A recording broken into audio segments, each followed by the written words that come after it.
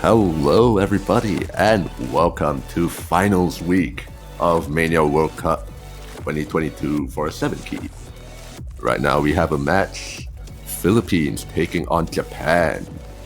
I'm one of the commentators for this match, Cryolian, and I'm joined by SurfQ85. How's it going, man? Good evening, and wow, we're at the business end of the tournament, and we have quite a banger of a match set in front of us.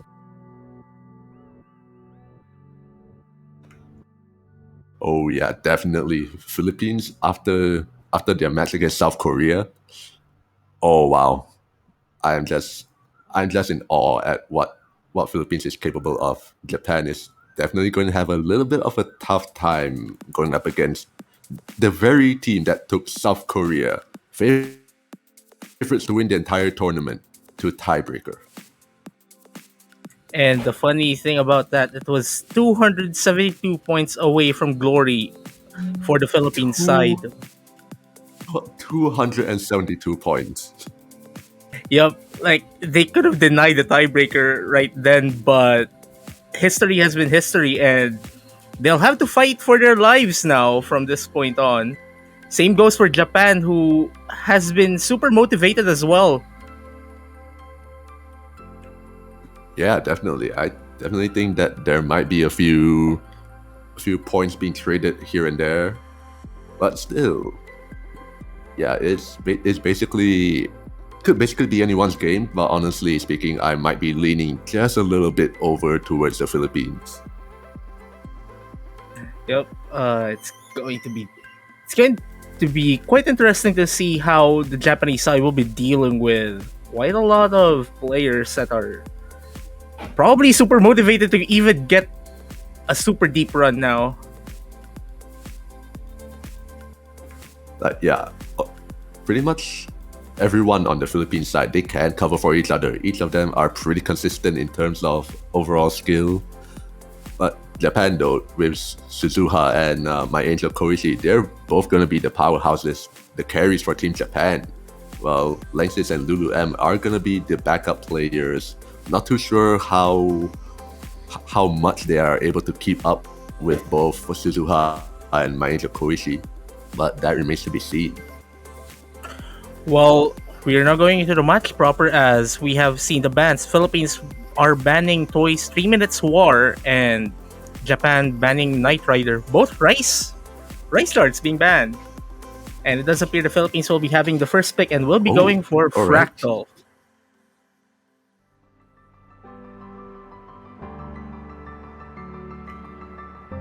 Yeah, quite interesting. Immediately throwing out long notes.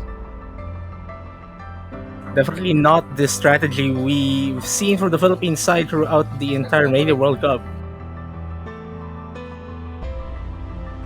Yeah, I can't say I've seen them go this route in a very long time.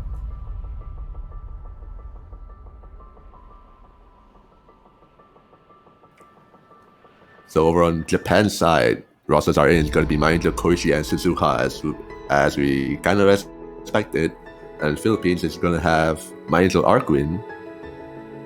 So we have two in the last spot for Philippines.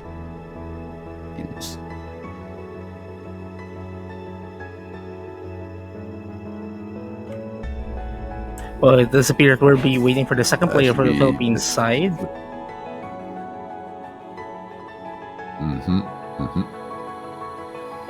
Oh, actually, based in IRC chat, it might be. Oh, well, Sunny came in, and Lack Points is actually also in the lobby right now, just not in the right slot.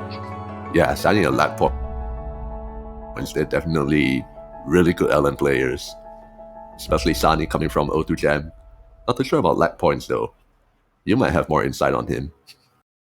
The funny thing about Sunny and Lack Points is that they did face each other in the losers bracket finals, or finals week one of the recent Philippine Mania Nationals, and they went into tiebreakers, so they're basically pretty even in skill, if you put it that way.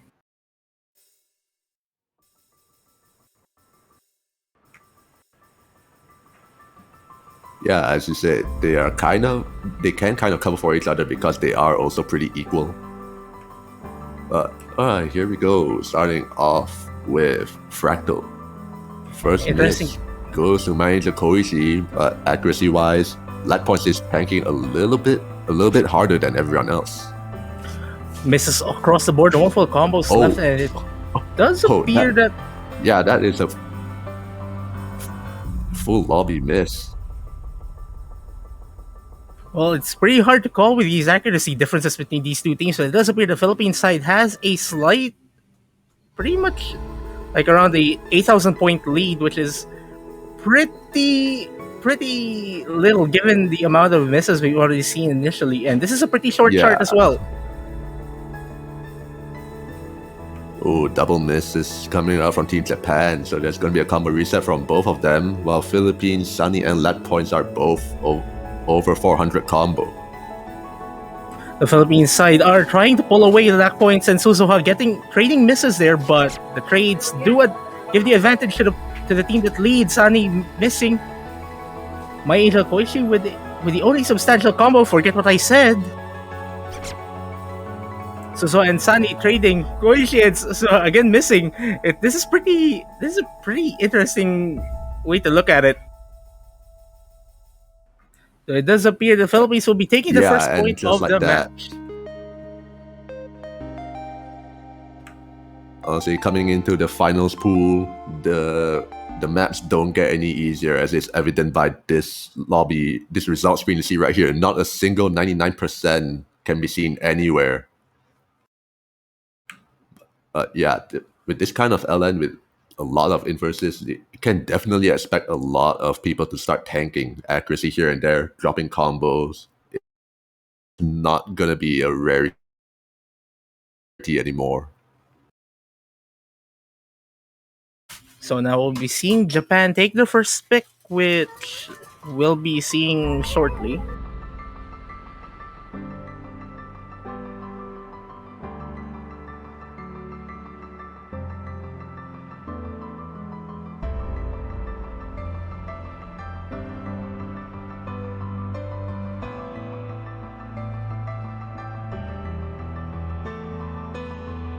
So the thing about like one of these teams, we kind of are expecting some different dynamics here.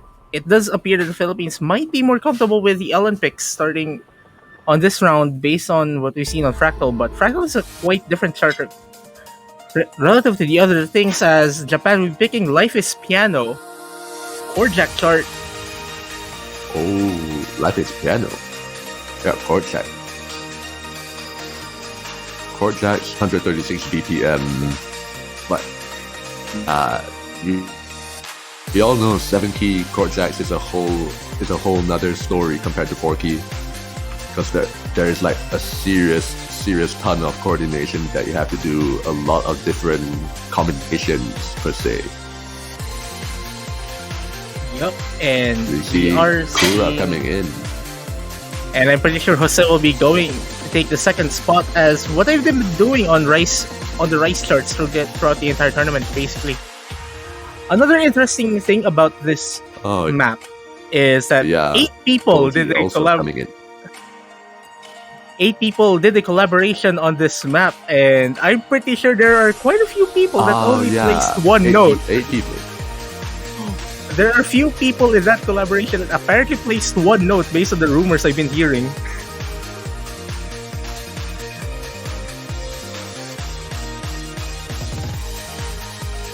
But still, it's a collab. 8% collab.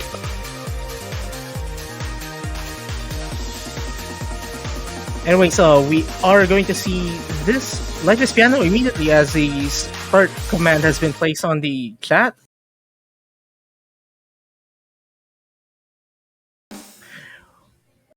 Accuracy might be a factor here on this one, as we've seen from Korjak's.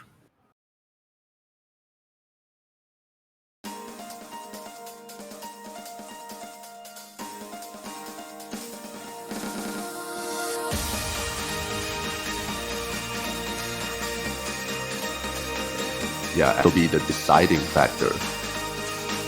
We're practically tied on the accuracies as we go to the more intense section of this chart. Philippines with a very, very, very slight lead, just within flicker threshold, and we are seeing the scores flickering right now. Start, the starting is pretty. Starting is pretty free. Also, something interesting to note, we are seeing 99.8, 99.7 across the board as Gora getting the first miss. Maeda Koichi trading, Maijel Arkwin trades that again, giving Japan just a slight lead here on this break section. Both Angels. Yeah, both Angels taking that drop. Definitely not the position the Filipinos want on this pick. But they do have a slight accuracy advantage. Maijel Arkwin with a 99.4, Bodji with a 99.6. Maijel Arkwin getting another miss that will give the Japanese side just a slight lead. Bodji dropping the full combo. No more full combos left on the Philippines side. And these core jacks are not helping the Philippine side at all. Over 2,000 combo. Suzuha with the only full combo left in this multiplayer room, and they are holding very impressive accuracy, 99.74. The Japanese side definitely holding on to their combos as Maeda Koichi, forget what I said, but Suzuha, very, very impressive. Holding the only full combo in this chart as Japan gets their first point of the match. Wow. 991k, only 200s. Angel Arkwin actually also not that far behind in 200 count. That's still 4 200s. But that's a lot more bad judgments. Definitely. And this is quite some hopeful signs for the Japanese side, especially with how the Philippines performed last week against South Korea, with the Philippines getting a majority of the rice points of that match. Literally defying some expectations for a lot of people. So there's some hope for the Japanese side for this match.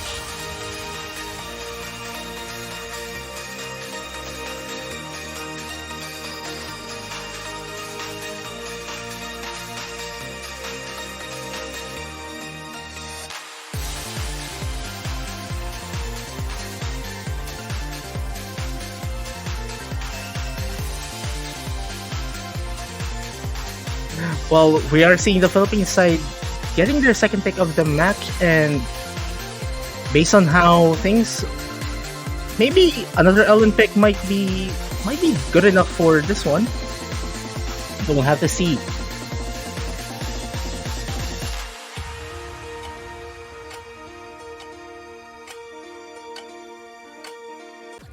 It does appear that we'll be shifting to hybrids instead with the... I'm pretty sure this is the only Camellia chart in this pool.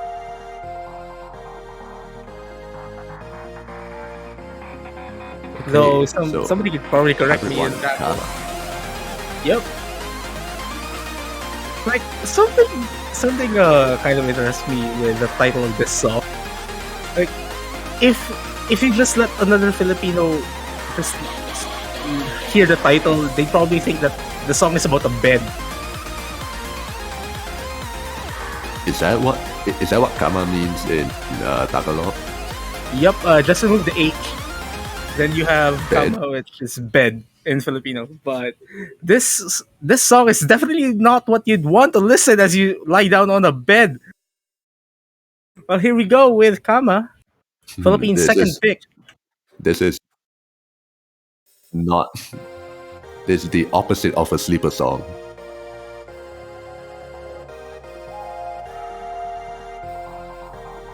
We are seeing no substitution. Suzuha with a very early miss. What? Quite uncharacteristic there.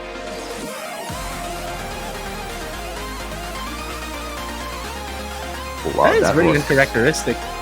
That was very, very weird to say the least. But at least that it was still very, very early on, so not a lot of damage has been done by Angel Koichi. Just finding that drop, reset the combo very, very soon after hitting 400. While Philippines able to hold on to that. Almost. Angel Arkwin almost making it to a 1,000 combo. Jose holding on to the only full combo in this multiplayer room, which is quite weird to say very early on into a 4-minute 30-second chart. These. Suzuha dropping on those sweeps. Here we go with a super That seems to be the technical only section. one. Everyone is still gonna hold on to that. Suzuha and both Angels trading misses. Trades do give the advantage to the team with the lead, though. Jose drops their full combo. No more full combos left in the multiplayer room. And this is going to be interesting because these miss trades are going to be critical with this lead here. Jose getting double miss, and that would give probably Japan just enough breathing. A lot. Never more mind. Of course, he is going to trade that back. Just one drop, so the lead is still in Philippines just a tiny bit, but it's barely anything. We're at flicker threshold right now, and Japan gets the slight lead, but there's still quite a lot of the chart remaining. Suzuha at 2,000 combo, Manager Arc Queen is very close behind. Looks like it's just going to continue for a while longer. Manager Arquin and Jose getting misses to the Philippine side. That should give Japan some leeway getting that lead, but still not enough. Yeah, Philippines still managing to take that slight lead. More trades are happening, but this time it's Philippines with the double miss, and now Japan is also falling apart. Angel Koichi manages to hold up, gets back up to 400 combo. And here we go with the break section with Japan taking the lead in this chart. Not the way the Philippine side would want, but there's still quite a lot of chart remaining. Just a fourth though, so the Philippine side has their work cut out for them, as Koichi getting a miss as the LN density section picks up again. Yeah, releases here are a little bit tricky and also has a lot of hidden jacks in it. See, Jose finds a miss, and now Japan a double break, and Arquin is gonna hold on to that 1,000 combo. It's gonna send that lead right back into Philippines, but it's still not out of the woods yet. Both Angels trading yet again, and the lead just there on the Philippine side. This is still not safe at all. Major Koichi getting another miss. That should give the Philippine side just a tad bit of a breathing room there. But still, there's still a lot of patterns here. Japan getting double misses on their team. Double. Ooh, Maeja Archer follows that up, but Suzuha trades that. Jose with the only substantial combo left. Forget what I said as we get misses across the board. But I think Philippines might have built up a substantial enough lead, but as we go into this final core section right here, not sure if things might start to change. We still see everyone holding pretty much a good combo, but Jose just finds himself another break. Might be the last one. Who knows? Might just be enough points getting a miss. Really late miss. And there we go. Philippines will be getting their second point of the match. Definitely closer than probably what the Philippine team expects from this pick. This thing could have gone either way. Yeah, that score advantage was absolutely volatile. There was basically no advantage at all until like the final 30 seconds, where Japan started tanking a lot more.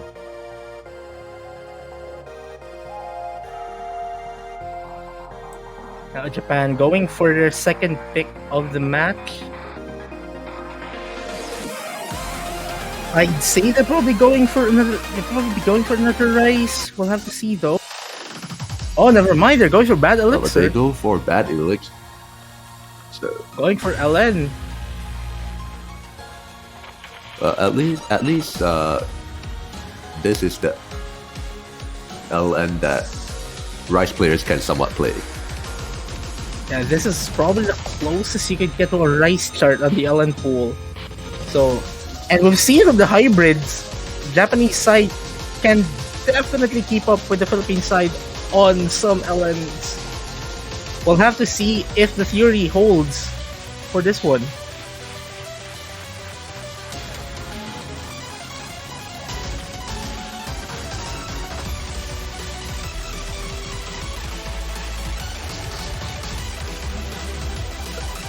Possibly seeing another roster switch over for Philippines. And the Arquin looks like he's staying inside, but who is going to accompany him in the battle against Japan on that elixir? I probably see Sunny going in or lack points, though.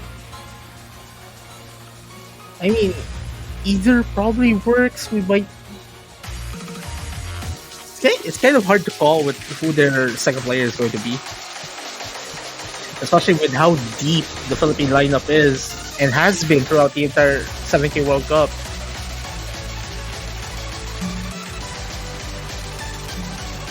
I mean, I will probably expect maybe Sunny to come in. This kind of stuff seems to be right up his alley. And it might be spoiling a bit, but it might appear that Sunny might be going in based on what I've been hearing from outside the booth.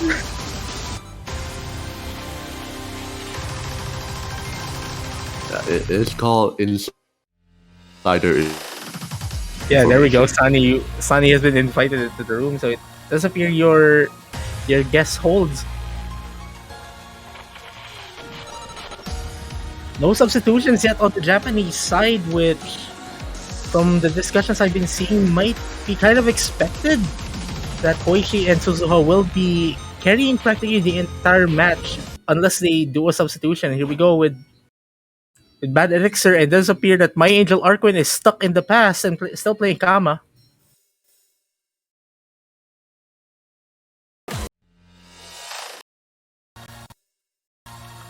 There we go.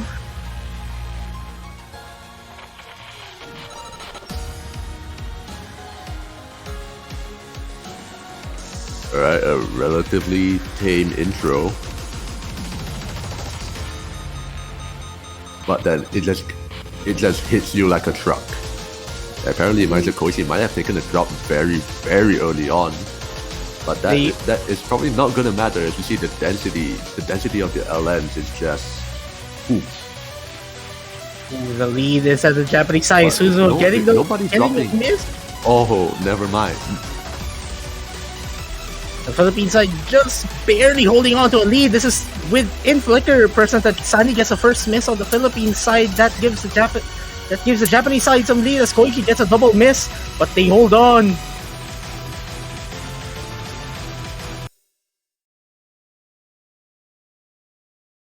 Ooh, this is definitely close. Sunny getting a double miss that gives the Japanese side just some breathing room. Koichi trading one of them. As he goes to the halfway point. Arquin still holding. Yeah, Mindset Arquin still holding. Insane. Suzuha finds a rather weird drop. Philippine side that gets just negated any sort of combo that he built up. Philippines getting the lead going into the very intense section. We are seeing a few misses across the board except for Sunny here, holding on to the 1000 plus combo. Yeah, Sunny. Never mind. Yeah, that transition was absolutely rough. Ooh, Japan getting a few misses there. Actually, they dropped on that. This is not yet over, guys. Philippine side getting a slight lead there, courtesy of a few random misses from the Japanese side, and there we go. And wow. Yeah, there it is, Philippines taking the third point. And a break point at that. My Angel Arquin and Suzuha's accuracy in this chart is ridiculous. How do you hold on to 99s to the finals match? Oh, built different. He's just built different.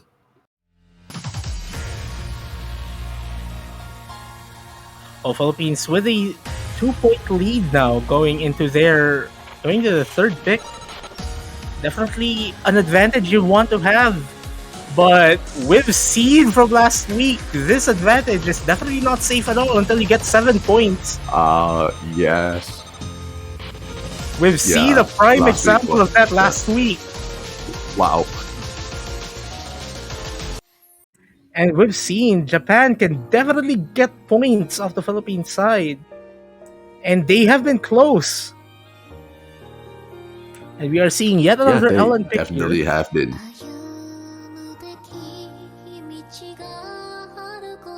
We're seeing yet another noodle chart in this match. Negai covered by Isekai Jojo.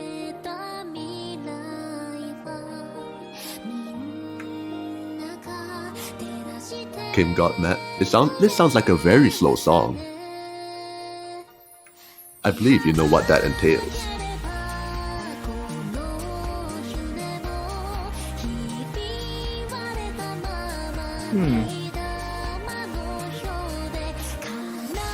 I think, like, of all the Ellen charts I've seen in this pool, I think this is the one that I don't remember the most, which is quite unfortunate.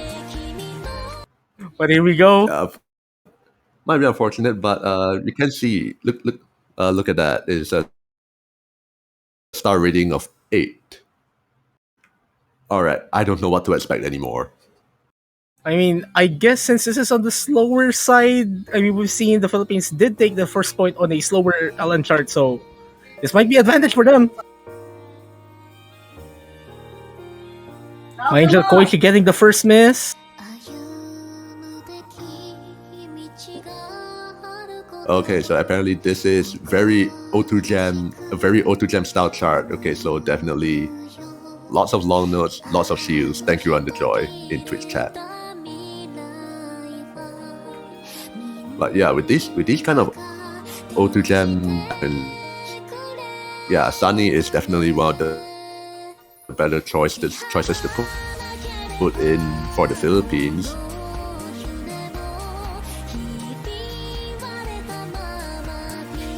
Both Filipino players holding on to 99s, if are my eyes failing me? Yeah, that is 99. Suzuha is actually also up there, 99%, tying Sunny. But Angel Koichi down to 98.3%. Well, yeah, with both players over on Philippines still holding above 99%, it's not looking good for Japan. But this is still pretty early on. It's also a pretty long song, 3 minutes and 46 seconds. So there is still chances for a comeback to happen. It's pretty trippy to see the Philippine side having one mirror and one no mod. Pretty trippy as the stage transitions to one to the other, but the Philippines getting a pretty substantial lead going into the second third of the chart. And that accuracy advantage definitely giving the Philippines some favor here. Another interesting thing to note is that there are no... Now, the manager Koichi might be able to start building up again. I was about to say the Philippines have the only full combos left in the multiplayer room. Forget what I said, as my Arquin did get a drop earlier. Sunny, the only full combo left in this multiplayer room, as my Angel Koichi did get another drop just now. Yeah, Suzuha might not have the full combo, but he's pretty close. Yeah, Suzuha is holding on to his Sunny. Actually, I think Suzuha's accuracy does keep up with Gora's my Angel Arquin's accuracy. Oh yeah. Now Suzuha manages to catch up to Sunny Arquin's accuracy, but no more full combos left on the Philippines side. Actually going further a bit. We are seeing a team miss. Might not be the case. These random misses of the Philippines side might be giving the Japanese side some hope in getting that lead, but this might be enough. Who knows? Angel Arco and Suzuha trading misses.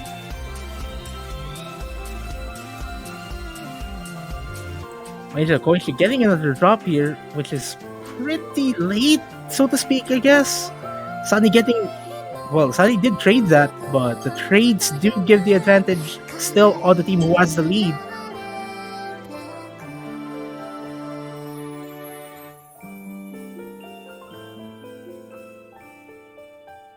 As we go to the ending of this chart, Philippines will be taking their 4th point of the match, Japan with only 1 point still.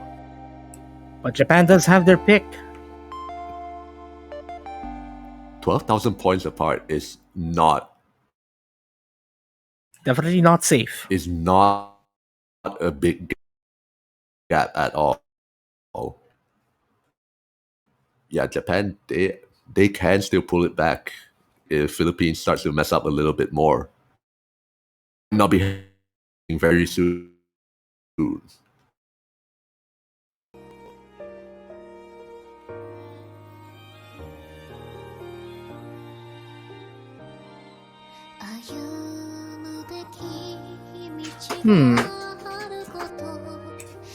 I guess Japan might be safer going back to the rice. You mean, like, Japan did get the only point on Life is Piano, so... But, like, Life is Piano is quite different to the other rice starts, so... Yeah. It might be risky, but... honestly, they have to.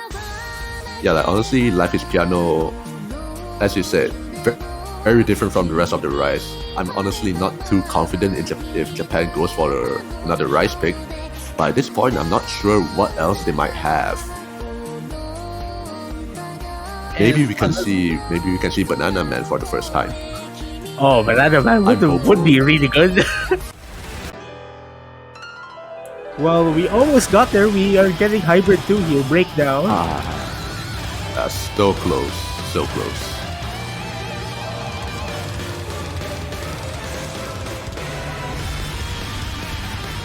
It does appear that Jose will be going in for Sunny here for the Philippine side. Still no substitutions for the Japanese side. Also, just to note, 290. Yeah, I predict that. I predict that manager Koshi and Suzuha will stay on for the entire match. It does appear that way. Down with 90 BPM. Star rating of 8.6. As you can see, finals pool just doesn't pull any punches. It just goes in full force. Like, you don't play the charts play you. Yes, of course they do.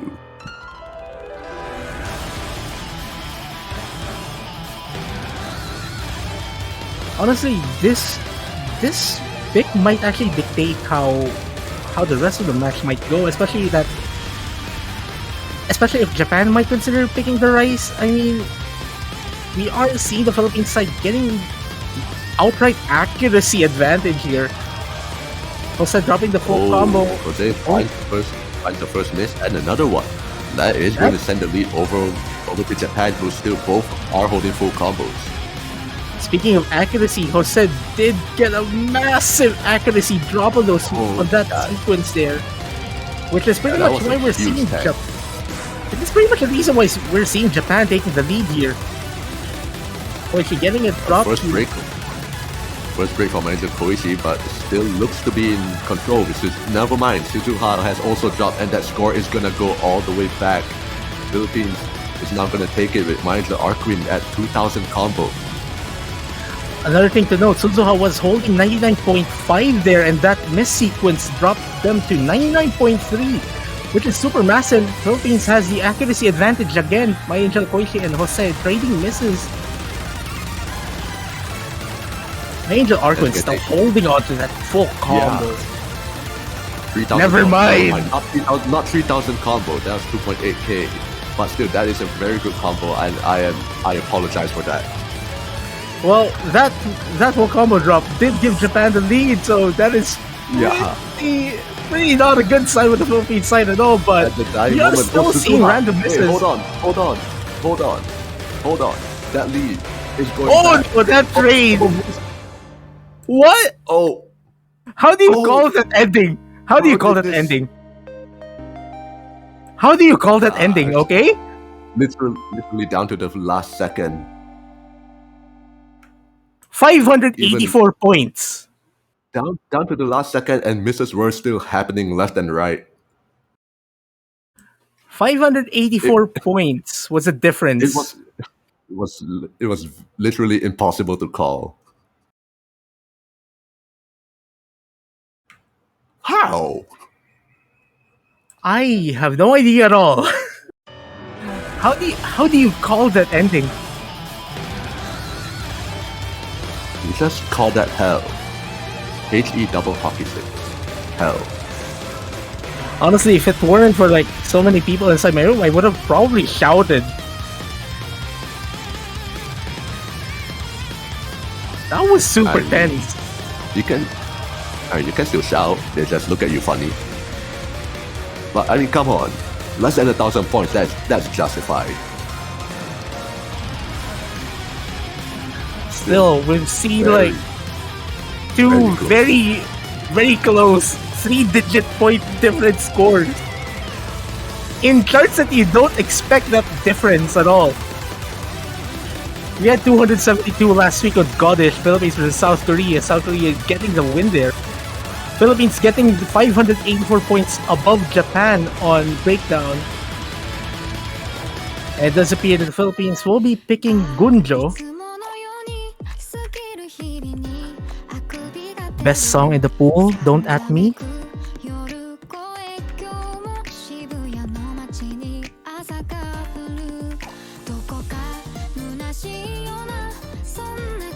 It does appear the Philippines will be taking the long note route to this match, and I think there's only one more long note chart left as well.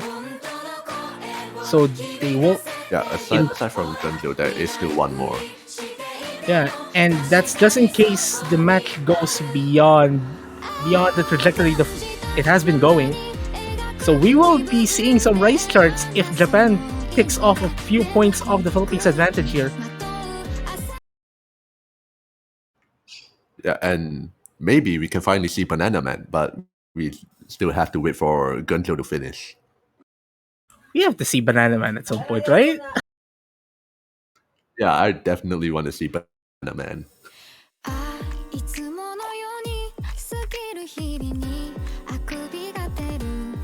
And here we go. Also, just some intro Oh, mini oh, chord oh, jacks. Wow.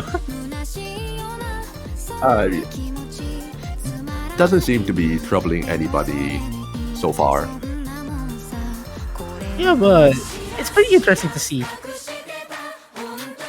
does appear the Philippines has a slight accuracy advantage, but scores are practically tied with how close this difference is. And My Angel Koichi getting the first miss. On this coordination section, My Angel Of Arquin course, trading that. Oh, both A was dropping again. My Angel Koichi getting yet another miss in this coordination section. Lock points holding. Lock points is Suzuha, the only full combos left in this multiplayer room.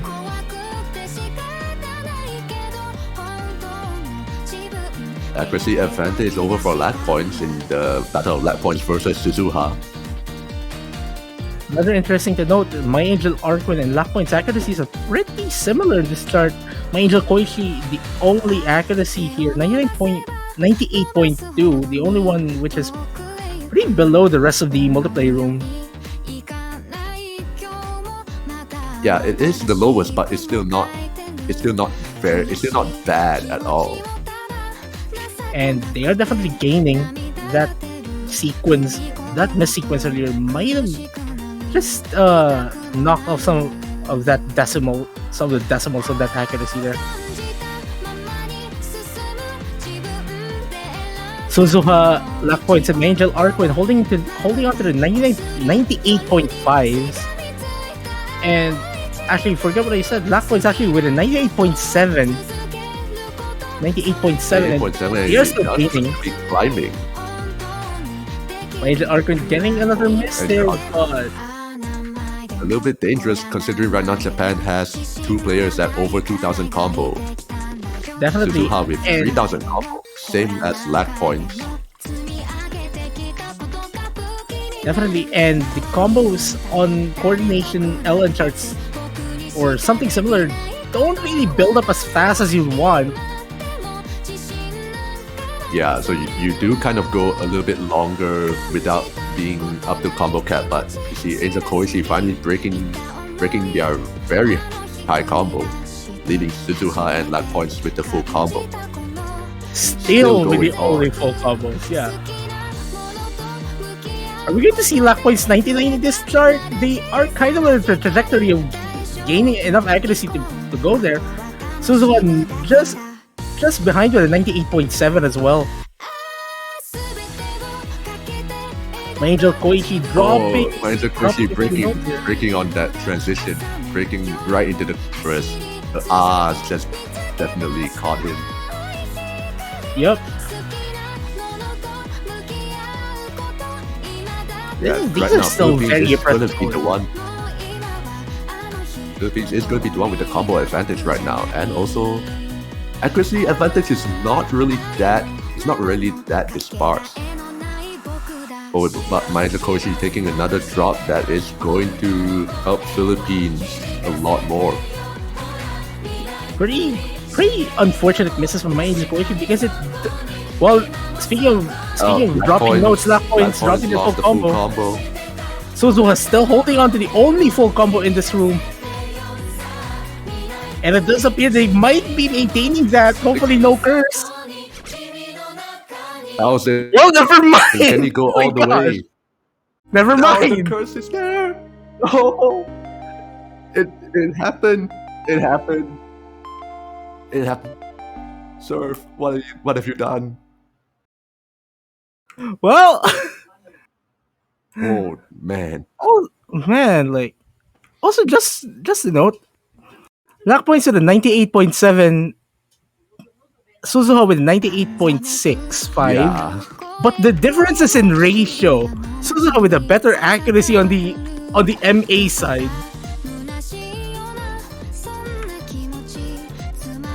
Yeah, that is significantly better ratio.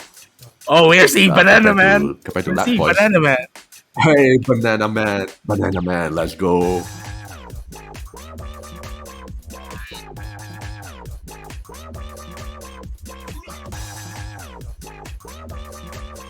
I really like this.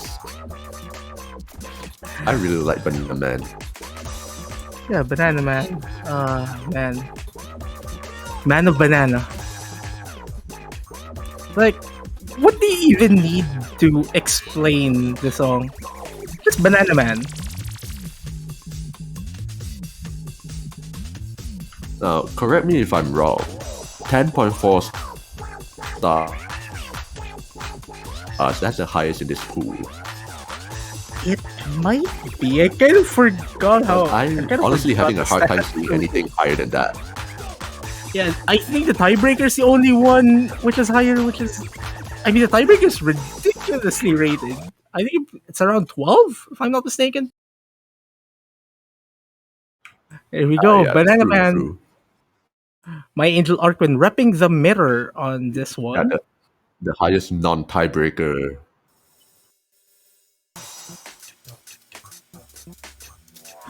And I think this is the highest non-tiebreaker chart in the entire Oceania 7K World Cup history until the grand finals will go in, I guess. But let's not mind that, as Yeah. both Japanese players getting early misses here. Jose trading one of them as well. Kura just holding on to that full combo. 98.5. Yeah, 99.5, 99.4, just dropping a little bit, but he still got that full combo going. What is he doing? How to do this? Yeah, they're built different. But there's still quite a lot of chart remaining. Double misses from the Japanese side. As it stands, the Philippines has a very massive advantage.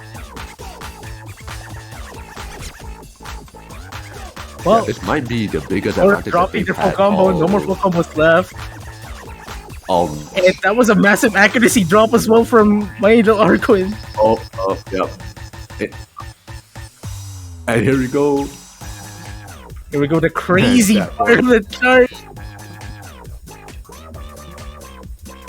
Suzuha holding on to the 1,500 combo. We Yeah, he kind of absolutely overlooked crushed Suzuha's combo count on this one. And they're holding on to very impressive accuracy as well. Almost at 98.9. But still, Mindset Arquin has higher accuracy than them. Right now, it's gonna be a battle between Koichi and Jose. And Arquin and Suzuha actually, they're both kind of like rivaling each other. It's kind of like, as long as you win that 1v1, that pairwise 1v1. Well, actually, ooh, double miss from the Japanese side. Arquin takes a drop. Oh, massive drops from everywhere. Oh man, this is playing. And that lead is still very close. There is no lead. Oh, who hit the releases better? Japan takes it. 441 points. Definitely closer to the last one. Thought we wouldn't go any lower. We've been overlooking quite a lot of this match. Honestly, and we just not expected it. Yeah, like I thought that it would have been straightforward there. And Japan might be getting hopes of repeating what South Korea did last week. We are at that 6-2 scoreline. And this was going off 441 points on Banana Man. Yeah. 2-6. Oh my god. I think we've been saying definitely 100% against the wall. And we have exhausted both the hybrids and the LNs. Alice and Reitoko being picked with the Philippine side, hoping to close out this match.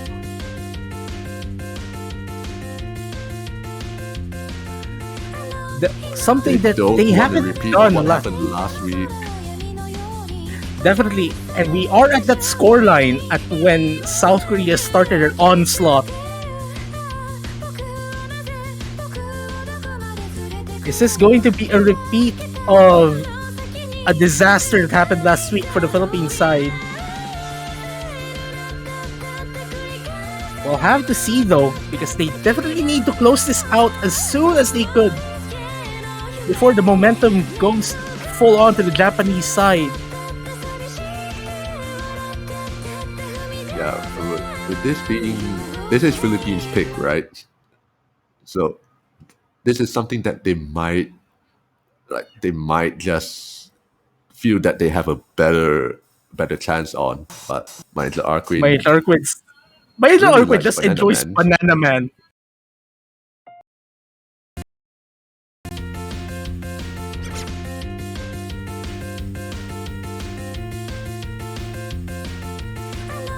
Okay, now that the combos have fully settled from that sync, it does appear the Philippines has a slight lead. My Angel, Koichi, and Black Point's trading misses there. Ooh. Black Point's getting another one. No, but Black Point takes another one. My Angel Koichi is going to hold on to that, but now both double miss on the Japanese side. Koichi, the Japan, both of them drop. Already looking good for Philippines, but Black Point is finding a couple more breaks. Well, each of these players have to pick up the slack because whoever's carrying on their side will probably not be enough. My Angel Arquin with the only massive combo. Very shield heavy LN map. Not something that a lot of people are comfortable with, but my Angel Arquin just taking it like a champ. Black Points and Suzuha trading their misses. My Angel Koichi and My Angel Arquin having the only substantial combos here, and I think My Angel Arquin still holds on to a full combo unless something happened at the times the client was syncing up.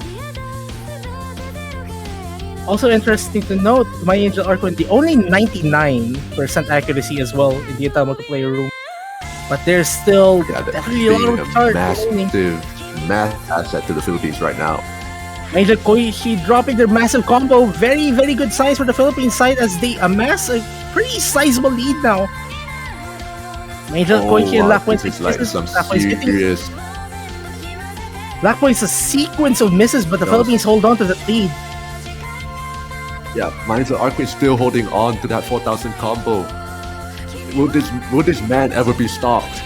Can he even be stopped? Well, thank you, Cryonium. He stopped. He stopped. Also, trading that as well. No, the only once massive again, I combo is my apologize Angel for that. Koichi's.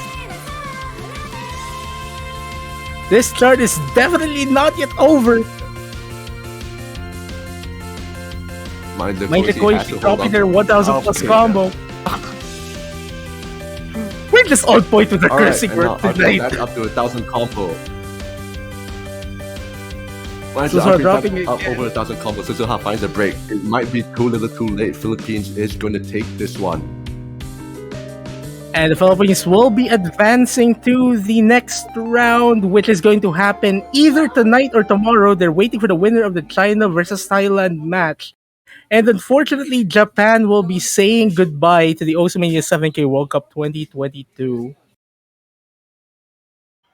Still managing to make it all the way to the finals. Definitely a very commendable effort. Very, very strong showing too. But unfortunately for them, Philippines this time proved to be the better team. As you say, GGWP. Congratulations to Philippines, you're moving on. And Japan, unfortunately, we will say goodbye. See you next year.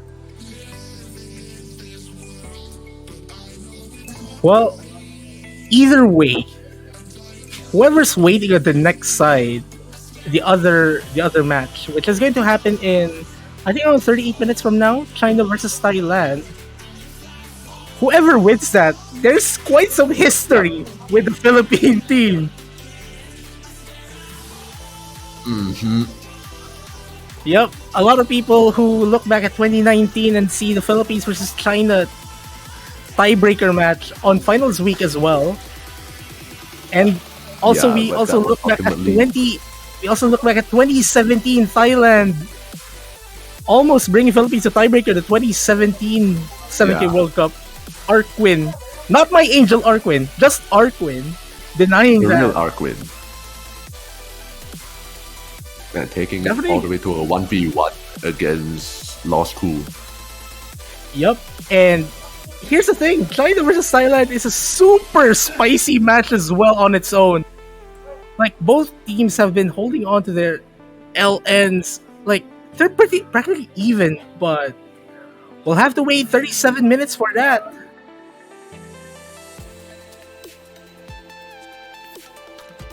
Yeah, but for now, we once again say congratulations to the Philippines and see you next year, Japan. 37 minutes from now, China versus Thailand. Be here for it. But for now, there's not going to be much else from us. Unless, Sir Drew, you have anything else to say? I think that's it for me. See you guys later. Alright, we'll see you in 37 minutes. Take care.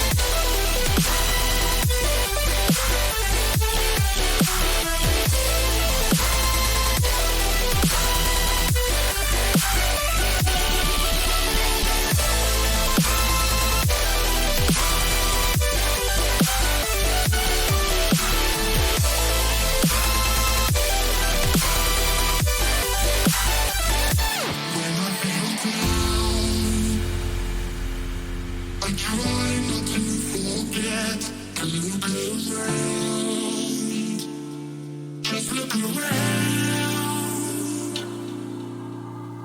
It's a beautiful place.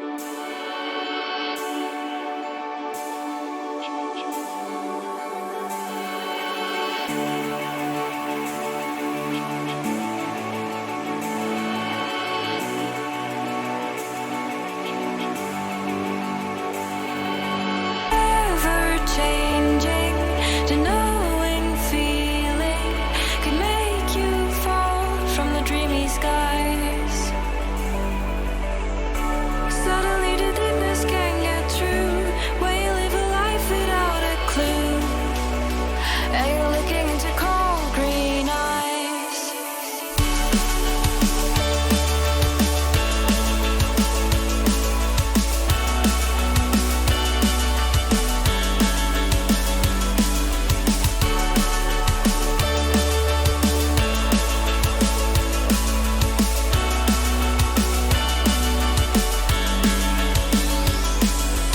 Ever changing to know and feel.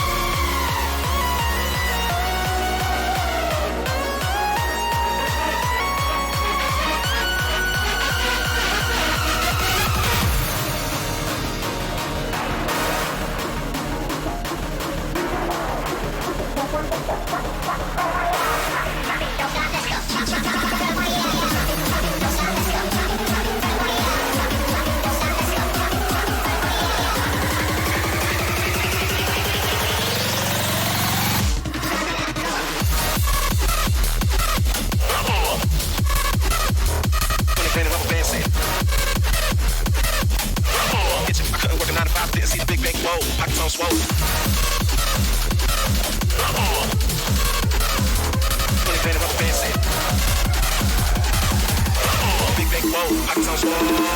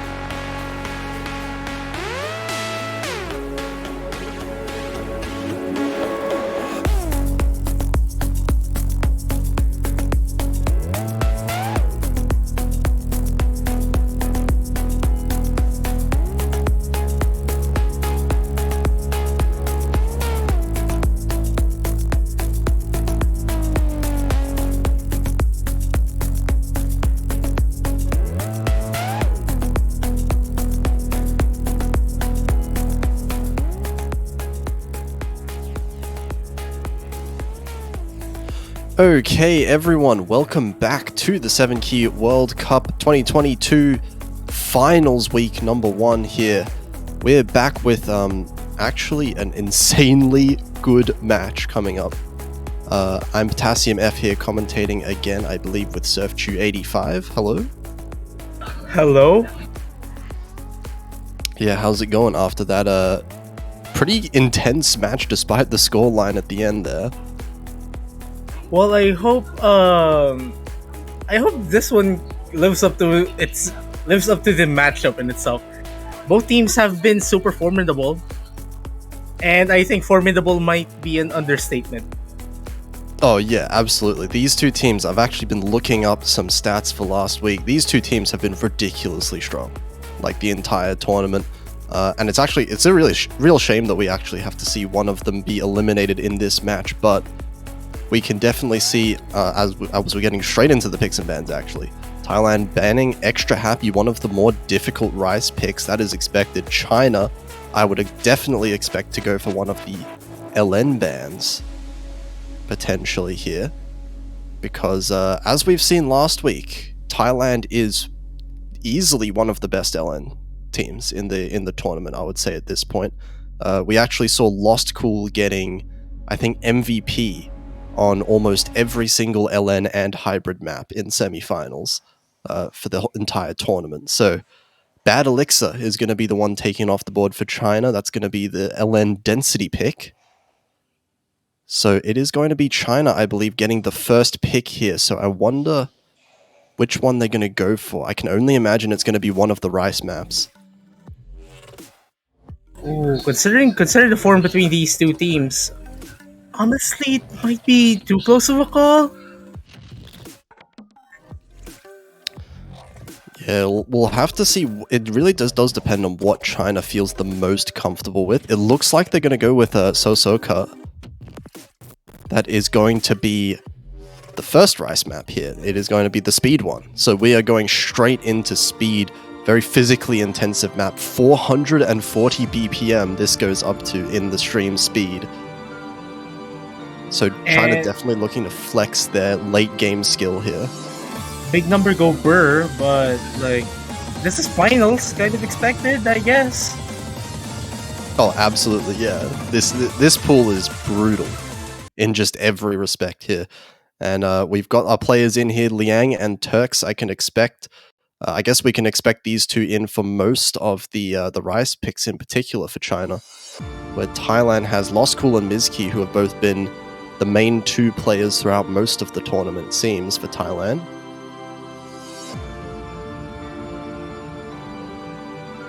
And I think the players definitely to look out for, especially being Liang for China and Lost Cool for Thailand. Those two players have really cemented themselves as basically two of the best players in the entire tournament all around, I think. Oh, definitely, and I'm pretty sure now that they're fighting for their lives in the tournament. They will need to shine. And with such a divisive skill set, right? China going for the Rice picks, Thailand going for the LN picks. Winning your own pick is going to be so important here. And we're starting off here with the speed pick. All players doing relatively well in the intro here, but China with a little bit of an accuracy lead off the back of not really much at all. Actually, Liang being the one that's carrying the Chinese team right now with a 99.75. That's a very massive accuracy as Lost School getting the first miss of the match. And that is not good. Is it? Liang's accuracy is going up. No. Okay. Oh my god. Okay, Thailand missing both of their players. Now. Liang's accuracy is ridiculous. How is this maintained? Oh my god. Okay, never miss mind. there from Liang. It's a clean miss though. That wasn't much of an accuracy drop. And Mizki now starting to really struggle. Thailand as a whole starting to really fall behind in both of the accuracy and these combos. Only one miss from China right now. Turk still with the full combo. 99.2% for him. We might have seen some signs of this thing actually happening last week, especially that Lost School. Practically all the Thailand matches last week have been the Lost School show in a way, and the second player just keeping up. But on a match against one of the arguably one of the best teams in the entire tournament. You just need that extra edge, and we're seeing that from this Chinese side now. Lost School still keeping up almost that 99%, but China right now, 99.6 still for Liang, 99.2 for Turks, and Turks still with the full combo. This is looking like a fantastic start for China. Liang with that one extra miss. It's a pretty tricky section to combo in general, so it's no blames to getting the missed Turks as well, getting missed the multiple combos left on both sides of the multiplayer room.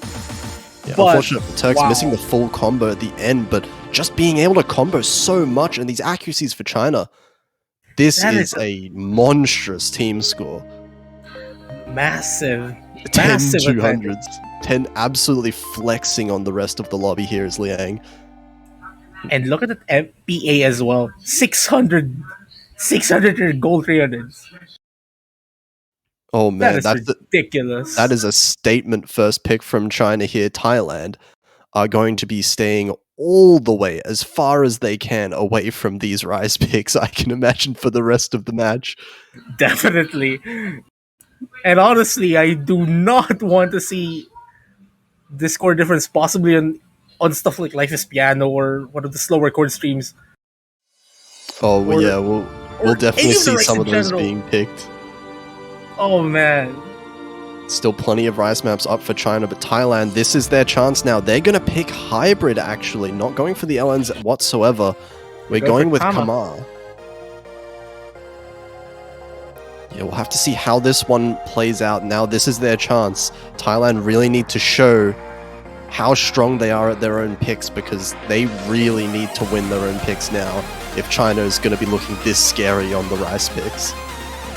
Well, they have to, because first things first, they are fighting for their tournament lives. And number two, they are going to be facing a very motivated Philippine side after this one as well. And they want to make a statement as well. Absolutely, the winner of this match is going to be versing the Philippines, who we just saw in the match before. So, it's up to this. This is going to be a big indicator, this map here, of how the rest of the match will turn out. If Thailand can get a point back, that's going to be crucial. Looks like we're keeping the same 4 players in as well. We'll see how these players do on some more LN-based patterns for a lot of this map. Well, if the Rice is to go by, the Thailand side has to rely on Mizki being able to keep up with Lost School. Right now, Mizki dropping an accuracy down to mid-98s is giving China a little bit of a lead, but it's not going to matter all too much at the start of this map. This is one of the longest maps in the pool here, 4.5 minutes long. And Mizki getting the first drop, but this is still relatively early. If you want to miss in a very long chart, you have to do it as early as possible, but as much as possible, do not. And a big difference right now at the start of this map from the last map is that Lost Cool here is keeping up completely with Liang. And Mizki and Turks both trading misses there. It's going to actually slightly even up the score a little bit. Turks dropping in accuracy quite a lot, almost down to Mizki's level. Mizki finding the repeated miss. Definitely not a good sign. Liang dropping their full combo. Lost School with the only full combo left in this multiplayer room.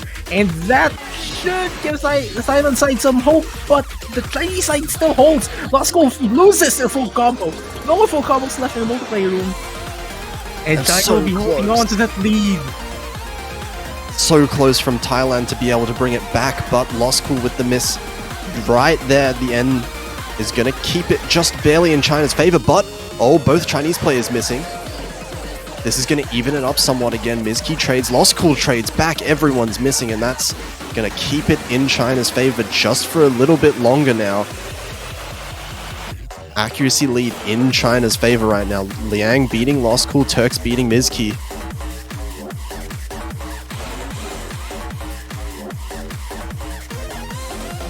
But this is really close still, and we're only halfway through. That's a rough miss there from Lost Cool.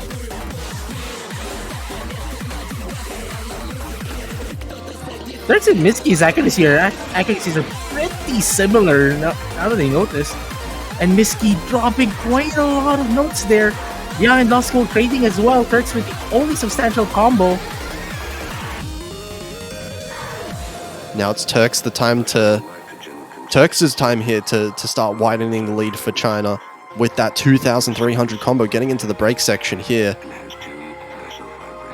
And it's close. This is still, I believe this is less than 10,000 points still. We have a lot of map left. Still about 2 minutes left of the map, I think. Lost School finds a miss there.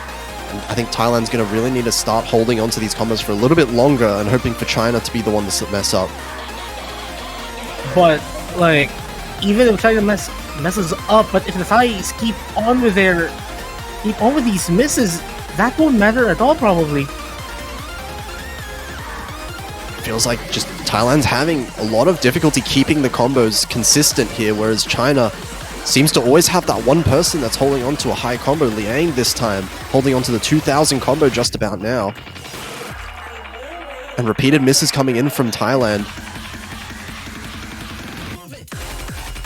It's not looking like a good situation for Thailand here. China extending their lead further and further. Lost Call and Miski both finding repeated misses. Oh, this is not a good sign at all for the Thailand side. Liang is just destroying this section now.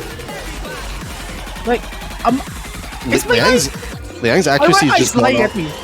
in the second half here. 99.4? They're on track to doing that.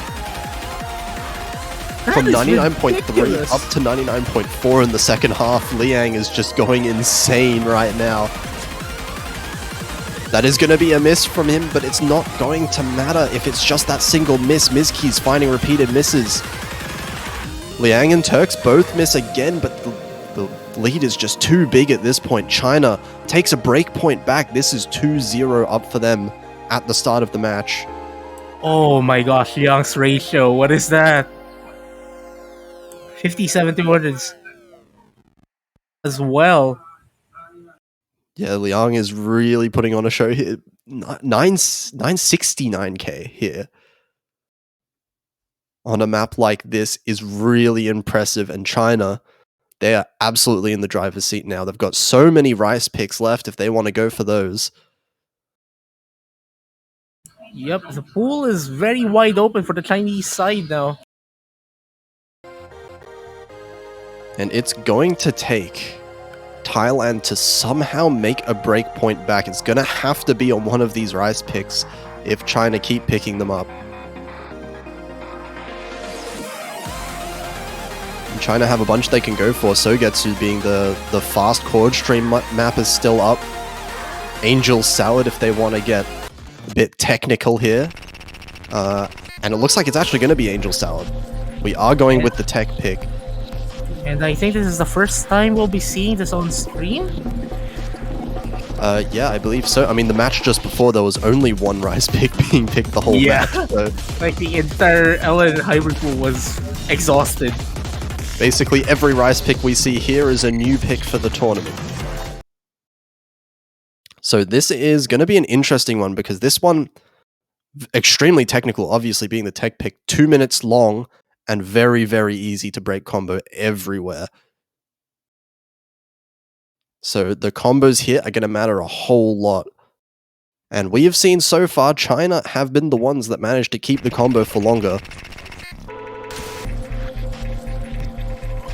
Well, they have to show that superiority in the combo department as Turks just getting a very early miss right there. It's early enough so that it won't matter too much in the grand scheme of things, but Liang finding a miss as well. Okay, now it's a little bit of a bigger lead for Thailand now, but they have to hold on to the combos here for that to happen. And Miski Miski dropping there, and that is a pretty substantial accuracy drop as well. And Miski, the only one, well, just about the only one below 99%. Turks also hovering below 99, but Miski, huge drop there in the accuracy as well as that combo break. Oh, and that's rough. These jacks are absolutely shredding the players. These patterns are definitely not fun on the hands, and it's showing. Even Law School dropping their full combo just earlier. And wow, what are these combos from the Chinese side now? Yeah, the Chinese players right now, they struggled in the introduction, but once we got to the denser, hard sections, they are comfortable. And that is insane to say. 99.45 for Liang right now. And that's a 2,200 combo for Turks.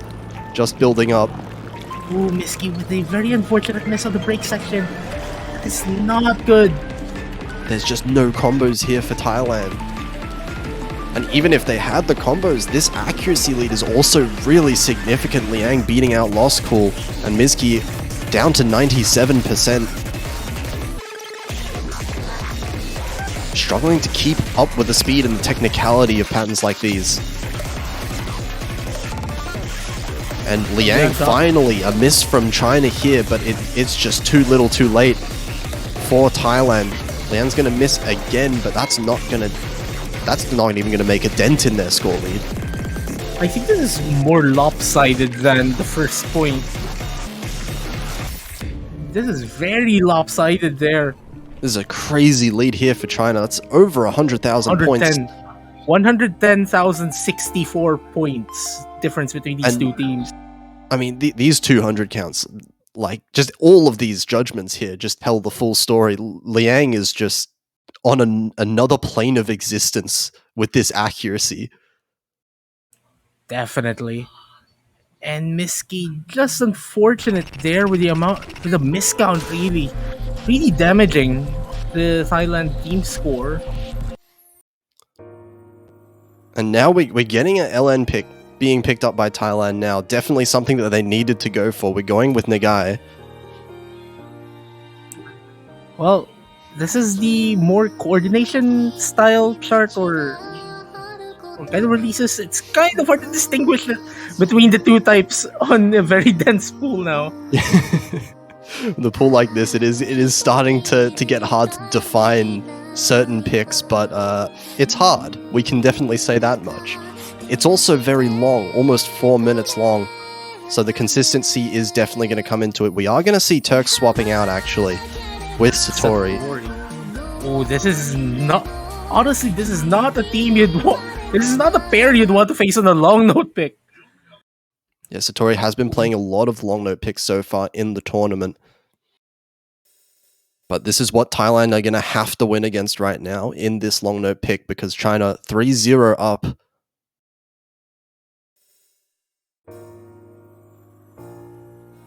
We had a pretty calm intro section here, and we've seen a few players miss even on this section on the Philippines vs Japan match, which is something you do not really want to do.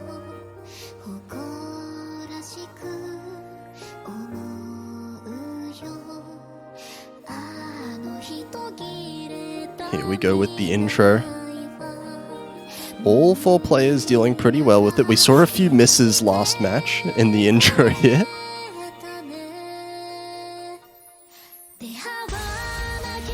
Here we go into the first section. Bit of an accuracy lead here being built up by China, just off the back of Liang here, 99.6. Liang is definitely good at the game. Well, as I said that, another classic Surf Chew moment coming in here, and Thailand are going to steal the lead back for the moment. That's a massive accuracy drop as well from Liang. 99.6 dropping to 99.1 at some point. But Miski with that miss... It's going to tie it up and actually give China a bit of a lead back with this accuracy lead. Lost Cool now with the highest accuracy though. But the second player has to keep up with Satori. Miski has to keep up with Satori's accuracy just to pull back on that disadvantage. And it's still very close, but China just has a very slight edge so far in the map. This is still half the chart remaining, and honestly, this super calm section is extremely tense. Oh, in long note maps, you always know the calmer the section, the harder the map. Always makes you so nervous here, even in these calm sections. It looks like China slowly building themselves up a lead, but a trade misses. trading. When the score lead is wavering just a little bit, getting very slightly closer because of that. But it's maintaining just in China's side, and oh my god, all four of these players are holding on so well here, but Liang finding the miss. Is that going to be enough? It's going to be close. Both side players have to hold on. As I said, that Lost School misses, and Liang trades that immediately. That gives a slight lead to the right side, but that's still within flicker percentage. Oh, this flicker is so close. We have a quarter of the map left. There's so much map left, but Thailand is going to start to edge Misky out. dropping! No! Satori trading that. Misky and This Satori is trading. still far from over. Very, very slight lead for China, but just as I say that, Satori finds another miss. Misky trades it again. And China just barely holding on to this lead. Oh, is that a double? Is that a double miss? Was that client? Was that client or was that a double miss? I think that was a real miss. Oh And my Thailand god. are just taking a really small lead now. We're getting to the end of the map. And Thailand just need to hold on now. They can't even afford accuracy drops. Not even accuracy drops. Is still within that flicker threshold. Maybe a 200 or 2 might be enough to switch this lead again. But it looks like if Thailand just...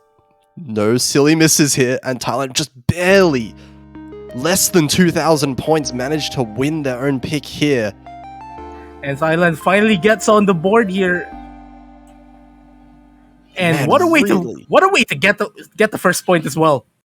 Really similar scores, all four players pulling their weight here.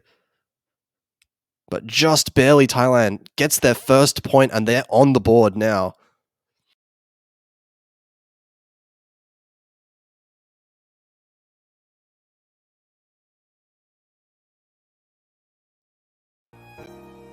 The LN pick ends up working out for Thailand here, but China still with this 2-point lead, and it's up to Thailand now to be able to pull off a breakpoint at some point. We'll see what China decide to pick. We still have Knight Rider up. We still have Sogetsu. Two very difficult, physically intensive maps. Toy's 3-minute war as well. Extremely dense chord stream pick. And they're going for Toy's 3-minute war. Really pulling no punches. Did I say that right? Yeah. I think so. But this is going to be 3 minutes long, just about 195 BPM, and this is dense. This is really dense. Those people who played in the 4K 2018 World Cup might have some PTSD on this exact same song as well. Yes, the old hybrid pick in 4K. But this is going to be a tense one for both teams. We'll see if Thailand manages to catch up. This one, a little bit more straightforward in the patterning than Angel Salad we saw earlier. But that definitely by no means it's easy to be able to combo. Straightforward does not mean straightforward at all in this match. Off to a pretty good start for all four players, actually. The score leads flickering at the very start here, but it's yet to get into the full extent of the density. We're getting the trills. Everyone nailing those just fine. No one messing up the trills. That is very satisfying to see.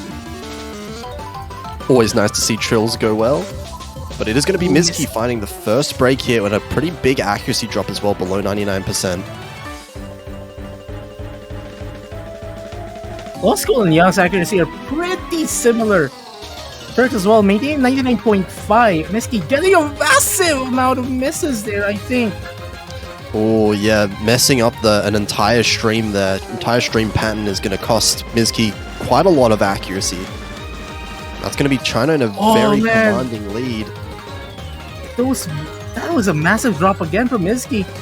Turks dropping as well, but it's not that much of a drop compared to Miski on the high side.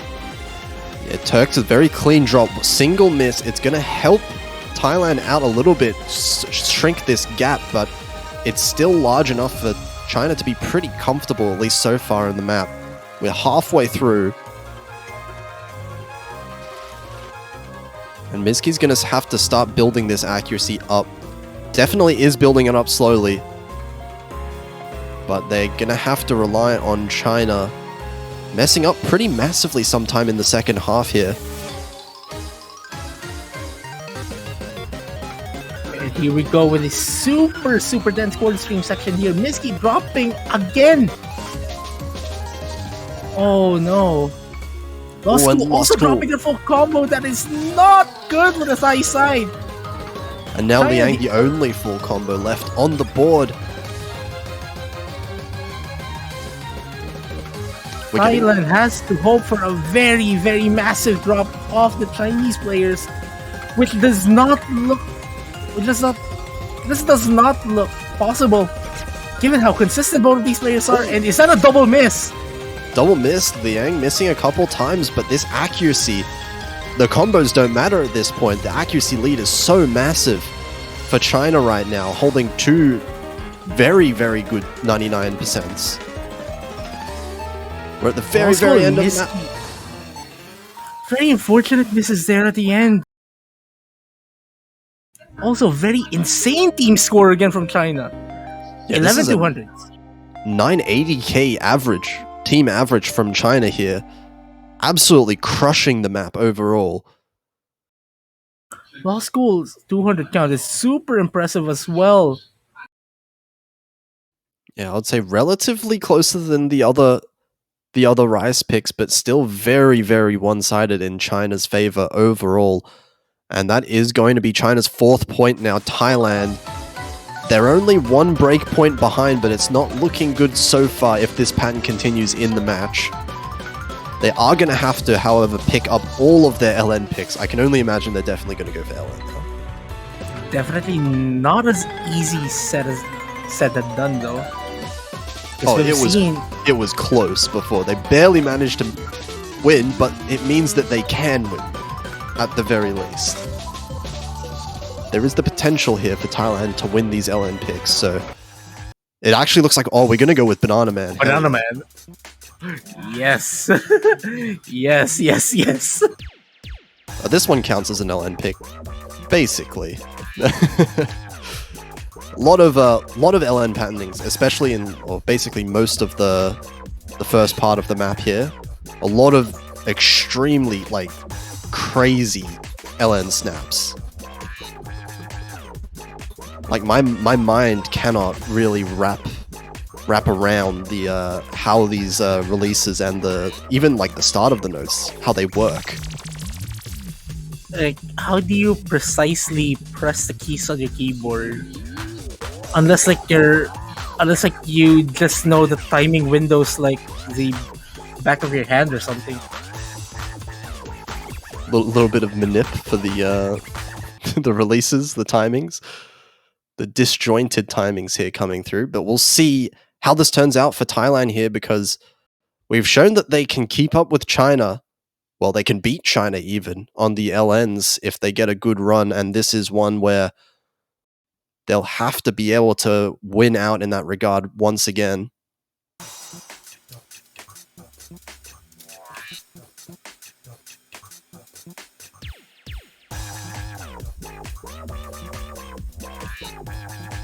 Getting straight into it once again. Actually, a small accuracy lead here for Thailand, and Liang finds the first miss. Miski does appear that they're trading that on the Sets Lion. Does look like Miski did miss, and it's going to mean that... Oh, never mind. Miski did not miss. That was just client. Now, actually... Misses on 3 players Turks with the only full combo. Turks the only one not missing, but it's actually still going to be Thailand's lead. Despite Turks holding that full combo, the accuracy is lagging behind the other 3 players here and dropping down really far as well. These Down to- disjointed timings are not helping Turks at all, it seems. Yeah, Turks, the combo god, but 98.5 is not helping Misty China. with massive drop there. That gives the lead to China's side. Lost goal as well, dropping the massive combo. That is a massive shift in the score difference. Oh, but China is just barely in the lead. This is like 1,000 points for China right now. Miski and Turks both trading misses. That's going to be a pretty much neutral here. And right now it does look like it's just Liang. 99.27. And this massive oh, no, never mind, not no, anymore.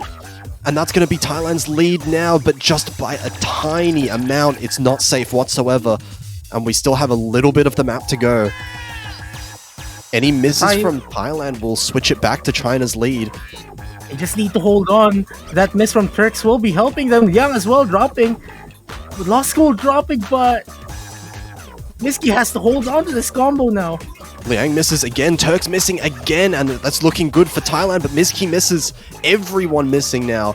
But that is only going to keep the lead in Thailand's favor, and they managed to bring another point into their favor here. 4-2.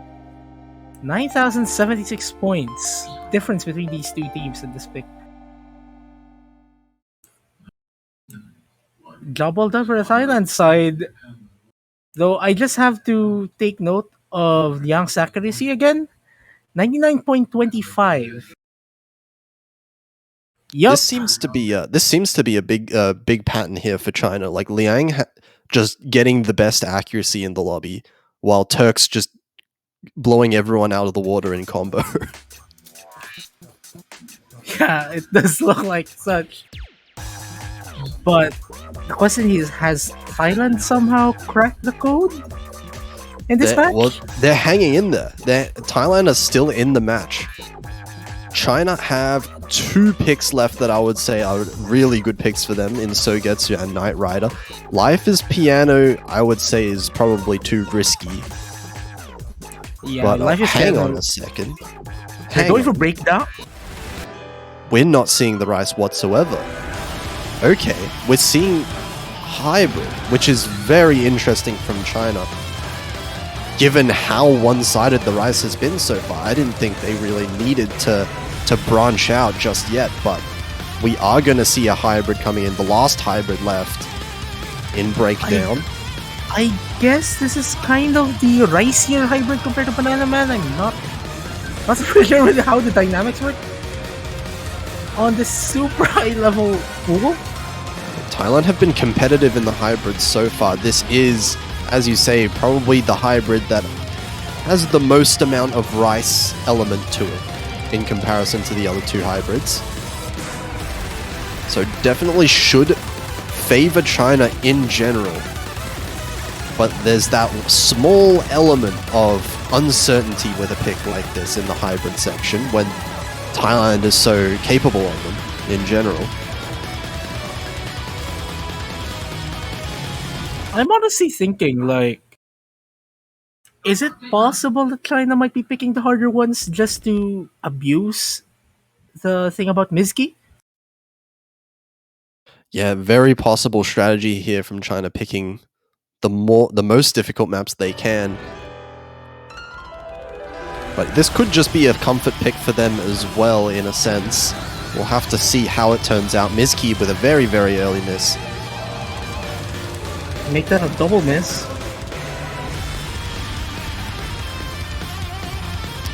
So as we're getting into this, bit of a lead here for China.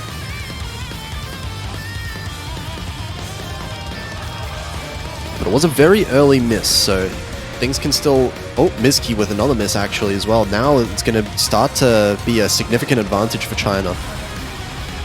But there's still quite some chart remaining, but this is super short, so the Thailand side has to put that extra effort. Everyone hitting the jump Nobody missing drill. with that core drill.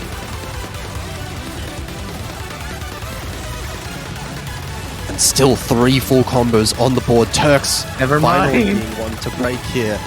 And it's going to even out this advantage for China just ever so slightly. Liang and Loskul really even score here from both of them. It's just between Turks and Mizki, and Turks misses again and again. Double This is miss. going to get close. But like Turk still has some accuracy advantage over Mizki as well. Mizki's act just went in a second, down from 98.7 to 98.3. And that was a bad rush of bad judgments there. Mizki finding a miss, Liang finding a miss. helping. Is it going to help though? That's a question here now. Doesn't look like the lead is shrinking fast enough, and it's already the end of the map here. Mizki finding another miss here. Lost Call, the only one with the full combo. And we're at the very end. Very late miss. Does But, not look like, like it's gonna There's not matter. enough time. There's not enough time. Full combo here from Lost Call. Extremely impressive performance, but it's not going to be enough for Thailand to win this breakpoint in the end. It is going to be China maintaining their lead in this match 5-2. Thailand will be picking, but they're kind of cornered now. Yeah, that was somewhat close. That would have been potentially Thailand's opportunity to win a breakpoint back from China, but it's not to be in the end. And now Thailand, well, if it's not now, it's going to have to be on one of those rice maps later on that the breakpoint is won back. I'm probably expecting seeing Gunjo on this one, or maybe Fractal. Actually, any of the Olympics might be safe enough. Yeah, there's 3 LN picks left. We've only seen one of them picked so far. Gunjo being the release one. Fractal, always going to be risky due to the heavy level of coordination required. They're going for Alice and Reitoko. Okay, we're going for the mixed one. Definitely avoiding the release and the coordination like the plague. Yeah, it seems to be a general pattern throughout the tournament. Avoid the releases.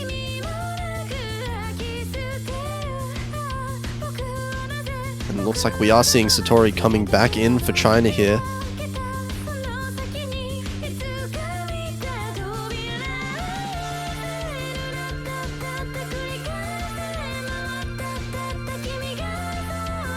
Well, we have seen one of these players on the other long out picks somewhat, so kind of expected to have this pairing. Here we go.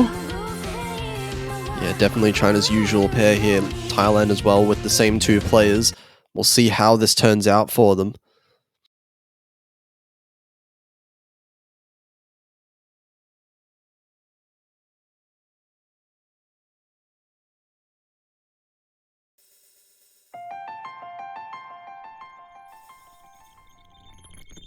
Here we go, once again, a must-win pick for Thailand now.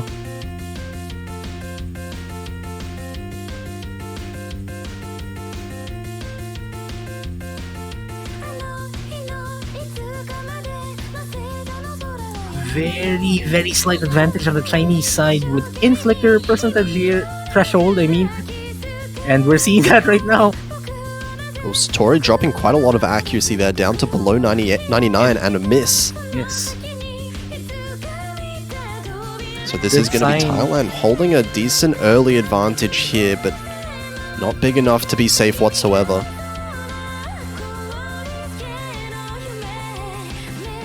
But like the thing about Thailand here is they just need to hold on. They just need to hold on. And, it seems so simple, but with a map pool this hard, how can you hold on, right? But we are seeing 3 full combos so late in the map still. Satori finds another miss. And it's going to be a double full combo still from Thailand. They're holding on to this. Yet another drop going to the break section. Definitely a good sign for the Thailand players here. Yeah, these acts as well. Accuracy in Thailand's favor as well. Holding 2 99%. Well, they are definitely doing the holding on very well. And Liang Liang as well finding dropping this. the full combo. Only the Thailand players have the full combos in this multiplayer room now. Satori finding a few misses here. These short long notes really tripping them up there. And now this lead is growing. Miski Miski dropping the full combo, but Liang trades that immediately, but Miski again follows that up. couple misses from But- Miski, but this is now, I would say this is a solid lead for Thailand. As long as they hold on decently enough their accuracy, they don't miss too much, it should be fine for them.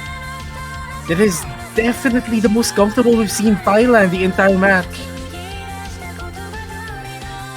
Does seem like Satori is struggling a little bit with this level of density in the long notes.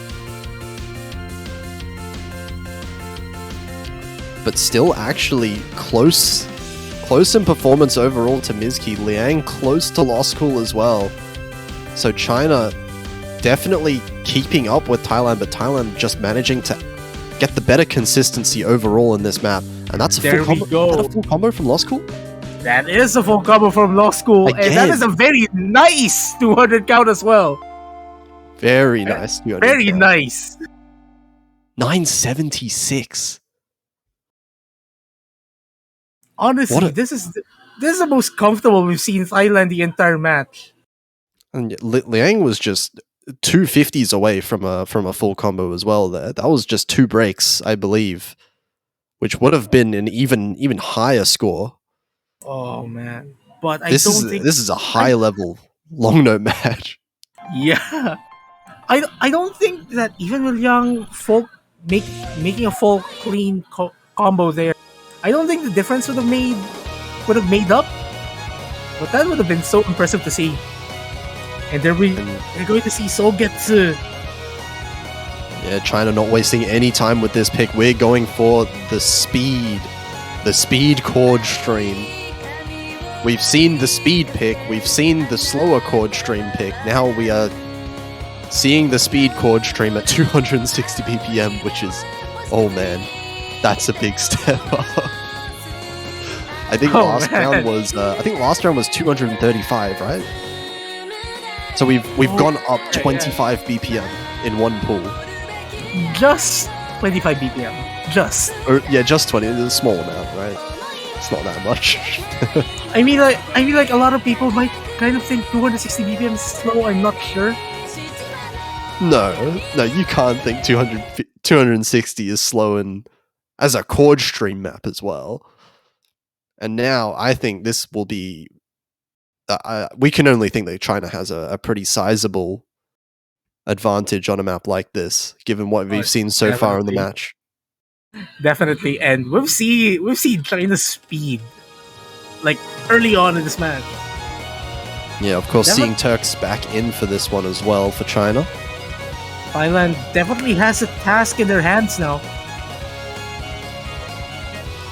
and it does appear that Law School, with Law School's miss, it does appear that Thailand might be struggling to get that thing going.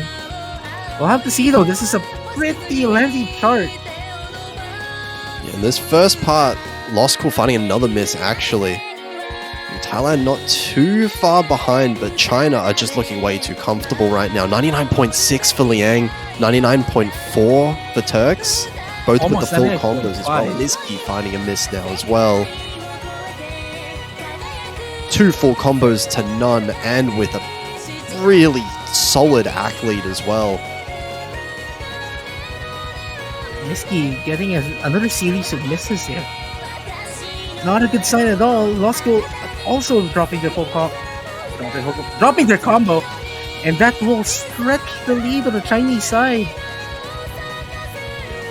And these players on China are so comfortable. That 99.6 still for Liang.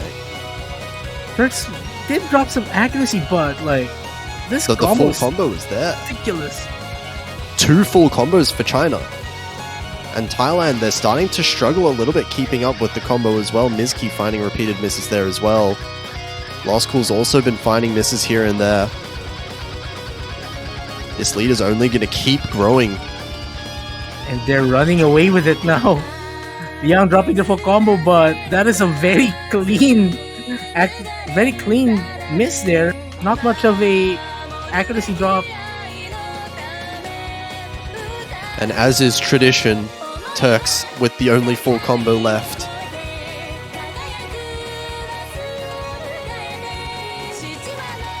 Lost Cool finds another miss. Mizki finds another miss as well. We're in the last quarter now of the map coming into it. Well, Turks dropping their full combo finally, but given the amount of score difference there is now, this is super safe for the Chinese side now. This is their point to lose. There's not really any way I can see China at this point managing to throw away this map. They've just been so scarily strong on this map so far. Just one miss apiece for both of their players. But that is going to be absolutely nothing in the face of this level of point lead right now. Yang again finding another miss, but I don't think it matters at all. Turks as well. Yeah, the stamina kind of getting to the players most likely at this point after 3 minutes of 260 BPM. Lost Cool missing on the releases there. Long note map at the end. But it's going to be a very clean score once again for China. And now match point. 970k average on China. And like the ratios as well are pretty nutty. Yeah, just really strong all around. China just seemed to be comfortable. Missing Right, even Gunjo. with maps on this level, but Gunjo coming out now. Releases for Thailand, and now this is where the comeback has to start for Thailand now. Because China are on match point, 1 point away from eliminating Thailand from the tournament. Well, we've seen quite a few comebacks. Actually, was it quite a few, or was it one massive comeback? We've last seen a week. couple. We've seen a couple comebacks happen, but the one thing that I'm worried about in the back of my head for Thailand is that China have Knight Rider still up. Like, China just has the manpower to get the job done and close us out. And Thailand has to face that. even before we get to Knight Rider, Thailand have to win this pick, and that's not an easy task either, because I think China is plenty capable in the LNs. They've shown themselves that they are, and we'll get into it. This is match point now for China. 3 must-win points in a row for Thailand to be able to force the tiebreaker, and we're going into the longest release map we've seen so far in the tournament, 4 minutes long.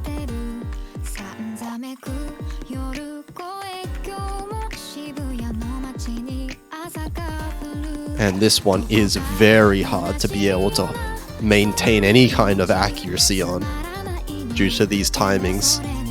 Well, it does appear that everyone is only in 99 though, so we'll have to see once the patterns start to pick up.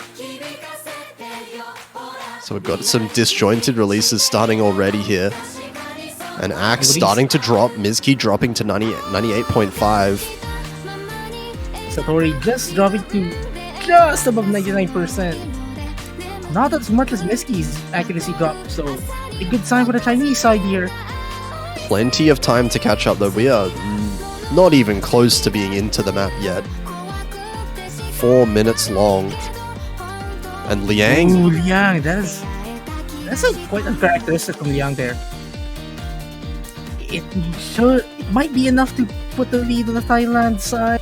forwards flickering back and forth, just barely might be enough, but actually it looks like it's staying in China's favor just for now here.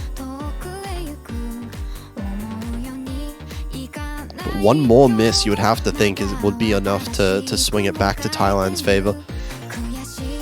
Oh, definitely. Right now. They are within striking distance.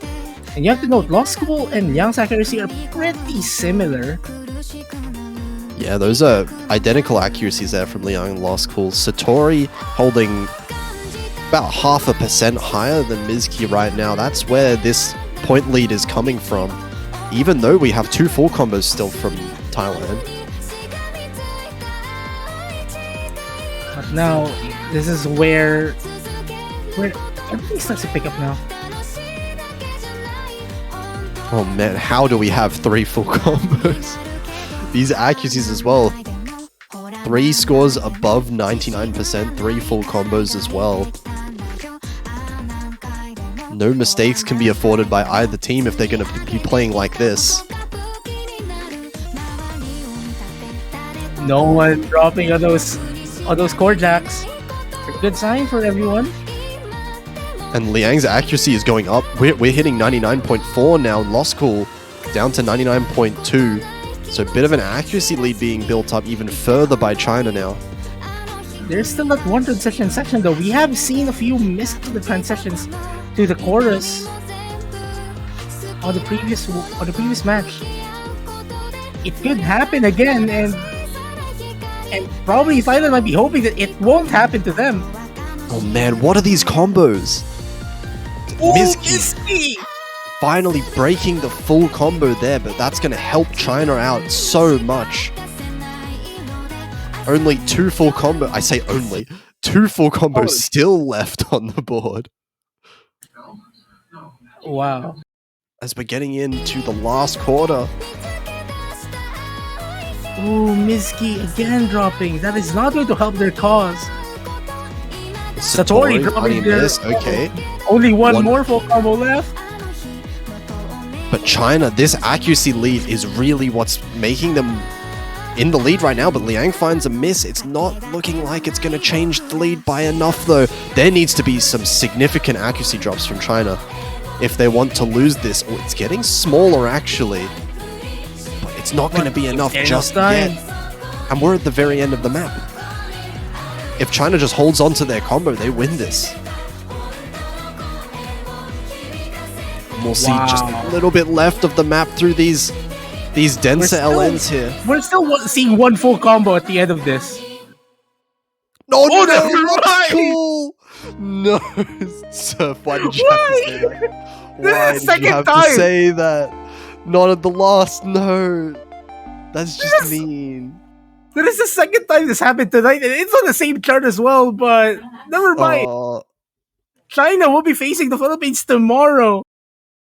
What a performance at the end there for China, 7-3, and Thailand really put up a good fight on all of the hybrids and the LN picks, but it was just that edge that China had in all of those rice picks that determined the match at the end of the day. And China will be moving forward in the losers bracket to verse the Philippines later on this weekend. And if you are an Oceania historian, you definitely know that Philippines and China has quite a history. Let's go back to 2019. Winners bracket finals, it went to tiebreaker. Philippines just edging out, and honestly, they have quite a job, especially considering how China's performed tonight. Oh, China was scary. China was scary just then, but Philippines has also been scary both today and last week. So it's going to be an exciting match next week to determine. Is it next week or is it tomorrow? Tomorrow. It's tomorrow, is it? Oh my god. Tomorrow there, we can see 10 UTC tomorrow. It will be Philippines versus China, being the match to determine the top 3.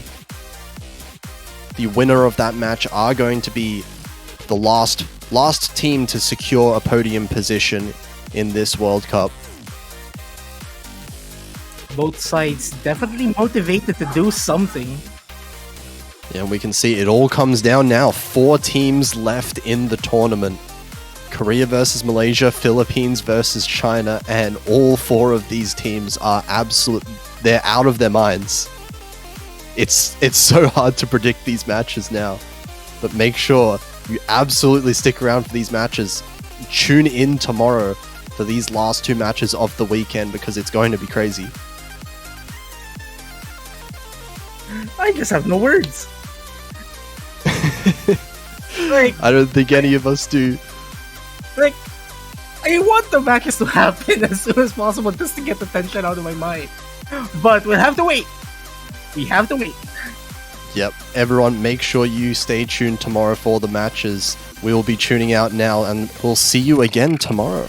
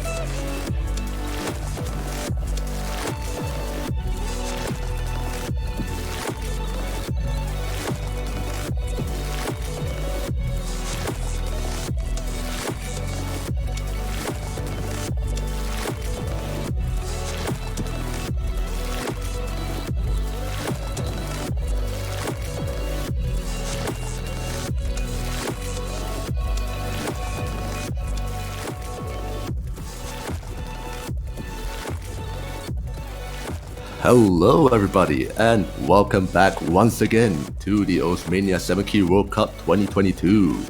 We're continuing along with the finals week, and this is the final match in the losers bracket, which we will see Philippines take on China. Winner of this match will guarantee themselves at least third place, and the loser unfortunately will have to say goodbye, missing out on the podium spot. I'm one of your commentators for today, Cryolian. I'm joined by Surf285. How are you doing? Hello, and I am doing very fine. Kind of nervous as well. Yeah, it is a big match. We see a lot of big names here. Probably going to be a lot of close picks. Really excited to see though. China, they found themselves in the losers bracket after losing to Malaysia, and Philippines with that insane match that no one is gonna forget for a very long time against South Korea, taking them all the way to tiebreaker. But now these two powerhouses are gonna face each other, and honestly, I cannot see it going either way. To be honest. Well, before we even dive into the match, let's just give the people some history lesson. These two teams have faced each other, well, albeit with different rosters, back in 2019. They also made the 7K World Cup at that time, and it was on the winners bracket finals. Well, if that was going to be repeated today, we might be seeing yet another banger of a match, because that match went to tiebreaker. Yeah, And the tiebreaker on Sync of Deep Sea World, yeah. And Philippines won that, so China might have something to say. They will want to deny the Philippines a spot at the podium. Yeah, their redemption arc starts now. Another And thing, see if they Carry on? are able to build up enough momentum to take it all the way to a win. But that's all that remains to be seen later on. Another thing of interest is that I think we are seeing one player per team returning from that 2019 roster, if I'm not mistaken. Of course, Cora, which we now know as My Angel Arquin, is returning from that 2019 team for Philippines, and I hope somebody could correct me on this, but I'm pretty sure Satori appeared for China as well on 2019. Yeah, Satori has been in pretty much almost all of the Mania World Cups, like 2016 or 2017, or is it 2018 onwards? It was one of those. But they are a pretty recent addition, but they've also kind of been here around for pretty much a long time. But as for China, the rest of the Chinese team, Liang Laizhan, Turks, and Yuan Hao, I believe this is their first time in Mania World Cup. But for first timers, they have shown very, very formidable performances. I mean, you see what they did to Thailand yet last night. Yeah, they pulled no punches. They just went ham. Like, I believe they pretty much had a really, really good advantage on rice picks. Actually, it has been pretty much on the rice picks and even on the hybrids, despite Thailand being super close. But I'm pretty sure, from what I saw last night, China has been super confident with their form. And that does mean the Philippines does have quite a task, because if all the stats that we've seen from yesterday's matches, Philippines versus Japan, China versus Thailand, it is kind of interesting to note that the hybrids and the LNs, which were the common picks between the two matches, China was actually outscoring the Philippines with an average of around 15,000 points difference. Yeah, so time to see if they can continue with that sort of performance. If they are able to put up a consistent enough performance, I think they might have a slight edge over it. But with Philippines, they are still also a really, really strong team. You cannot sleep on either of these people whatsoever. Oh man, like, I just cannot wait for this match to even start. I think we're still waiting for everything to settle down in the rooms. Yeah, it should be just switching in all people into the tournament server be just should be coming in very soon.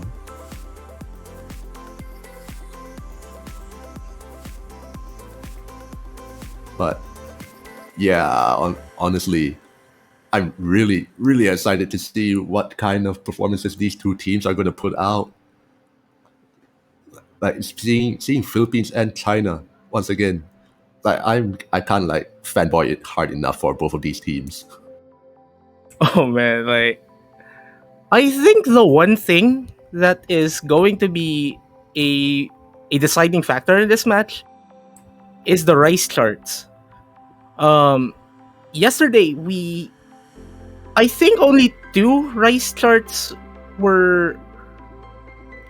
I, Actually, no, only one or two rice charts were common between those two matches, and like basically no one of these teams actually knows each other's scores on rice, and we've seen Liang and Turks being super strong on the rice charts yesterday against Thailand. The Philippines obviously winning a lot of the rice charts during the South Korea match last week.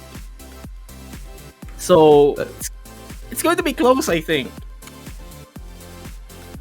Yeah, definitely hope for it. And we actually did see a little bit of a sneak peek in the lobby. They have actually already started their roll. I saw a roll from 99. I saw a 99 roll. I don't remember who it was. It's Gora who yeah. did. Yeah, okay. Yeah, Kura with the 99 roll. That's hard to beat. China will get that. China will get the first ban. Or is it Banana Man gets banned. Oh my god. Is it?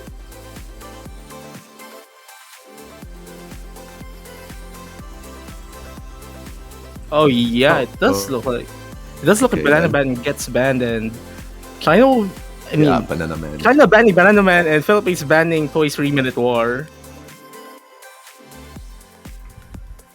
I mean, they can ban all they want, but I honestly still am not sure like what kind of strengths and weaknesses that they're going for. Like they and Banana Man, but overall that chart is just hard as all hell. Oh yeah, and Toy's 3-minute war honestly felt like one of the easier charts in comparison to everything else. well, here's the thing. The Philippines did ban Toy's 3-minute war yesterday against Japan. So it does seem like they might be going for the same strategy here.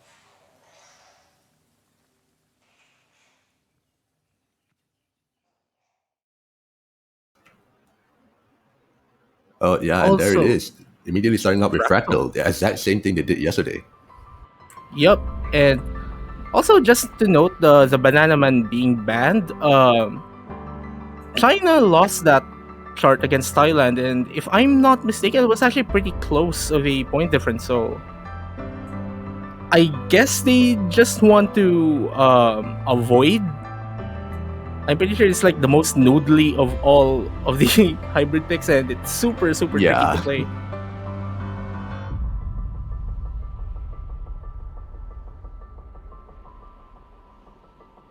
So it does seem we'll be seeing Liang Liajian and Satori playing for China, and My Angel Arquin and Sunny playing for the Philippines. So the very first pick of this losers bracket match.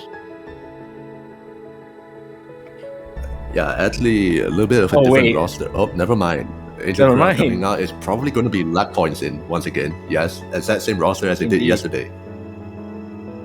Black Points and Sunny, I think their main enemy right now is probably their accuracy, because we've seen Liang and Satori being super good at accuracy, even on the LN picks. Yeah, I know, right? They're not like one digit for just for decoration. They earned it. They can play all the hard stuff. But of course, no discredit to everyone else who made it here, because this finals pools is just incredibly bonkers.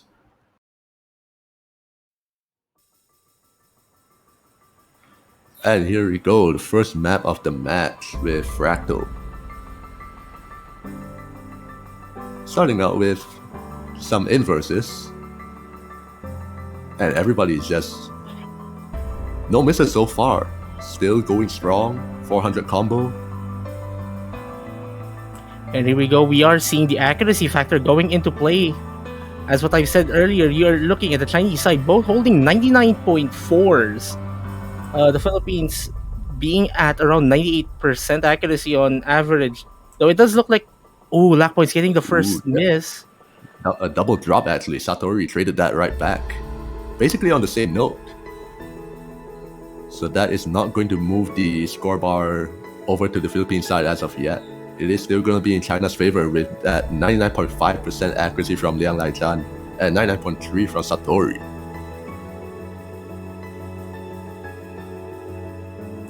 We have to note that trades do favor the one who has the advantage, and China has been super, super good on the LNs throughout the entire weekend. Sunny dropping for the Sunny takes the Philippines. drop. And now lat points once again. Liang Laizhan once again is gonna continue on with that 2000 combo. These releases, these inferences, they are just so tricky to hit. And look at this man. All the way, is that gonna be that an is FC? really good. That is not. Never an FC. mind. Oh no. Well, that's curse number one. Satori with the icing on the cake. And Satori, the icing on the cake. One more miss just to add to it, but that is still going to be enough for China to take the first point. Lat Points and Sunny doing their absolute best. Unfortunately, China just outplayed them for this match. And again, I did mention it earlier, the accuracy might be a factor on these LN picks. Or probably consistency in general, I guess. And we are seeing Gunjo for picked by China. 3 out of 3. This is the third match as Gunjo has been picked. Now the question, will I be able to 3 over 3 this as well on the curse? Just to mention that, I guess. If it happens, it happens. But going back for now, to it's a little bit of a statistics, I would say.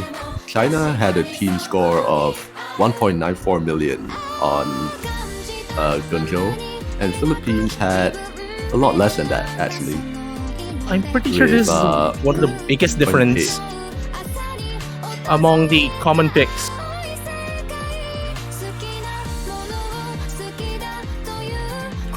Gunjo, Philippines scored 1.69 million points for yesterday against Japan, which is like around 40,000 points difference from China's score yesterday against Thailand.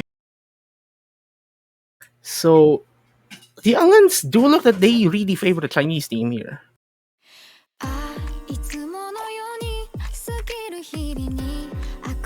And here we go. At least saw Liang just drop a couple of 200s very early on, but that shouldn't really matter too much as we see some of the releases are also catching lag points off guard. He's down to 99% accuracy flat. Satori as well actually. Also down to 99%, but everyone is still holding their full combo, so that is still some good news for them. Oh, never mind what you said. Satori getting the first miss and- next pick. But it does appear that Satori. it's not enough to give the Philippines a lead though. So this still favors China. Yeah, accuracy from them is very, very good. Hovering over 99.6%, and the next lowest one, he's basically a whole 1% higher than everyone else in the lobby. China, they're just pulling no punches. They are Sunny dropping their combo. Lag Point's the only full combo left in the Philippine side, trying to compete with Liang, which honestly there's like 1% of accuracy difference here, as you mentioned. 1-1. Yeah, it's gonna be a pretty much an uphill battle, but with Lag Points finding that break, losing out his full combo, now that mountain is gonna be even higher. That obstacle is just growing by the second. Sunny dropping just earlier, and like these drops will not help the Philippines side at all if if they want to make a breakpoint on this one.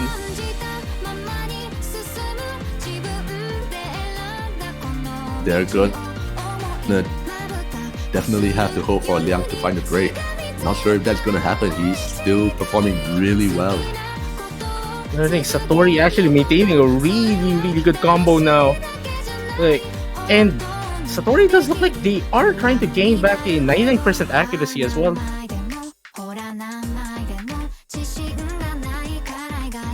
Yeah, definitely he can do it. This section right here is a little bit calmer. Just a tiny bit of jacks here and there, but he does make that 99% back.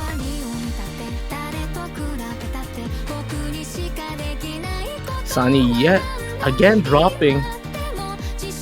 That will give China a bit more breathing room, and that's already quite something because that breathing room is very wide now. Like we're seeing almost 40,000 points difference between these two teams. And yeah, just basing on the matches that were yesterday, 40,000 point difference was had between China and Philippines in terms of their own matches, and just comparing the scores on this map. As you see, Satori finally dropping their very high combo. It's going to help the Philippines just a tiny bit more, but that Philippines is gonna need a whole lot more of those. They have that opportunity once we see the super dense section at the Coda, but it's going to be one tough of an ask, especially with Liang still maintaining that full combo. Yeah, look at that 5,000 combo. The man's not stopping, but lag point 3 himself has actually stopped, and he has dropped down, reset his combo, and so did Satori. But as we said before, there were a lot more misses, a lot more accuracy breaks from the Philippines, but China is just gonna bank everything on Liang. Oh man, Liang's accuracy at the start is immense as well, 99.57. And like, Or we're gonna I see think they're 6,000. gaining. I think they're gaining accuracy this super dense section.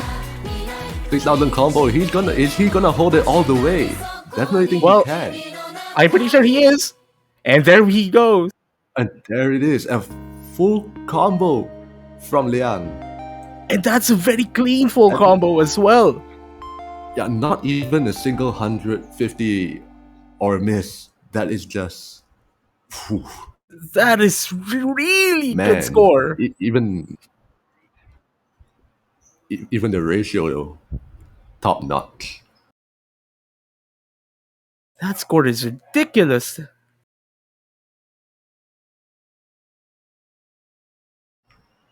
Of Satori course, as well, Black Horse getting a and Sunny 99. still- Oh yeah, Satori just managing to get back his 99%. Of course, Black Points and Sunny with really good scores, but unfortunately Liang and Satori just one step above.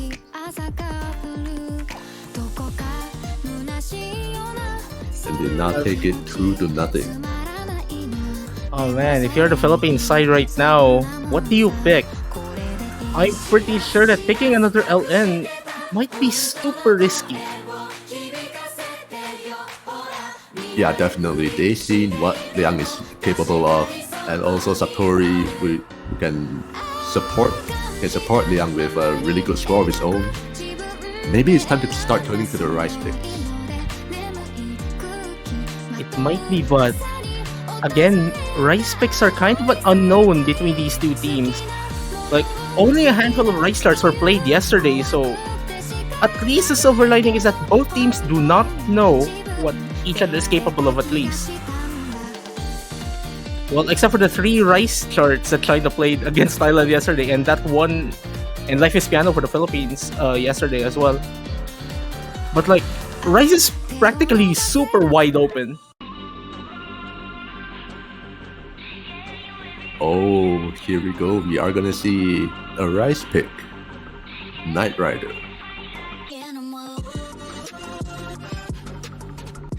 Just to note, Japan banned this against the Philippines, so it might be possible that the Philippines are expected to have a super strong score here, as we see Jose going in for lag points, and I'm sure that possibly my Angel Arc would be going in for Sunny as well. Yeah, that I imagine that's to be the roster of Philippines, but for China though, Liang once again is gonna stay in. They're gonna play every map, and Turk is gonna come in for China.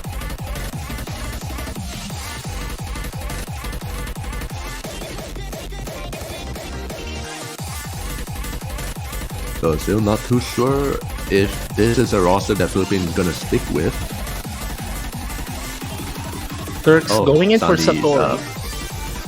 Sunny's PC died. Whoops. Oh yeah.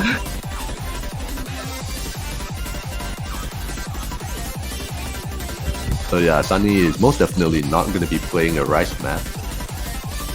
So it's probably going to be, as we said, with Kura, probably going to be the one coming in, and there he is. Probably see. the best, Yep. the best roster for Philippines on a Rice map. Definitely. And we're seeing China as well carrying Liang and Turks, which we've seen how deadly this pairing is yesterday. But yeah, for sure. As from what Potassium F said yesterday on commentary, Liang is the one carrying on the accuracy, Turks is the one carrying on the combo, and the dynamic is that if one misses, at least somebody else is carrying. And that is a combination Yeah. Jose and Cora will have to face. As another tall order, we basically already know what Liang is capable of from China. He's probably going to be the MVP for this map, as they pretty much have been for the past two maps. My Angel Arquin carrying the mirror this time around.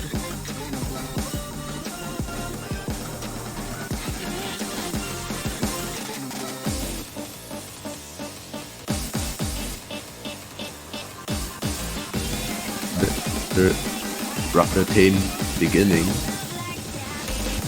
Yeah, these patterns, this density right here, this is no issue whatsoever for any of the players.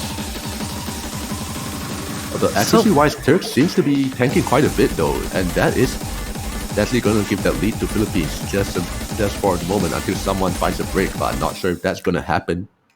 Turks, interestingly enough, actually dropping just, I think that's a 98.4 if I'm not mistaken. Yeah, he's currently at 98.4. Actually, this, like the Rice pattern, the sweeps, a lot of this stuff might not be comfortable for him. He might be able to combo them, but accuracy is a whole other story. And that's My Angel Arquin and Jose dropping their full combos. And No now more full Jose. combos left. On the Philippines 1-2 side, punch coming up from the Philippines, but they still do have the lead. It's most likely due to Turk's accuracy basically going down and down, and Turks now with the miss, combo as well no more dropping. combo and no more accuracy. My Angel Arquin, Kura. Cora Kura's gonna trade just that miss recording once the again. space bar. Yeah, you can do that. It's fine, as long as you don't accidentally hit something too early, which makes a miss. Liang, on the other hand, still actually has the best accuracy throughout the multiplayer room right now, and that is something the Philippines has to take note now.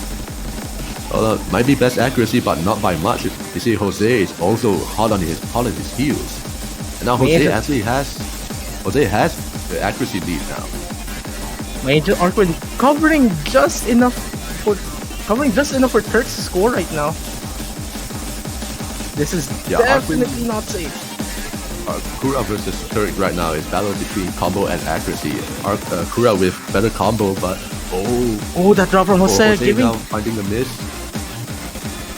And that now Kura is gonna find the miss as well, and both Liang and Turks are gonna hold on to that 4-digit combo right now, leaving Philippines in the dust. They're gonna start building up on that. Not too sure if China will be able to hold on. Oh, Liang Laijiang dropping their combo, and that will help the Philippine side, but they have to work. Oh, right. Okay, so now Kura once again finding another break just before the break section, so they can take a while break to section. see each other's score. Very close to each other. There's absolutely no form of advantage whatsoever to either side.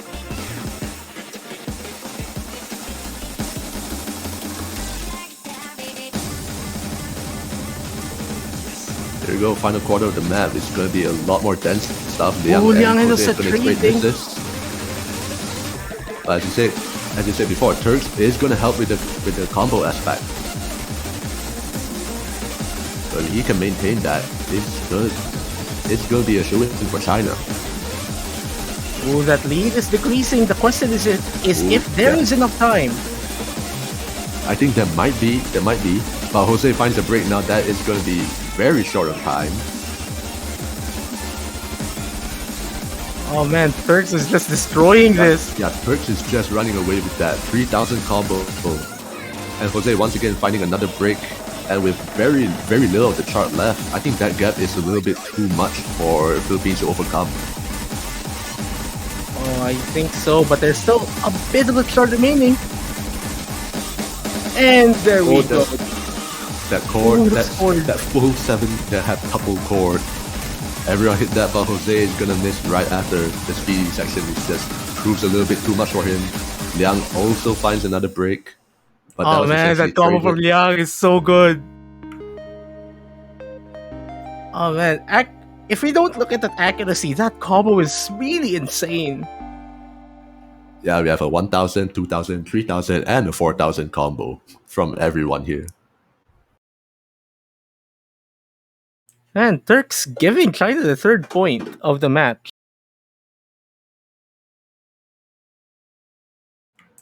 Yeah, it's actually really close considering all things. Like Turks at the very beginning showed his accuracy was not quite up to par, but towards the end definitely made it up with combo. China now taking advantage again of the LNs. We are seeing Negai. Right, O2 Jam map, let's go.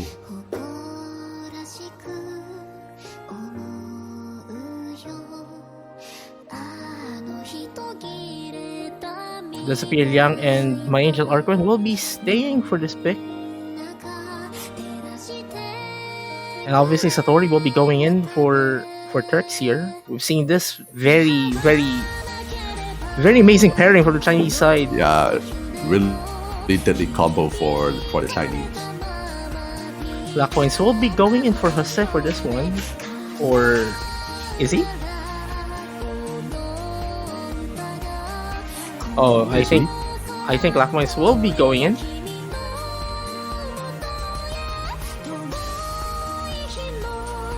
It's a little bit weird though, because just yesterday it was Sunny instead who was playing this.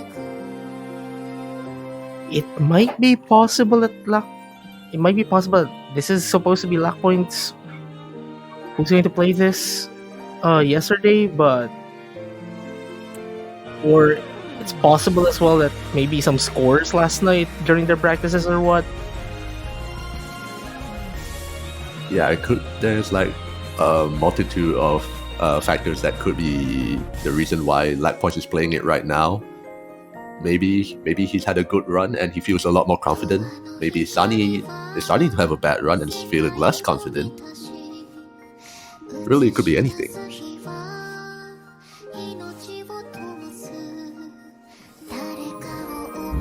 Of this, we are gonna be waiting just a little while longer for Liang, who has to take an emergency break.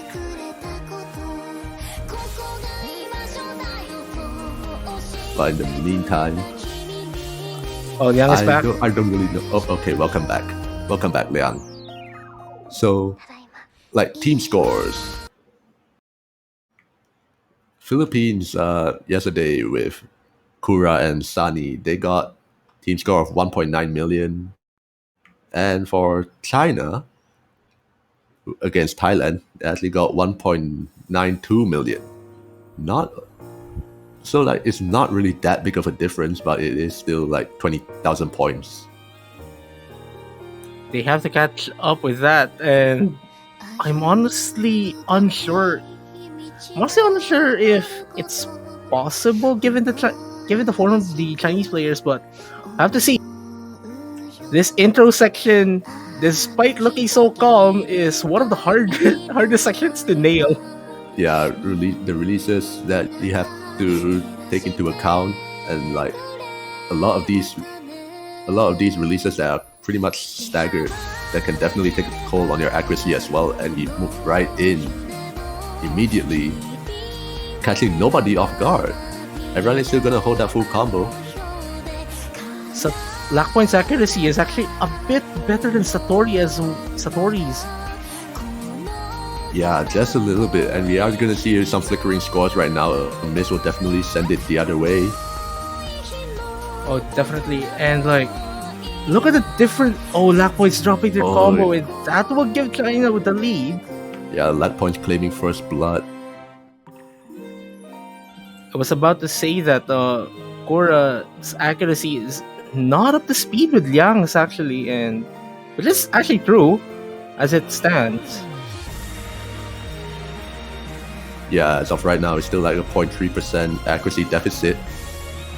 But right now, actually, in terms of accuracy, Philippines, both Lack Points and Manager Arquid does have a little bit of an advantage over Satori. It's just that Liang, with that 99.6, almost halfway through, there's not much you can do against that. Rather calm section right here, they can start building their accuracies back up. Well, Just that's a little kind bit of of the a breather. that's kind of the benefit of the longer maps. I mean, like, at least you have some time to catch up. But on a match this important, ooh, Satori dropping the full combo. Satori's gonna drop their combo. I was about to say you cannot commit mistakes, and This that section right here, which employs a lot of reverse shields, and Lack Point is gonna find a miss thanks to that. Ooh, a double miss. Oh, Oh man, China is starting to run away with the lead now. Liang is just playing out of his mind. So far, still at 99.6, has not dropped his full combo yet. Satori, on the other hand, has found a couple of breaks. And now, but of course, not to mention, Manager Arquid is also managing to keep up in terms of that full combo with Liang. And with Liang finally losing that out. Now, Manager Arquid is the only one with any sort of high combo. But Lack Point also. Liang's drop has been super clean, like barely any accuracy drop at all. Yeah, just let one miss, hit and run, and that is all there is to it. And Satori finding another break, transitioning out of that dense island section. My Angel Arquid still holding a full combo, which is super impressive. Definitely really impressive. Accuracy though, 99%, although it's not bad, but we just look over at Liang and we see a huge 5% increase compared, a 0.5% increase compared to that. Oh man, that would have been another clean score from Liang if it weren't for those misses. Yeah, that is a 20,000 point difference. It's pretty much been going like how like the other matches have been, China versus Thailand and Philippines versus Japan. Like their scores on this match, if we compare both of them, it was also basically a 20,000 point advantage in favor of China. Oh man, if you're the Philippines right now, what are you going to do?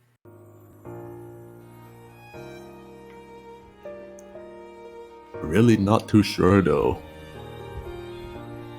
Seems Like, like nothing's going their way as of right now. Yeah, and at some point they have to get breakpoints off China as well.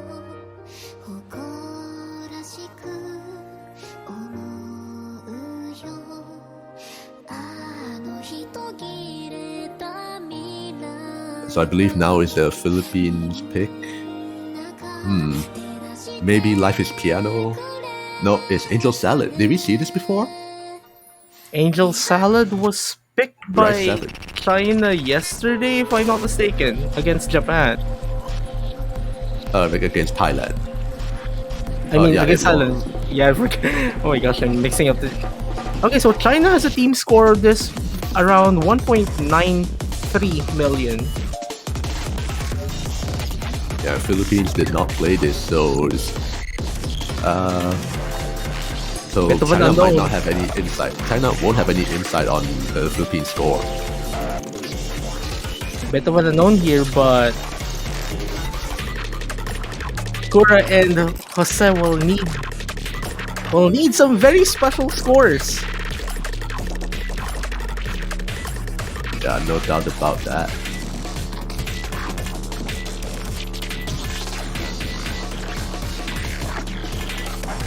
Also worth pointing out that hybrids in the previous matches, they were pretty much a favorite, but as of right now, 5 maps in, we haven't seen one yet.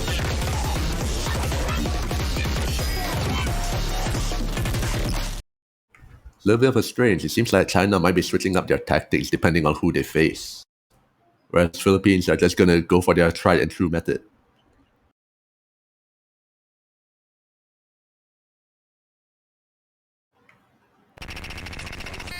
Alright, and wait for Klein to sync up.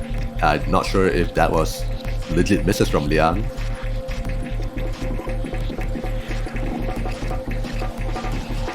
Alright, Klein, you can send this combo back up there. Alright, there it is. Liang dropping As soon as Klein gives his combo, he just takes it right back. And that is actually going to be a very early miss from Liang. Just barely managing to get 400 combo before being given a miss. Whereas everyone is going to be holding on to that full combo. Still 2 full combos on the side of Philippines, so that is going to be a little bit of an advantage in score for them. But Jose dropping one of those full combos, only 4 combos left in the multiplayer room. That will be with Turks and my Angel Arquin. Something interesting. Turks is like 98.6 accuracy. Young actually at 99.4. That drop didn't really hamper Liang's score that much. Oh, but that one is going to hamper quite a bit more. So far, Liang hasn't really been able to capitalize on that. But right now, with Angel Arquin, this couple of times in quick succession. But Jose's combo is right there to cover. But the question is that enough? I'm not too sure though. It can't be too overly confident on this less denser section as well. My Angel Arquin hitting the 400 combo cap, and it does seem that the Philippines will be holding for a sec, but my Angel Arquin dropping. This really dense paddling right here will the right hand and right to left all of things. Turks dropping their full combo, I think. So no more full combos. But this is looking really good for the Philippines. Even Jose does find the break, but we're very close here. I don't think there's going to be enough time for China to bring that back unless we get major drops, but it doesn't happen. And Philippines finally get up on the board. This is what they needed, but they have to climb back. They have to get that 3-point advantage down to 0. But now with the Chinese side having the power of choice once again, they're most likely going to go back into LNs. And yeah, there it is. LN4. Alice and Reitoko.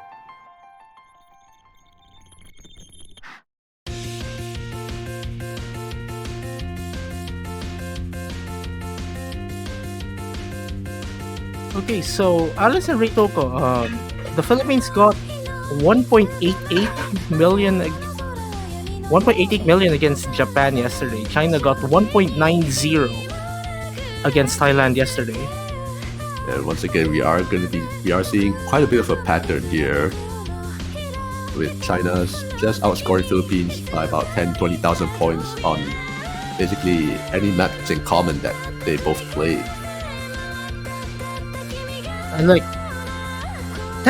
around 10 to 15,000 points of difference is actually pretty close in mini World Cup standards. Just a note. Now the question really here is if the team at a disadvantage is able to cover that disadvantage overnight. Yeah, then they do have a good chance, but that all remains to be seen until they actually play it. And another thing, the team that has the advantage has also the same time period as well to improve the scores even better. Yeah, obviously.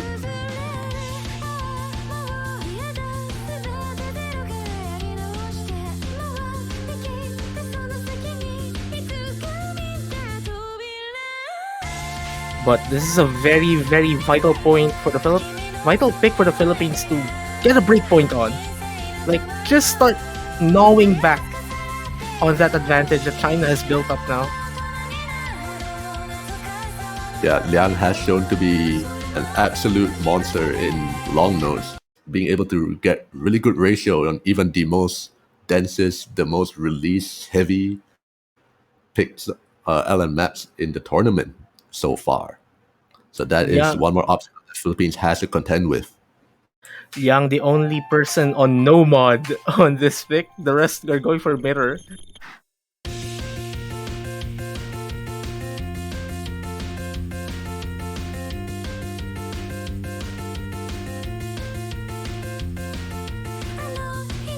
And starting off, everyone hitting that 400 combo relatively without any real effort, because they're all so good at the game.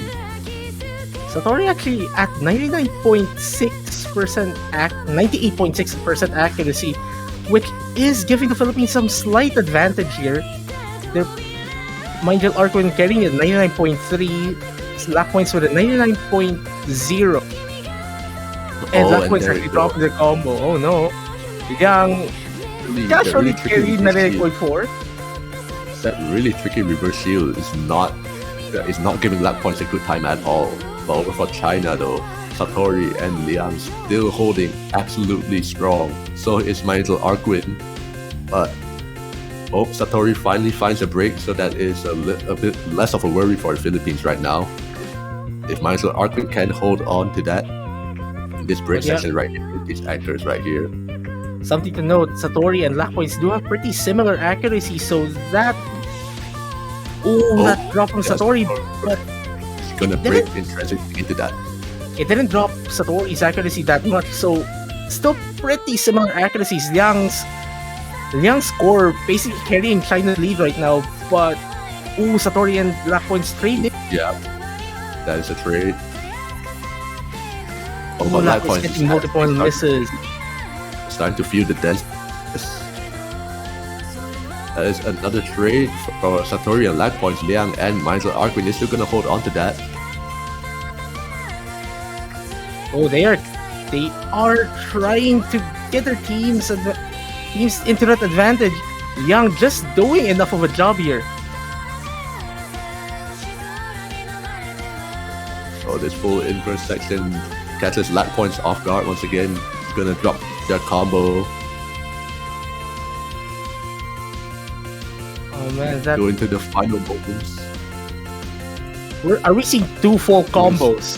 The two-way FD on side of. Yeah, are we gonna see that Liang and Mindful Arquin, the ending section here, will they be able to just hold on to that? Lag points doesn't hold on.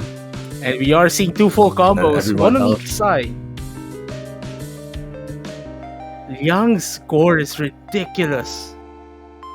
Satori not even And look at that. not Look at, slacking as well. look at that. It's another 20,000 points of difference.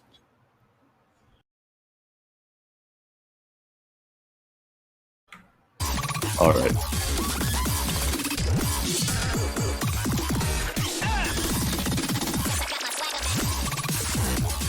Alright, and we are back.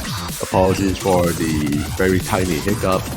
Unsure of what happened, but we should be back into it right now. Nothing has happened yet. We're just gonna be getting into the match right now. You didn't miss anything. Still 5-1. But the pick is gonna be extra happy. That is Rice. I forgot which Rice it was. Rice 4, if I'm not mistaken. Alright, Rice 4 it is. Liang and Turks will be playing for China on this pick. Jose and My Angel Arquin for the Philippines side. Basically the Rice duos for each of these teams throughout the entire tournament. yeah, they're gonna just start experimenting with different people. They just gotta put the strongest and hope for the best. Young and Turks, super strong accuracy advantage right from the get-go.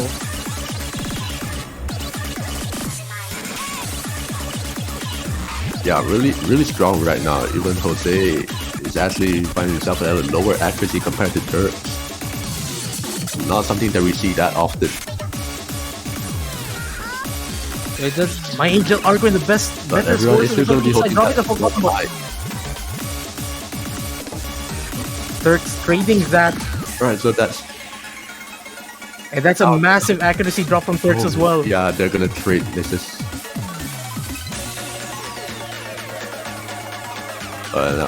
Mindset Arquin is gonna be taking a bit of a break as well in that broken stream. Young possibly needs to drop a very massive drop in Philippines water. Jose and Turks trading misses that gives him lead slightly to the Philippines. Yeah, Turks actually had a much bigger rush there compared to Jose. Oh, Turks are struggling there on that section. And he's not to continue with that. Liang alone might not be able to hold it though. Philippines seeing a golden opportunity here on this pick. And there we go, Philippines get their second point of the match. Also, So far, just both a rice shout. picks that Yup, but that was super shaky though. rice packs. That was super shaky. But the Philippines get their second point, which is what they need. Also, Yang, what are you doing? 10 200s. 100. What are you doing? He's built different. Yeah, you know, whoever made him just put a little bit of extra effort.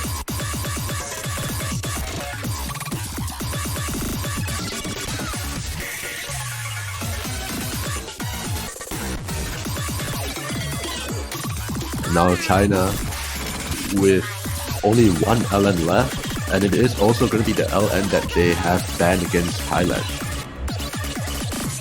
So not too sure if they're going to go for this. Might not be really that confident on it, but they also kind of still have the hybrids to go off of. But they are going to pick Yeah. Bad Elixir. they're going to go full LN. All LN charts exhausted in this match. And this is going to be their bid to get to match point.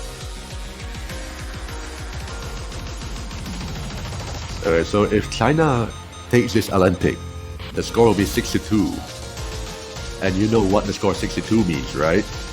We've seen what happened with Philippines and South Korea. Maybe this time it'll be the other way around. Well, it's going to be one heck of a task though. We've seen how strong the Chinese team is.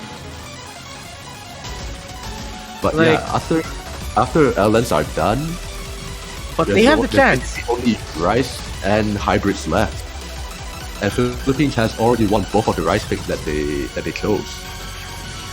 The Philippines has the chance to do what happened to them last weekend. But I'm pretty sure they don't want to. I'm pretty sure they don't want to get into that point again. Yeah, if they also get the tiebreaker, you're gonna see a throwback to 2019 Oh, in the yeah. Winter Finals. If that happens, oh man, everyone's gonna go absolutely hog wild. I don't think I'll be able to hold back at this booth as well. Like, I'm pretty sure everybody knows my nationality, but I've been holding back. It's okay. It's the patriotic spirit.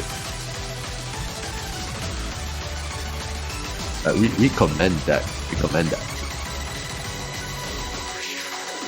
Man, Bad Elixir, I guess the reason China banned us against Thailand might be possible that they were expecting Thailand to be super strong in the LNs. But yeah, Lost Cool and Mitsuki, they're basically the LN duo for Thailand. So that's probably what they were going for. But now with China actually having the courage to pick Bad Elixir against the Philippines, maybe they know something that we don't. Also, a matter of history, Bad Elixir was played in Philippines versus Japan. Philippines getting 1.896 million points. They might be thinking that they have enough of a power to get that score as well, or even better that. Ooh, Lako's also hitting a worth- very early miss. Oh, so yeah, Radugate not looking that good. Also worth noting that in the Probably match, trading that Philippines immediately. had Bad Elixir for the roster for Philippines was Mindful Arkwin and Sunny instead of Black Points. Sunny's PC might have died. That's why Lackpoint is playing. Oh yeah, Like that's after a true. BSOD.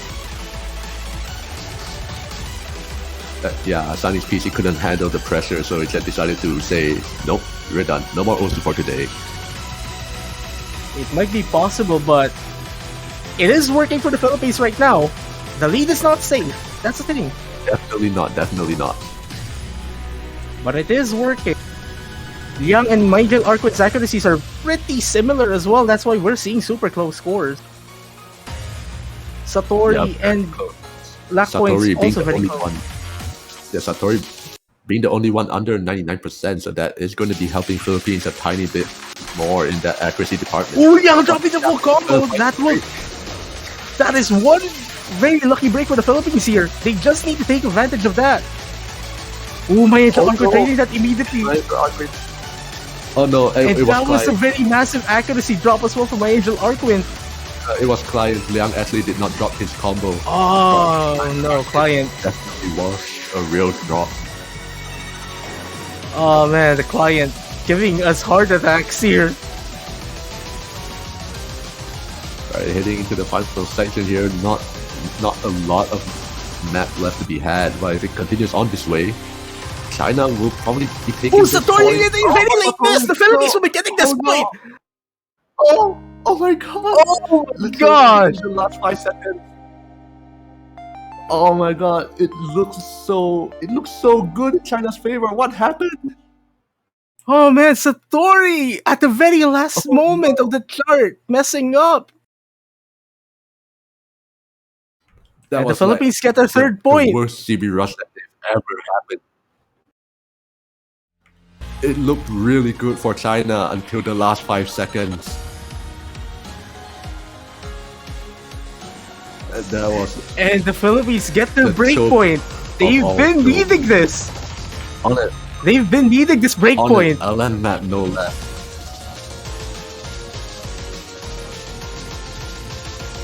Yeah, this is actually huge.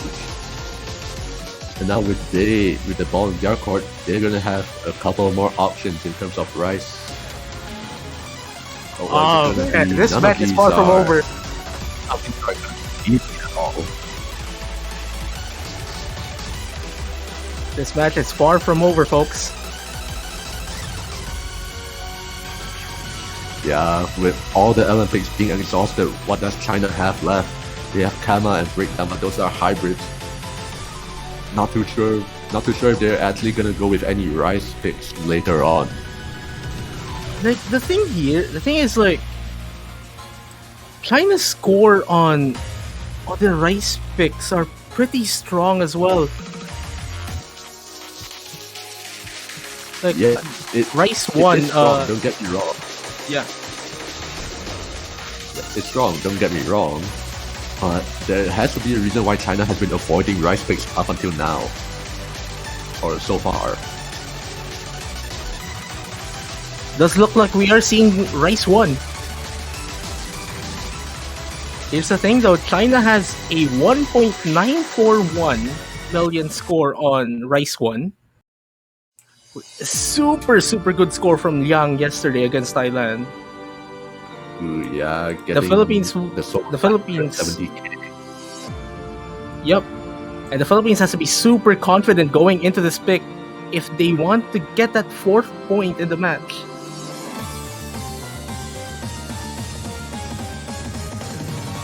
So 5-3 now. That point gap has been cut down just a tiny bit, and Philippines must be breathing a sigh of relief for right now.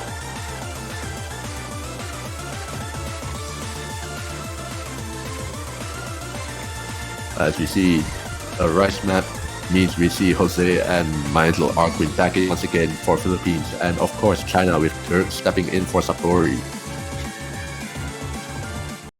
And here we go with Rice 1, which I will try not to pronounce the title. Rice 1, Kimito Bokue na Osoka. There you go. Did it for you. Thank you very much.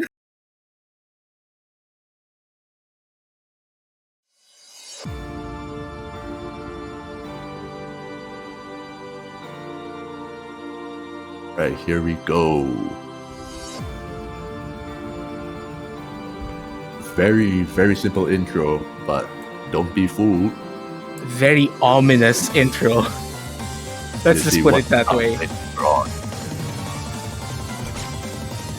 Oh, Liang with a very early miss that will give the Philippines some sort of an advantage. But again, this is very early into the chart. Yeah, very early, but Jose right now has the accuracy lead over Liang. And Well, there it goes. Jose dropping there. Right up. Yeah, just right there. And that is going to send the lead back over to China. But we'll have to see if they will hold that lead once Jose hits that 400 combo. And China does. Yeah, China is going to hold on to that. Oh, Jose Yeah, dropping making it again their back up to combo. that That is a combo. very massive drop from Jose. Yeah, a couple breaks in quick succession. Only Mindful Arquin's left to fend for himself, trying to get to that full comp, trying to match up to the score or the accuracy from Liang. But from a combo standpoint, he is still pretty much full combo. Turks apparently trading that miss from Jose just earlier, but like Jose is actually below 99% accuracy. That will not be helping the Philippines' cause.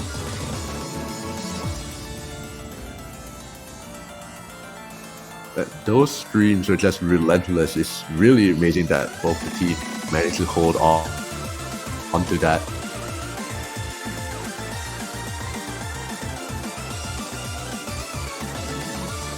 This section right here is a little bit more core. Oh, Liang dropping the combo, A little bit but more chord hit. Mindful Arquin trading that as well. No more full combos left in the room. Turks and Mindful Arquin trading, but it's not enough. Final moments here. Turks finding another break. He's gonna need more of that to give Philippines a fighting chance, but Jose is gonna be the one who drops that. But Liang also in the end. But that is gonna be it. Not enough of drops happening from China's side for Philippines to take control of. And China will be at match point with their pick. Again, we see Liang with a really insane accuracy and very, very nice 200 count. So that is sub 10. I have no words. I have no words. China is 1 point away from eliminating the team that brought South Korea to tiebreaker last week.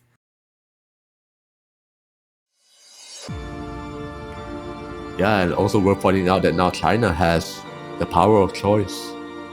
But with LNs are no more, gone.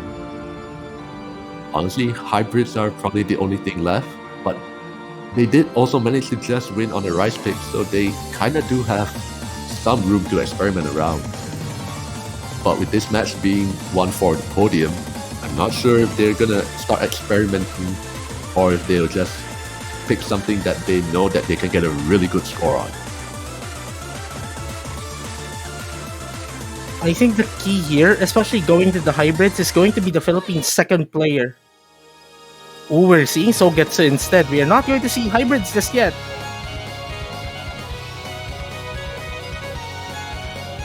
And like China is a super strong score as well here on this chart against Thailand yesterday.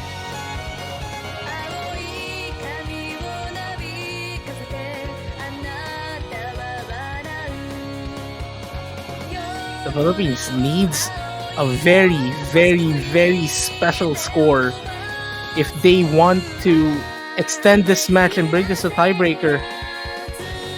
Yeah, definitely. Philippines will need to have both players at least at a 960k for them to have a fighting chance, because that was the lowest score on China's side when they went up against Thailand. Very tall order, but if anyone can do it, Jose and Michael Arquin is probably the best players to do so.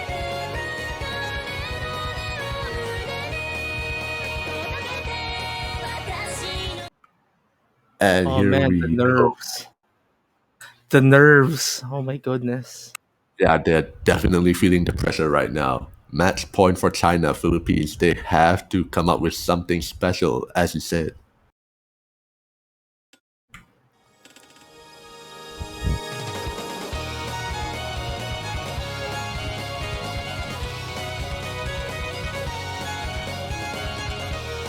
Right, starting off, we see quite a little bit of density, but not as hard as some of the other rice picks.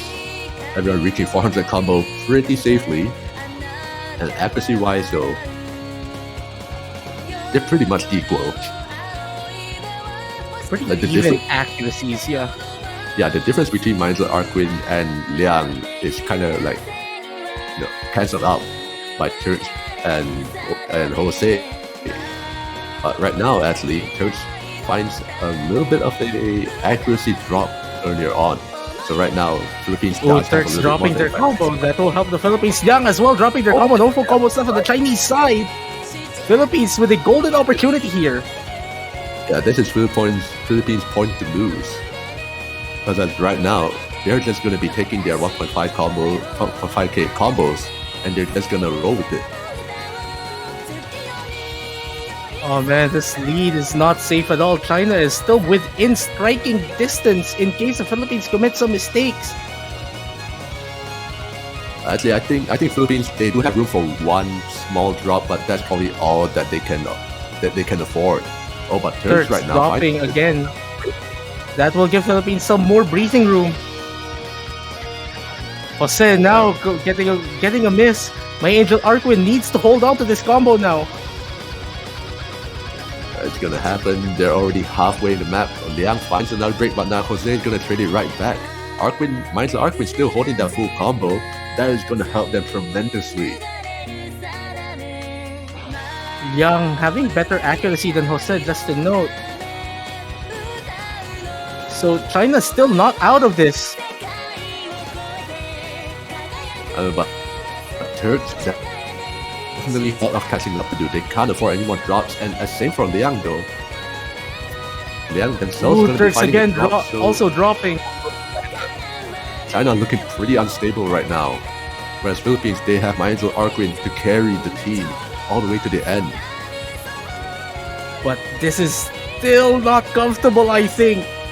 China is still within striking distance. It's actually a difference of about 20,000 points right now. But yeah, as China it definitely still in stands- striking distance, but Philippines gonna need to have a Jose pretty big dropping drop their for that to combo. happen. But as it stands, Oh, Jose taking another break, a little bit of a weird one there was not many notes on screen, and another one. Jose, the score another got- one. Will Kura be able to take the full combo? Will they be able to secure the 4th point for the Philippines? Oh my god, And there- that might be enough. And there we go, Philippines get their 4th point. My Angel Arquin pulling off a very special performance right there. That's what the Philippines needs now. Absolutely insane.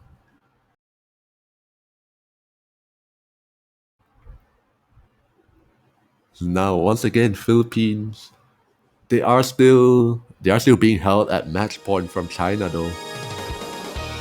Oh What man, can they pick? only one more rice chart left, so we will be seeing one of the hybrids if this goes the distance. Yeah, if it does, only Life is Piano is remaining. That is Court Jacks, if I'm not mistaken.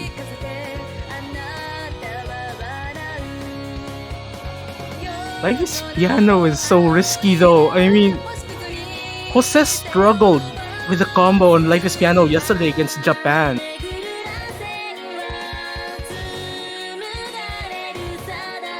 And And this is that one Rice chart from that we haven't seen from China as well. Yesterday against Thailand, so we don't know what's going to happen if they're going to pick Life is Piano. At this point, it might be a little bit too risky though. But aside from that, I'm really not sure what else they can pick. If they are going hybrid as well, based on the Japan match, we might be seeing Jose staying as well. And it does appear we are going to go for a hybrid, the first hybrid chart of the match. Yeah, this is pretty much uncharted territory for both teams. Because they've been avoiding the hybrids up until now, where it's a necessity to pick it.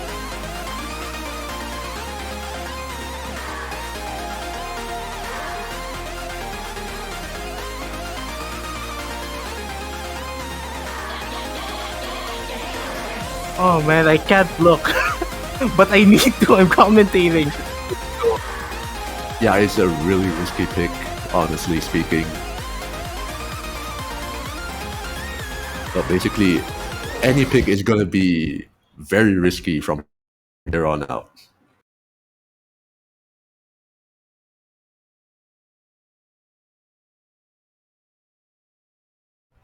Like, I'm pretty sure the tiebreaker is now in the minds of these players.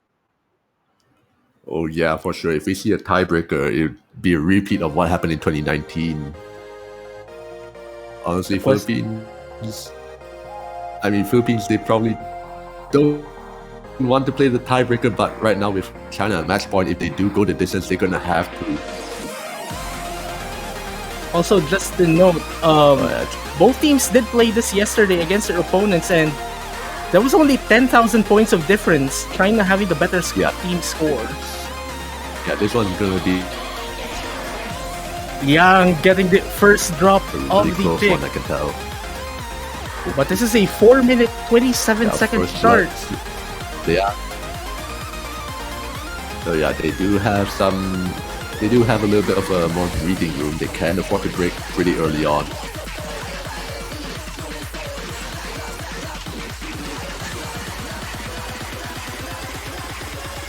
So far, Philippines are still Turks gonna hold on to dropping no that more full lead combos on the for that Chinese second side. part. Turks! That is a massive drop from Turks! Oh my goodness! Yeah, that was a lot of breaks, and now Liang is also following suit. Oh man, full combos Philippines. on side of Philippines. The Philippines with a massive opportunity to take advantage. Jose dropping the full combo. My Angel Archer, the only full combo left on the Philippines side. Jose and Turks trading.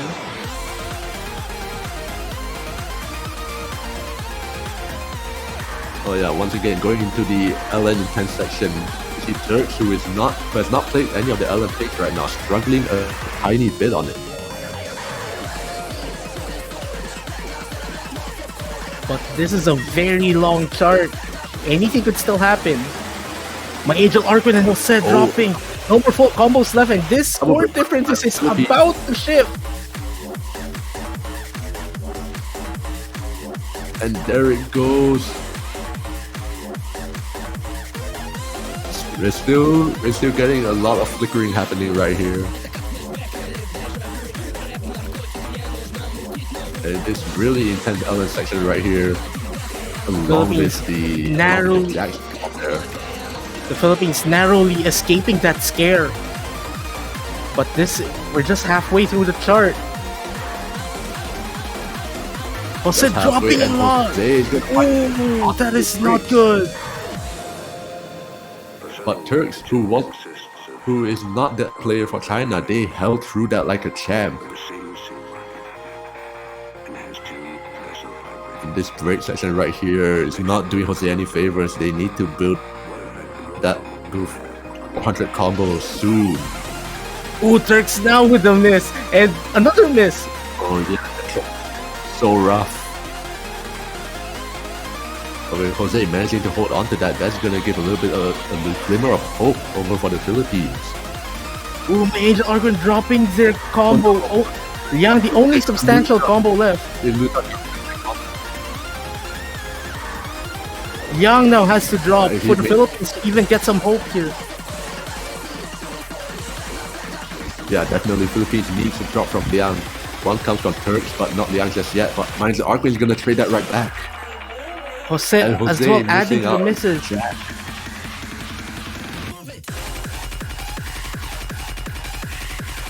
Just about less than a fifth of the map left to go. Liang finally finds a break. Liang finally dropping a break. Arquin is gonna trade that instead. And Turks is gonna trade that trade. And Jose is gonna trade that one. So basically we're all even once again. The question is there enough time? Is there enough time for the Philippines to catch up? Turks and Jose did trade misses once again, but I'm not sure if there's going to be enough time. They're going to need to have a complete knockdown from China, starting with Liang. But Jose, once again, is going to trade that right back. Not looking good at all, and this point is all but over from that from Arquin. And China will be advancing to the losers bracket finals with a 7-4 win against the Philippines. The Philippines missing out on the podium this year. Yeah, really strong showing though. It's really unfortunate that one of these teams had to settle for fourth place, but nonetheless, really, really insane performances all around. Very, very insane. Like, we just cannot discount the Philippines at all. Like, they've shown very good form, especially against that South Korea match last week. But we have to say goodbye to them now from the Oceania 7K World Cup 2022. And congratulations to Team China for advancing to the losers bracket finals, assuring themselves of at least third place. They will be waiting for the losers of the next match scheduled for tonight. Yep, at 13 UTC is about an hour and 45 minutes from now. That will be the winners bracket match between Malaysia and South Korea. Another match you don't want to miss. I mean, if last week was an example, South Korea is not unbeatable in this tournament. Yeah, I really can't wait for that. But for now, do you have any final words before we sign off? Well, if anything though, Malaysia has one heck of a task because I'm pretty sure the South Koreans will want to make a statement after last week as well. It's going to be interesting to see what's going to happen by then.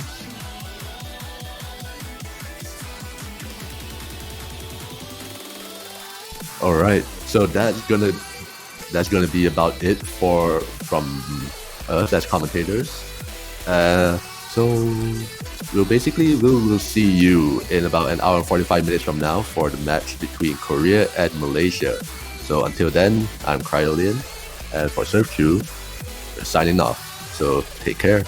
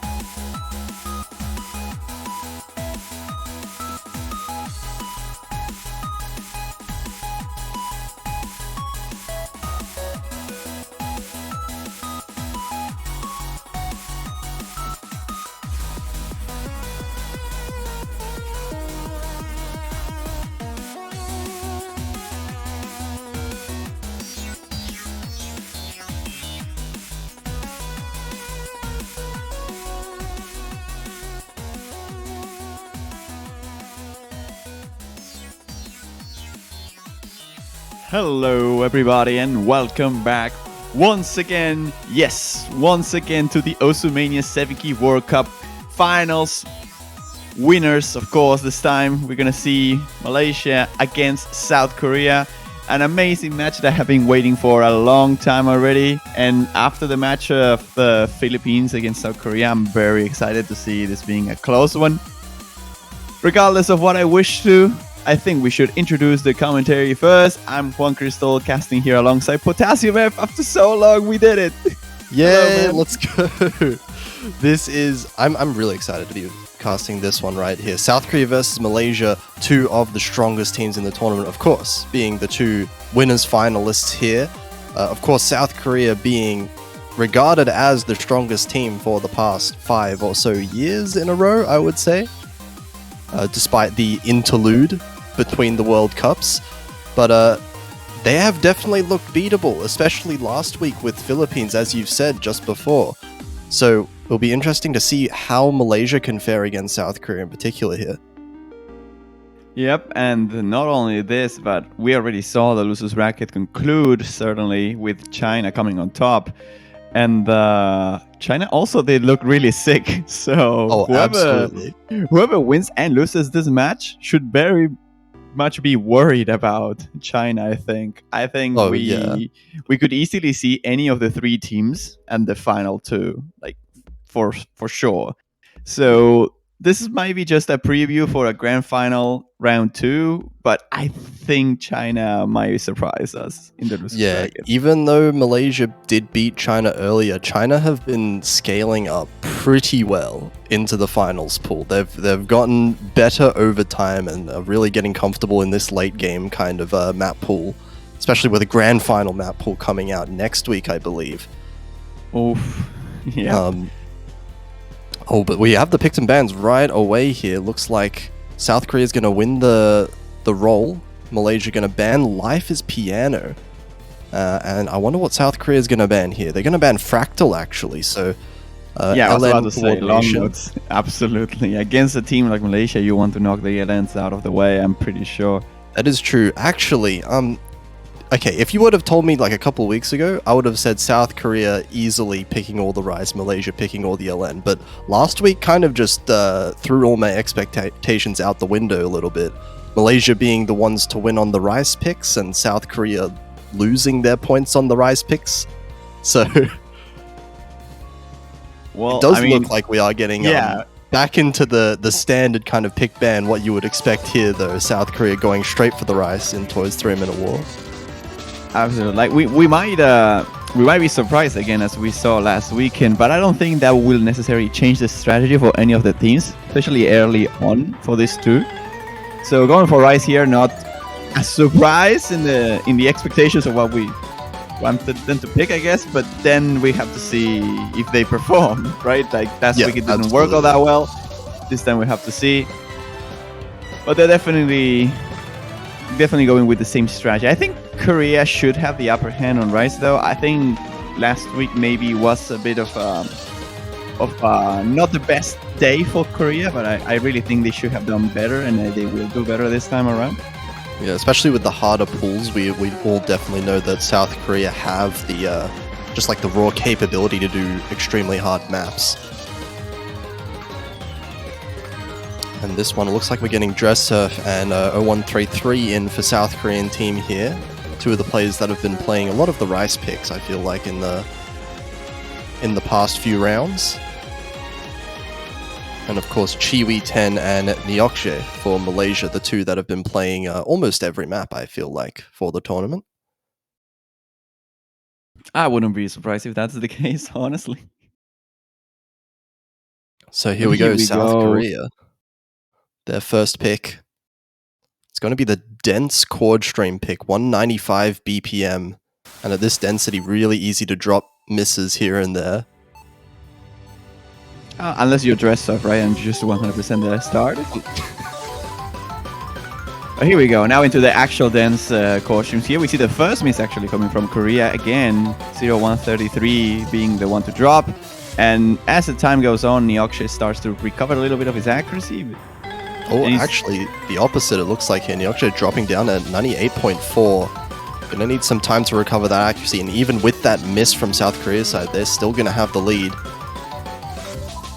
Yeah, it seems like Nyokshe is actually fine holding the combo here, but this accuracy is hurting a little bit of Malaysia. The accuracies by Chiwi and Rest are amazing, by the way. What is this top of the screen that we're seeing here? 99.9? Like this is a group stage pick or something.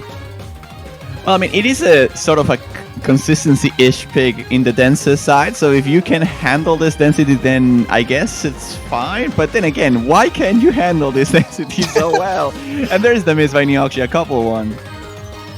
Yeah, and 0133 has recovered the accuracy. Miss from them now, but it's only a singular miss. 99.5% is the accuracy still.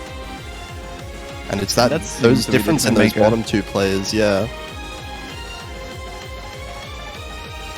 I like how Chiwi stated in the chat that he didn't want them to 998k on them, but it might be the case. It's not gonna be 998, right?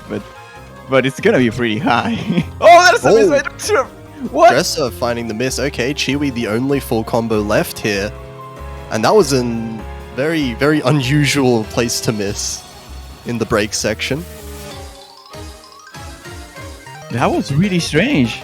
Like, right now, I don't think Malaysia still can call a lead out of that miss. Due to the getting pretty close, actually. Another miss now by 0133. Nyokshe's accuracy has gone all the way back up to 99. This is actually getting pretty close.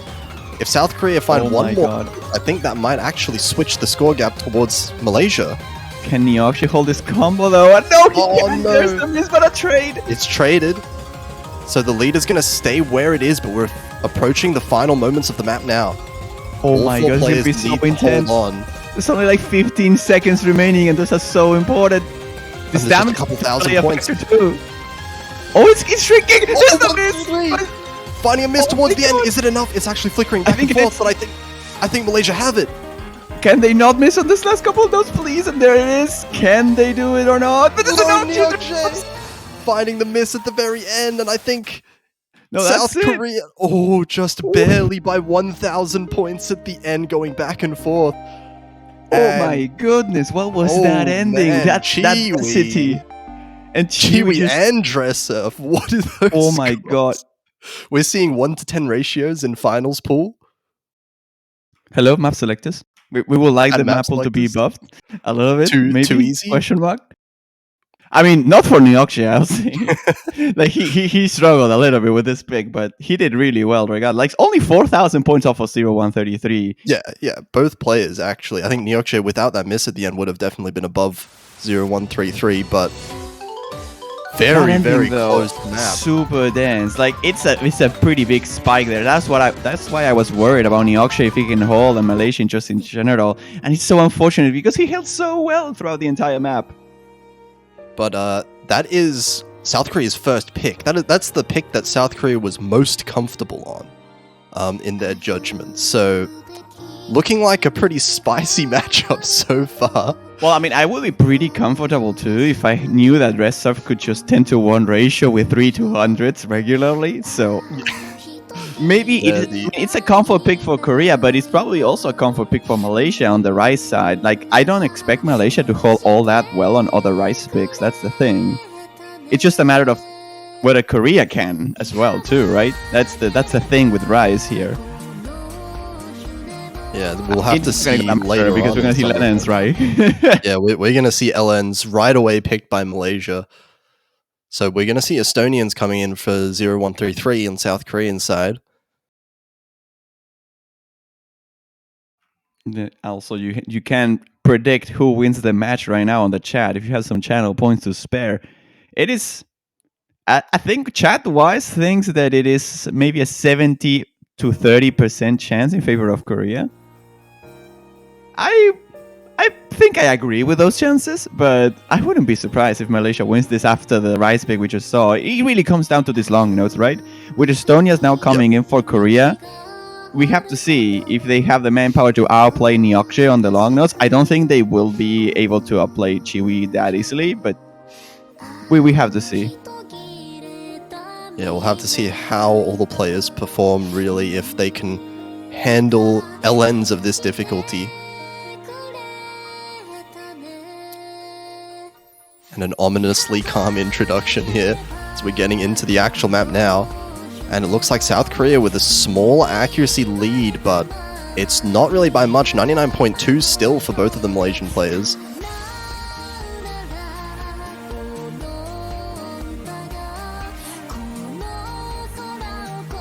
Oh man, and all four players holding on to their combo so far at least.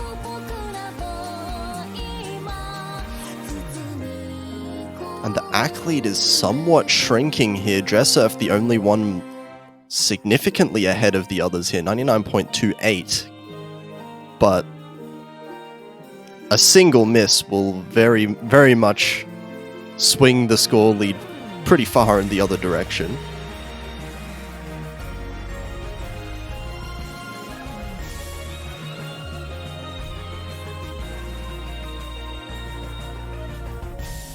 We're getting towards the halfway point of the map pretty soon, but no player is missed. We still have 4 full combos on the board. But it is so close in accuracy too, right? So a single miss would definitely make the switch, I believe. Yeah, all 4 players building up their accuracies during that break section earlier, but it is still really close.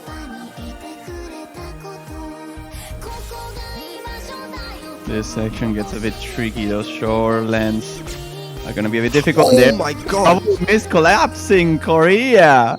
A double miss from Korea. Both players. Double miss for Dressurf as well. Malaysia still holding on to these full combos, but this is a really hard section here. Estonians finding the drop. Will Malaysia be able to hold on to these combos? Oh my god, Nyoxia now dropping, but Korea's just collapsing completely. And Chiwi's just like, nah, fam, I got this, no problems. 99.21. His accuracy dropping a little bit, but he's still holding the full combos, all that matters. This is a 25,000 lead in favor of Malaysia. It's a big one. Only a quarter of a song remaining, and the song just keeps building up.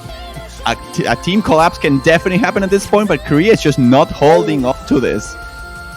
Dressurf struggling there on that section. Chiwi finally breaks the full combo, but it's not going to be enough if it's just that one break there. This is a very significant lead, and Estonians finding another miss as well. Malaysia just holding on to their combos for longer here. And I want the to better point out, accuracy. this accuracy by Nyoxia is actually really scary. Like, he dropped a couple times, but 99.2 on this? It's insane. His releases are on top. What a play. I think he's going to get the MVP. Yeah, over he actually has Chiwi. the MVP. Even though Chiwi had that combo for almost the entire map with just the one miss. This accuracy. What He a actually play here by only Malaysia really missed- overall. He missed twice, I think. And it was Yeah, like only once or together. twice. Like both of the misses were pretty close to each other. That's a big win by Malaysia. It was looking way too close at the beginning. Okay, yeah, this is a statement by Malaysia right now. Their LNs are looking really, really strong. And that's actually a big point to bring up here. Korea won by barely, really alpha choke at the ending by Malaysia, and this time, even though throughout the first half, maybe 2/3, the first 2/3 of the map, it was pretty close. But at the end, Malaysia just run away with the lead completely, fully. Like they were looking like they were never gonna lose that pick at their first couple misses of Korea. Yeah, just that consistency towards the end, maybe with the harder patterning as well. Faring a little bit better with the combo overall, Malaysia was. But now, South Korea's pick once again, and we're seeing Knight Rider coming in. 4.5 minute long map of... I believe this has a huge amount of jacks and speed elements in throughout the map here. And it's a 4 minute and 31 second pick, right? It's a very long one, so... It's going to be longer the map crushing on the goes- stamina. Yeah, exactly. With difficult patterning and somewhat techy, the more length you add on top of it, the harder the stamina plays, and the harder it gets at the ending. So we'll have to see if Korea can hold on through those patterns and capitalize off a lead. And 0-133 being replaced here of the Rise Department. We're seeing YZ being the one who's going to play here, and Chiwi Neokshe both staying for Malaysia here. Yeah, this is all 4 South Korean players being having a part in the first 3 maps here. Seems like Chiwi was having a bit of a connection problem. I believe he's gonna join back soon. Don't get scared. He's gonna play this map apparently. People like the Neox just asking on the chat if he can get like reset. Yeah, I would not expect Chewy to be switching out anytime soon. Chiwi's well, I mean, every team seems to have a player that I can anchor. I like to call them an anchor player who just plays everything. And sometimes they don't. Sometimes teams swap their lineups depending on the type of maps. But on a team size so small, 4 players, usually you always have one anchor. This time around being Chiwi for Malaysia, Dresser for Korea. I recall maybe Ador for Spain, for example. Lost School for everything. Thailand. Lost School for Thailand, obviously. Yeah, you're right. Like every team seems to have one of those. It's not really the case when you have bigger teams. Therefore, you can maybe switch out the lineups a little bit more. So stamina definitely is a thing in 7 key, more so than I believe in 4 key. Because you kind of have one player that is forced to stay in every single thing. You don't have SPs either, so like a map you can take for rest. Yeah, especially when you're getting the map pools this hard, you can't... It's very hard to find alternate players that can really substitute in for you at the same level as your best players on the team. You're just playing these 4-minute maps back to back to back. Yeah, the map is not starting though. Maybe a little bit of a difficulty on the technical side here. Like I see the command for the map to start, but Neoksha seems to be saying something's going on, and there is the abort. Yeah, seems like a little bit of connection issues, but should get sorted out pretty shortly, I believe. Oh my god, Chewy. I mean, it wouldn't be a winners finals if we didn't have this kind of problems, right? Of course. This is just a World Cup staple. Yeah, I recall, what was it? I don't remember the year. I think it was 2017, 4K World Cup. We had a Brazil versus US. It went all the way to tie-breaking. We had so many connection issues throughout the entire thing. Oh no. Like, I remember Gil, I think it was playing the map. It was US versus Brazil in the message in 2012. And he was like 30 seconds behind everyone else. and the map had like a break of 25 seconds, and that was like the only point where you could see the actual difference between the two teams because he was just so behind. But here we go now. It seems like we are ready to start some Knight Rider action here. We'll see if Korea can establish this lead on Rise a bit more firmly than what we saw in the previous one, or maybe we see a surprise by Malaysia. Who knows? Yeah, we'll see how both of these teams fare. All players have shown that they're pretty comfortable overall, especially Dressurf and Chiwi going to be leading, I expect, here.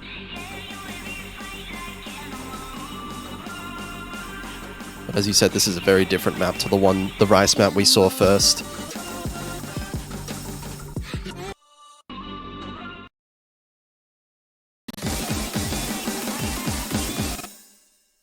Neoxia is just like, Oh, okay. I don't want to play anyway. Yep. Just the old 2v1 situation here. Well, we can have a look at the players currently. And Chiwi with 99.92, just chilling out a little bit. Oh my god. The hit sounds, man. How is he maintaining that accuracy? But all three players looking like all three players that we can see at least, looking like they're pretty comfortable there. YZ taking a bit of a hit with the accuracy in those chords. And I don't blame him. Those are kind of grace chords, I like to call them. You call them chords? Are they chords anymore? Yeah, they're weird. Like, they are technically chords, but they're like graced a part of each other, so it gets very difficult. And there is the miss by Chiwi, the first one of the lobby, followed up by a tray, like YZ here. That said, Chiwi is actually still holding the highest accuracy in the lobby. YZ falling behind a little bit in accuracy, but of course, because we have no idea what's going on with Neo, it's hard to say who is in the lead. I think we can all say that it will be fair to say that Neoxia is currently on the way for his 1 million score. So Yep. Korea might have to step up the game if they want to win this. I have not seen a regular 300 from him so far. That is true. That's true, yeah. That's a good point. Not a single bad judgment coming out from Neo right now. And we are halfway through the map. Chiwi actually extending this accuracy to lead 99.33. He's actually crushing. No, Neoxia left! No! That's it. That's GG. If Neoxia is not gonna submit a score, his 1 million was required for Malaysia to win. Yeah, the 1 million needed here. But we'll have to see what the status is, whether Neoxia is actually playing the map or not. Still may be in question, but for now, YZ finding a miss there. Dressurf still with the full combo, but below 99%. This is a great full combo by Dressurf, by the way, but just on accuracy alone, Chiwi's just outplaying him. Like, he missed once at the maybe first quarter, but of his accuracy, he's still holding a lead off the Dressurf here. And I'm not sure if Neoxia would have made the difference here. Like, I really have no clue how good Neoxia would have played. Yeah, it really does come down to, like, can Neoxia beat this current score by YZ? YZ finding another miss there. YZ's been finding a few misses, but Like, he didn't really need to beat it by all that much, really. Like, a 98.4 close enough, even. Enough, yeah, because Like, Chiwi was Chiwi outplaying. yeah, Chiwi's Dressurf, beating yeah. Dressurf, even though Dressurf has this, like, ridiculously impressive full combo. Chiwi's only missed once, and and the accuracy's been rising. How is Chiwi's axe still rising? 99.35 now.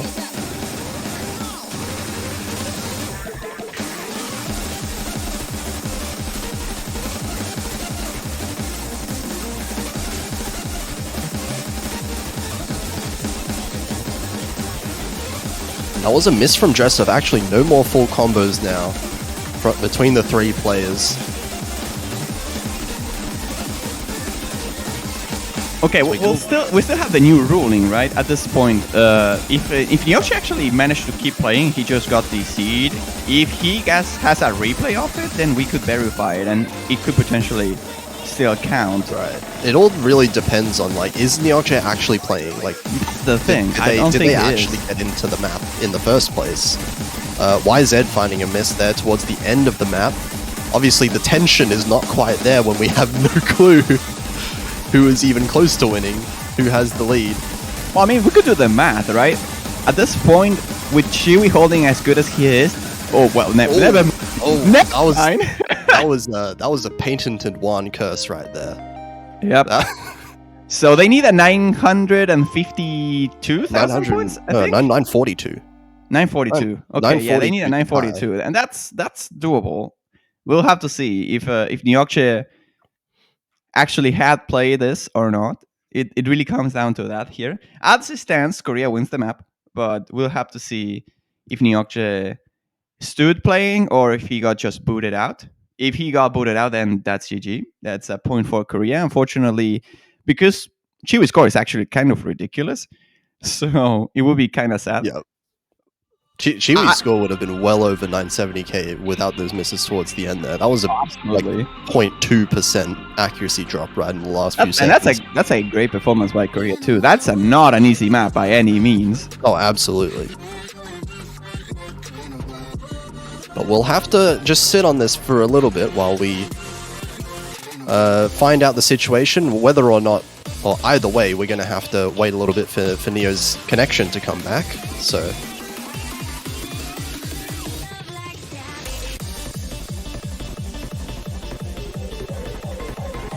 but the fortunate thing is that at the very least, this didn't happen on Malaysia's own pick. Yep, I was about to say that too. You're That right. would have been disaster. That would have been tragic. Okay, seems like Nyokche is online at least. We'll see if he happens to have played the map or not. Like, I think he just DC'd. Like, his internet connection went bananas, and that's it. So maybe he continued to play. I recall this happening to me in the past in a tournament. I think it was Mania World Cup 2014, actually. That was a long time ago. But when I got DC'd, like my internet connection dropped, but I still had the replay. So Yeah, maybe it'll it's the still case for Nyokche? save locally, but Chibi's saying Neo potentially didn't even load into the map in the first place, but Yeah, if that's the case, then yeah, that's it. Kiwi's calling that out.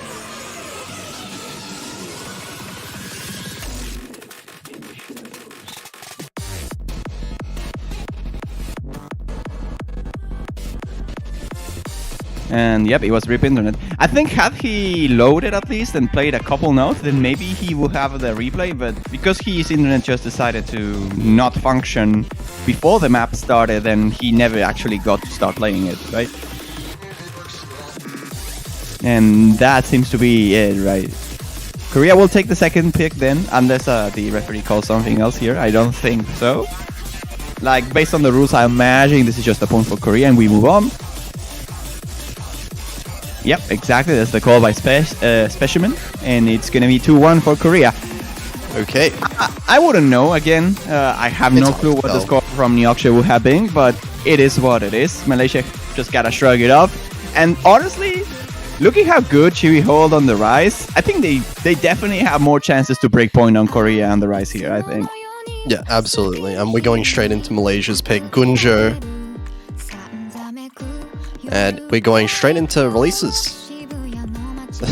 I still love the idea that this map is 4 minutes long.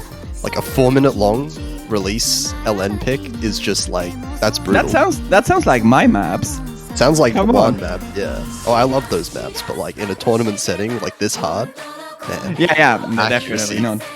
Like You the know- stress as well. I know the stress. The But stress here's of the trying thing. to get accuracy on these.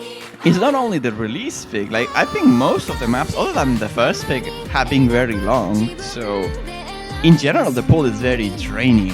It will take a lot of your stamina here.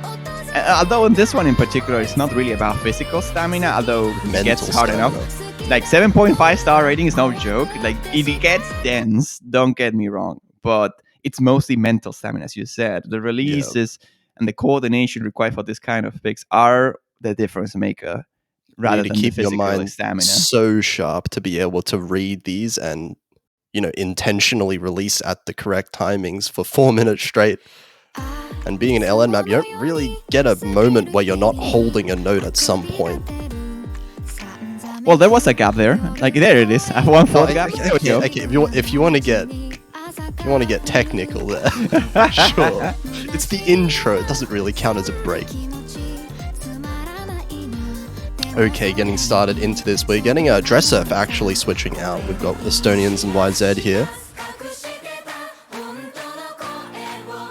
Oh, we don't see Dressurf. That's true. I didn't notice that. We're starting with the first wonky releases here. YZ struggling with the accuracy a lot. Chiwi finding a miss. And Neo actually. Early on here. This accuracy by YZ though, it's a bit too low, and I wouldn't be surprised if he misses a couple times, and it's mostly on the first column apparently here. Maybe something to do with a keyboard or comfort there. But now Malaysia managed to take back the lead here. Even though Estonians with the full combo still, it is the accuracy lead pretty solidly in favor of Malaysia. Chiwi beating Estonians and Neo beating YZ right now. You know what's funny is that we just made it past the first quarter, so there's still a long time before. Oh, it's long map. But I will say that long maps do favor the accuracy a little bit more than the short maps do. Absolutely. The consistency is usually most favored when you're playing a long map like this one.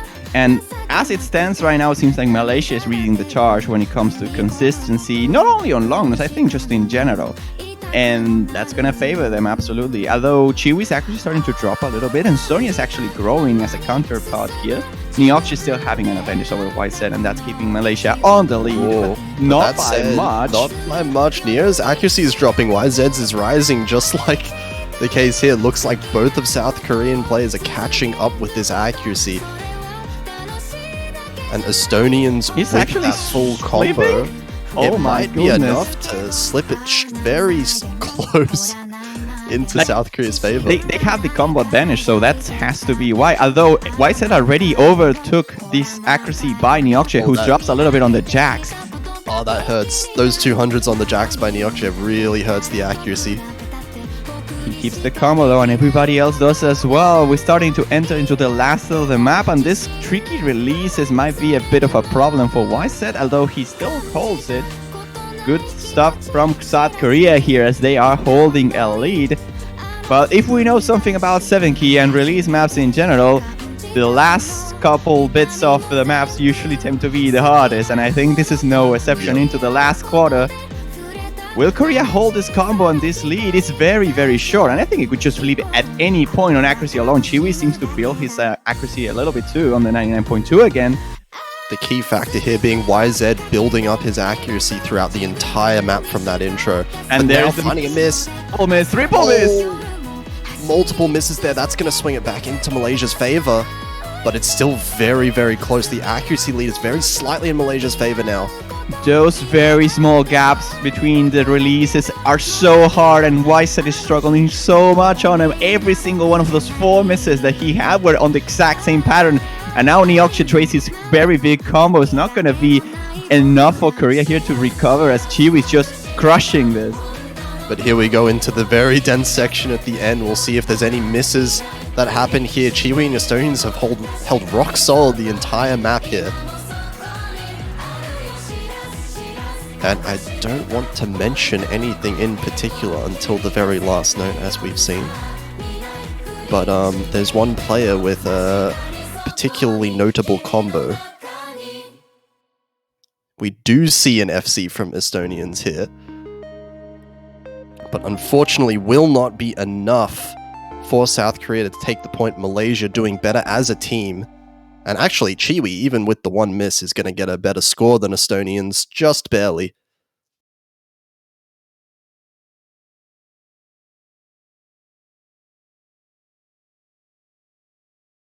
Oh, and actually, yeah, what is Chiwi's ratio, actually? 1-5 ratio. Completely destroying everyone else as well, like half the 300 count. So that's going to tie it up 2-2. Malaysia's LN picks definitely working out for them so far. South Korea, wonder what they're going to go for next. We've got 3 more Rise picks. They're going to go with Extra Happy. And oh, this is a bit of a dangerous one. Very, very short map. And it's also extremely hard, so the misses, they're going to matter a huge amount, and they're also going to be really, really easy to make. Oh, I did hear vicious and very easy to make. And I see extra happy. I just had to left for a second. And yeah, you're right. You're absolutely right. Yep. A minute and One- 41 seconds as well. Misses are crushing here if you get them. Especially with these teams, like, we've seen some pretty fantastic combos being held by both teams. So I think that's going to change on this. Not going to lie. I think that's going to change. we might see some flickering back and forth in that case. Because it really will come down to that ability to hold the combo as best as you can. I wonder who we're getting in for South Korea. I imagine Dressurf coming in here, but it looks like Estonians are staying.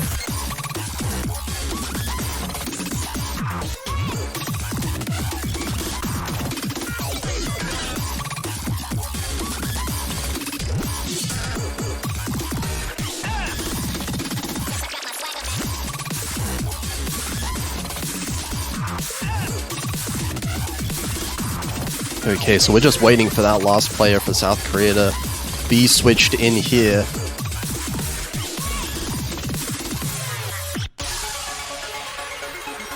And it looks like they're gonna have they're actually gonna ask for a timeout here. Having a little bit of a break after a couple 4-minute maps in a row. Going to be pretty understandable. Yeah, you want to use those timeouts. I think in 7 key again, as we mentioned, whoa, Malaysia just disappeared. We'll come back in 2 minutes, they've gone. Smoke bomb. And they just get out. But yeah, when you have this kind of ankle players, and Malaysia specifically, who have not changed any of their players throughout the entire matchup so far, those 2 minutes of timeout are gold. Like, they are 100% gold for them. They're definitely needed here. And we can have a bit of time to reset as well. Switching between a LN release map and a map like Extra Happy as well. There's also some like small factor of, switching types of maps so fast that it takes a little bit to adjust. Yeah, like it really does. Map. It absolutely does. Some of the players leaving the lobby, perhaps, going in, playing the intro of Extra Happy a couple times, maybe. To get used to it, yeah. To get the vibe rolling. The vastly different BPM, the different style, aiming for combo instead of trying to sharpshoot that LN release accuracy. Yep. And well, we could also swap our commentary a little bit. What if I told you guys? I think we still have banners, right? We do have banners. Oh, we do. I think, yeah, there should still be banners up. So what if I tell you that we have banners in store ready to be purchased by $2.5 each, and they look crazy good, of course, for your profile. You pick the winner, it gets a little bit longer. It's amazing. So you should definitely support the tournament and the players, really, because Absolutely. every penny you spend on banners goes directly into the prize pool, to found the prize pool. And we will love to see a 7-key World Cup next year too, right? So why not? It's our support. And all three teams really do need the support as well, because we're looking at some pretty close matches coming up, even this one right now, right? 2-2 so far. And then I see some questions on the chat. Someone who's new to Mania, what does LN and RC mean? And that's a great question, my friend. I don't think we stopped enough to explain what that means, right? If you come from standard, you wouldn't understand. But LN means long note. There's a type of category of maps, I will say, that will be the equivalent of sliders in OSU standard. And usually maps that are LN based mostly have LN difficulty patterns. Of course, you will have normal nodes as well. And for RC, that means rise, which is the equivalent to a normal node, and will be circles, I guess, on standard. You have the HB, not many people ask for that, and that will be hybrid, which is a map that mixes both styles in a way, and therefore get their own category. Yeah, I feel like the word rice kind of does sound confusing, but it comes from the fact that LNs kind of look like noodles. So rice is kind of the opposite. Yeah, of the long counterpart. nodes. Yeah, the counterpart there. So we're getting into it now. All the players back in the lobby. We are seeing Dressurf and YZ for South Korea. No a short. 33 actually again. See how this turns out here for South Korea. It looks pretty tight in the intro so far. All 4 players holding their own there.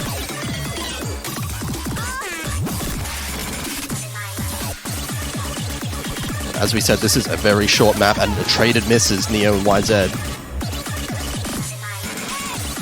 This is so fast. I struggle to believe that these guys can play this well on this difficult chart. Like, Dressov, what are you doing, my man? And there you go. He misses twice. Another trade between that actually kind of favors Malaysia, that trade, because of the accuracy drop from Dresser. But Neo actually drops in combo and accuracy a lot, down below 99%, and that's going to give South Korea a very strong lead going into the second half of the map. And this is what I meant before with the Rise. You go for your more comfortable picks, and that makes a lot of sense. But if Korea goes for this heavy, physically demanding charts, they might be able to abuse Neokcha's weakness, right? Neokcha is an extremely good player, but if you force him too much out of his comfort zone, he will just miss. And he's missing right now. So is YZ, to be fair. So it's not that it's a free point, but if they can isolate this as a battle between mostly Chiwi and Dressov, then I think Dressov can definitely keep up to Chiwi's levels on this kind of Rise. And it comes down to YZ. And he's definitely overperforming here, outperforming Neokcha completely. Korea is having the biggest lead they ever had so far into the matchup. Yeah, absolutely. Dressov and Chiwi both basically tied in the accuracy there, but there's difference in YZ that's making up all the difference, and South Korea wins their 3rd pick. The cleanest pick they've won so far. Well, I mean, technically the 2nd pick, but we'll never know that. Yeah, Dressov just barely getting MVP there, 1,000 points above Chiwi, or not even. No, that's 300 points of difference between, not even, right? 250. Yeah, 250 points of difference in favor of Dressov. 600 points. 600 points? Oh yeah, you're right. Never mind. I thought they were both on 77,000. My bad. Yeah, that's a very short difference. And YZ's 200 count was amazing too, right? We didn't point that out, but he had single-digit grades. His ratio was a bit too weak compared to their counterparts of Dressov and Chiwi, but his 200 count was clean. Oh, and yeah, I didn't even see that, yeah. We have Bad Elixir now, so straight again into more long notes. This is the density long note pick, so of course... and you can tell by the star rating, right? 9.2? Yeah, the like star rating being 9.2 gives it away a little bit here. But it is going to be full-on just density, inverse patterns, fast, like kind of basically chord stream-ish patterns going through. And 2 minutes long as well, so much shorter than the other LN maps we've seen so far. But makes sense for Malaysia to pick this one up now, given how the other LNs have gone. We'll see if they can keep it up. I don't want to spoil this, but I expect Chiwi to absolutely crush this map. We'll see if that's enough for Malaysia, because I'm not sure how well Neokcha is going to hold on through this. 200 BPM, very dense long notes. Sure, Neokcha can play the long notes probably just fine, but the BPM is pretty high to keep up with the combo just on the physical level. And that's my main concern here for Malaysia. I don't expect Chiwi to have any issues, but I also expect Korea to hold on pretty well on a map like this, mostly because of their physical abilities. Yeah, we're seeing Malaysia with a minuscule advantage, 400 points, based on the accuracy from Chiwi entirely, it seems. 99.66 at the start of the map. And YZ actually being the one to drop in accuracy a little bit down, and Dressov with the miss. First miss of the map. It always happens on the breaks, right? They go straight from the dense section into a break, and there's always misses. And that's so weird. I guess transition away from that like kind of aggressive speed that you're going for, right? Like trying to slow down is just not working out for the context switch. The South Koreans. Neo actually getting the miss now as well. That trades the misses, but YZ finding one of his own. It's only Chiwi who has yet to miss. There's another miss now by Neokcha here, so that's gonna favor South Korea a little bit. The accuracy department, though, seems like Malaysia is holding a pretty strong lead, with Dressov now dropping below the 99%. Yeah, Dressov, YZ, and Neo all holding very similar. It's just Chiwi, 99.4. holding very far ahead, well, relatively far ahead of the other three. Oh, that's really far away. Considering he's full comboing, he is holding a very strong score. There's another trade now by Dressov and Neoksha, but Chewy first to miss. And he's actually drops a little bit too. It's not going to hurt all that much, manages still on the lead. But it is dangerously close now. It's very dangerously close. Neoksha misses, and actually now South Korea, they're going to start to swing it back a little bit. They have the lead. I think they do have the lead, but it's so short. This accuracy is barely in favor of Malaysia, but those misses repeated coming out of Neoksha and Chiwi. It's almost over. It's just going back. Almost over. Neoksha finds a miss at the end, and that's going to be it. Unless... Oh, it is. Yes, it is. South Korea taking it back right at the end. What a clutch there by Korea, and what a play by YZ here with 907,000 points almost for him. That's huge. 48-200 is even outplaying Chiwi on the 200 count. That miss from Chiwi might just be the difference maker here. Every player pretty close to each other. 5 misses to 2 was what changed the outcome of this matchup. And that's a first point. Only 4,000 points. That one miss from Chiwi, that might have done it. But I mean, you can say that about basically any of the misses that happened on the Malaysian side, right? And I call this too. This physical ability that Neoksha needed to hold, he did really well. But then Korea just overpowered through the char based on physical abilities alone. The releases are not that tricky on this map. And Chiwi maybe could have gotten a better score, sure, but Korea as a team just played fantastically on that map, and that's why they won it. Now it's Korea's pick, but it's on Malaysia now for the rest of the match to try and win this breakpoint back from Korea. They've come pretty close before. We'll see if they can actually close out one of these Rise picks that South Korea have to pick, because there's 3 Rise picks left. If South Korea want to go for all of them, they can. That was a 4.4 thousand points of difference, and honestly, I'm shocked. Like, I've seen many of the finals maps, or the matches rather, so far, and it blows my mind that so many of them are being decided by like 4-digit differences. At this level, we've had a ridiculous amount of those maps. Even 3 digits on this stage, that's insane, that's crazy. Because consider it this way, every map has at least 5,000 nodes, like in general. Like, and the difference is still so small. Both teams are always so close to each other, and it blows my mind every time. Like, sure, on group stage, well, now we don't have groups anymore, right? But on round 32 or round 16, maybe even quarterfinals, when you expect both teams to accuracy battle, yeah, exactly. Play on the accuracy. Maybe have 4-way FCs. We don't have not even a single FC at this stage, and we still see so little differences. This is just purely based on physical skill. Accuracy is also close, but it's not just the accuracy battle that's determining these points. And we're going to see South Korea picking the speed map now. This just is a race stream, isn't it? Just a good old 440 BPM in some patterns here. Nice and easy. 440? Isn't it 1.6? Yeah. I thought it was 1.6. I believe it was mentioned that there were 440 BPM streams. I mean, they could be sections, I think. It should be mixed overall, but I like to say 440. Makes it sound cool. Well, yeah. 440 is kind of fast, I'll say. A little bit. Just a little bit. Slightly. Yeah.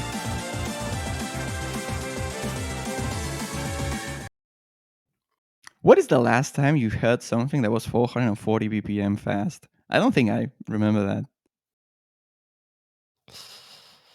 Yeah, there's not much. I mean, this song technically is 220 BPM. But it's more like the patterning itself, you would call it. Yeah, you have bursts of 40. Yeah.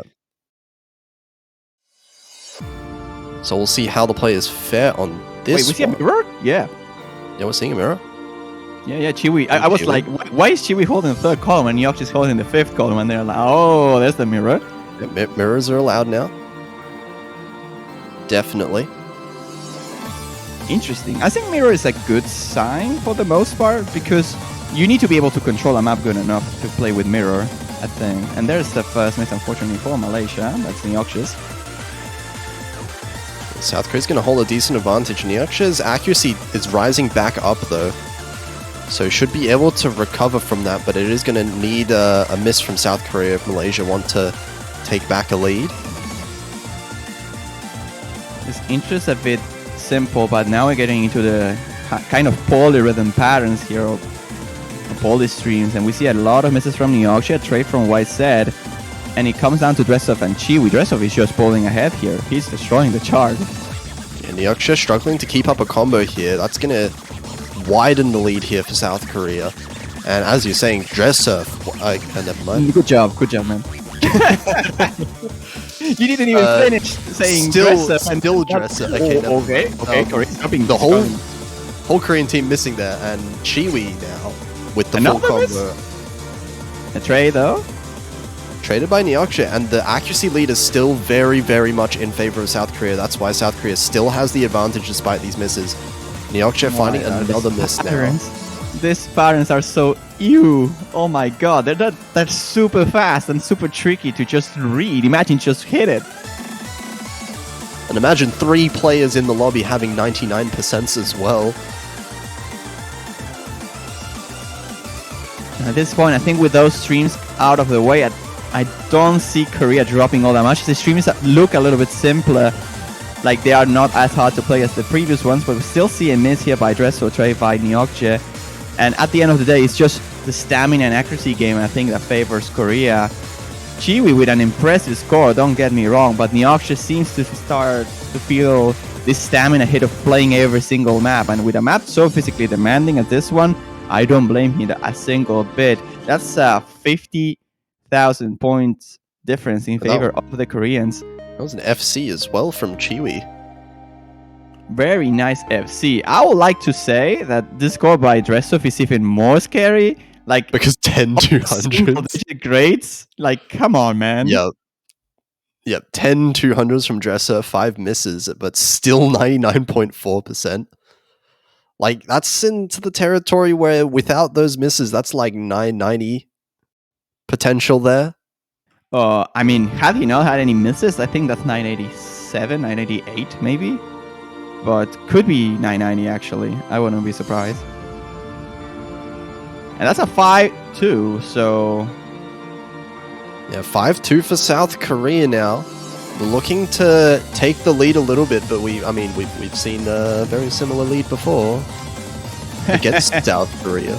Yeah, it was Philippines who was holding the lead, right? Wasn't it? Yep. It was 6-3 or 6-2? I don't remember. 6-2. Oh my god. 5-2, then 6-2. We'll see. It is Malaysia's pick, though. So Malaysia definitely not going to be hoping for the 6-2. Can they please pick Banana Man? Like, I would expect him to not go for Alice in this scenario. Something is telling me they should avoid it. And they're going to hybrids. Yep, as I told. They're going to avoid the last long no fig, instead going straight into the hybrids. I wanted to see Banana Man, but I'm not really sure if it was the good pick for them. I'm not... I agree. I'm not surprised that Kama is the pick here. Yeah, we are going to get our first look at the hybrids, the longest of them as well, 4 minutes and a half. So again, once again, this stamina aspect is really going to be kicking in. Absolutely. You know, if it's not already at this point. I wonder where the name Kama came from. Like, we should ask Amelia at some point if he wants to answer. Because it's a pretty interesting name. Like, Kama in Spanish means bad, but not with K, with a C. Yeah, bad. Oh, okay. Interesting. I assumed it was just some other language that I wasn't aware of. Yeah, it's probably just another language, right? This is such a banger too. Like one of the great oh my god, songs from Camellia. Oh, there it is. Someone is pointing on the chat. It's Hebrew apparently, right? And it's how much? Oh, okay. Hebrew. Interesting. As we say in Spanish. I should have known that actually. I never really studied the language, but my family comes from Poland/Israel, so I should have known that probably. Wow, can't believe you don't know all of the languages in the world, one. shake my head. I'm studying Portuguese right now, so I'm going for it. Gonna collect all of them. But now we're into this one, Malaysia's pick, and this one is one that they absolutely want to win because South Korea still have two rice picks left actually. They do have, and they have also the rice-based hybrid, so they have enough opportunities, I think. And given they won on the LN density pick, then I will say they might not even need to go for rice for the rest of the match if they feel not comfortable with them. See an early miss here from Nyokje. But Dressurf is actually going to trade it twice here. And it's going to even things out just a little bit. The accuracy very close to being in favor of South Korea, but it looks like Malaysia will just barely take that back, or not. Missed by Dressurf, though. Dressurf finding repeated misses here in this early section of the map. And again, this is a long map, so it favors consistency more than anything else, and accuracy. And there's the miss by Neoxia, so score lead is gonna go straight to Korea's hands. The accuracy right now, hard to tell who it's in favor of. I believe very slightly in favor of South Korea. YZ and Chiwi both kind of keeping up with each other. Dressurf holding a 0.4% lead over Neo right now in the accuracy department. Chiwi finding a miss now. Only full combo left being on YZ in South Korea. And right now it's looking pretty good for Korea. After the first third is completed here, we get a little bit of a long no-oriented section, and we don't see any sort of drops, not even in accuracy, for the Koreans, and that's good news for them, really. Those are the parts that Malaysia wants to capitalize the lead of, and it's not working. Into the second half, we'll see if they have what it takes to recover here, and that's the first miss by YZ, I think, right? That was a full combo he was holding. Yeah, full combo is gone now. But these accuracies from South Korea, we have two 99.4s. This is crazy accuracy. They have the same accuracy. Both of the Korean players have legit the same accuracy. It's insane. Both of the Malaysian players holding below that as well, so massive accuracy lead in favor of South Korea. It's only going to get harder for Malaysia to catch up the later this goes on in the map as well. And this is the Korea we were used to see on previous years finally showing up. They are warm now. They are playing their best for sure here. 99.4 for both of the players, not even a second player issue at all. And even though Neoxia has built his combo up, his accuracy is a bit behind. Even Chiwi's accuracy is way lower than the Korean counterparts here. So it's going to be a very hard uphill battle here for Malaysia if they want to win this. Into the last third of the map, they will need a big collapse by Korea if they want to win this. Yeah, there's still a lot of the map left, but as you said, like, this lead right now it's very large. It's only about 20,000 points, but in a map this long, 20,000 points is quite significant. Dresser finding a miss. But it really needs to come down to this accuracy. South Korea, if South Korea don't tank an accuracy completely, it's hard to imagine Malaysia being able to bring it back. And there's not that much map left either. Maybe we have about 50 seconds remaining here, and into the last complicated section here, YZ will miss on the Jags. But that's not enough. They need more than that. They need the accuracy to drop into these last streams. And this Neoxia who drops, unfortunately for Malaysia, that's gonna give the breathing room for Korea. If they just hold the combo, it gets the speed up. But I don't see it. I don't see Korea dropping here at all. Yeah, these are the rice sections now, the picks that Korea have been winning so far. And Neoxia finding another miss as well. We're at the very, very last section of the map here. YZ finding another miss. Chiwi approaches 6,000 combo. But YZ finding repeated misses. It's not making enough of a dent fast enough for any kind of comeback to be able to happen. Yeah, not at all here. The accuracy is just such a good buffer that Korea can get for themselves. And that's a huge win too now, because that's another breakpoint and they are on match point now. Look at the 200 counts. That just speaks for itself. 58-63 against 106 and 116. That's very, very big. And ratio too, like 1600, almost 17 for Dressev, and Neoxia with 2800. That's a huge difference too. Like Korea, when it comes to harder stuff, they just can't be touched. Malaysia had their chances on the more consistent oriented rise, and they were very close. In fact, one of them we will never know how close they really were. But on the first pick and second pick from Korea, those were the options for Malaysia, I think, to break point and maybe equalize. But considering they lost the long no picks, I think at this point it is possible. I don't think I see like Malaysia getting off this situation. Yeah, this The is game might just be sealed now. this is a rough deficit now. Malaysia having to win 4 maps in a row if they want a tiebreaker scenario, and South Korea gets to pick 2 of them. And 2 that's Rise not maps only- on the board. Not only that, right? The tiebreaker I feel favors Korea too, so it really is such a hard fight here for Malaysia if they want a chance. Yeah, we'll have to see here. It is South Korea's pick now. They are on match point, that is. So we'll see what they decide to pick. Oh, they're we're going going for with Banana Banana Man. Man. Let's go. Nice. We are going to see another hybrid here, Banana Man. Crowd favorite. And the Malaysian players not liking it at all. I can't believe you've done this.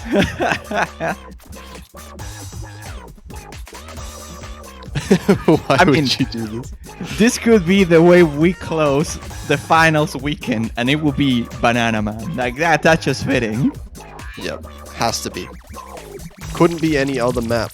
I mean, unless Malaysia wins this and starts a reverse sweep, you know. I mean, I Off the would not back be of a opposed to a banana? tie. I would not be opposed to a tiebreaker being a last map of the weekend. Oh, I would like that too. I mean, it has to start with bananas. If it Has to starts start with with bananas, bananas, then yep. we got it. This is where the streak begins for Malaysia if they want to take it back. But it is South Korea in the driver's seat with the momentum in the match currently. And here we go. Oh my god, this map is just so the weird looking all the way. Amazing snapped LNs. Like even I wouldn't do this kind of things. Come on, Jing Jing. Yeah, Neoxia finding an early miss there, dropping accuracy a little bit down to 99%. So South Korea is going to have a little bit of an advantage early on. Oh, Neo finding repeated misses now. But Dressev trades this one this time.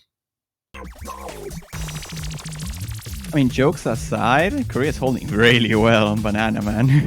Absolutely. Chiwi and YZ both tying each other's scores here with the full combos. Dressev not too far behind either, but finding another miss now.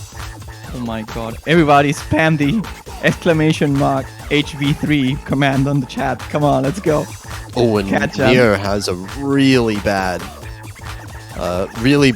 miss right there. YZ follows up actually. That's a full combo Oh my gone. God. And oh, YZ That part missing is in that amazing. part.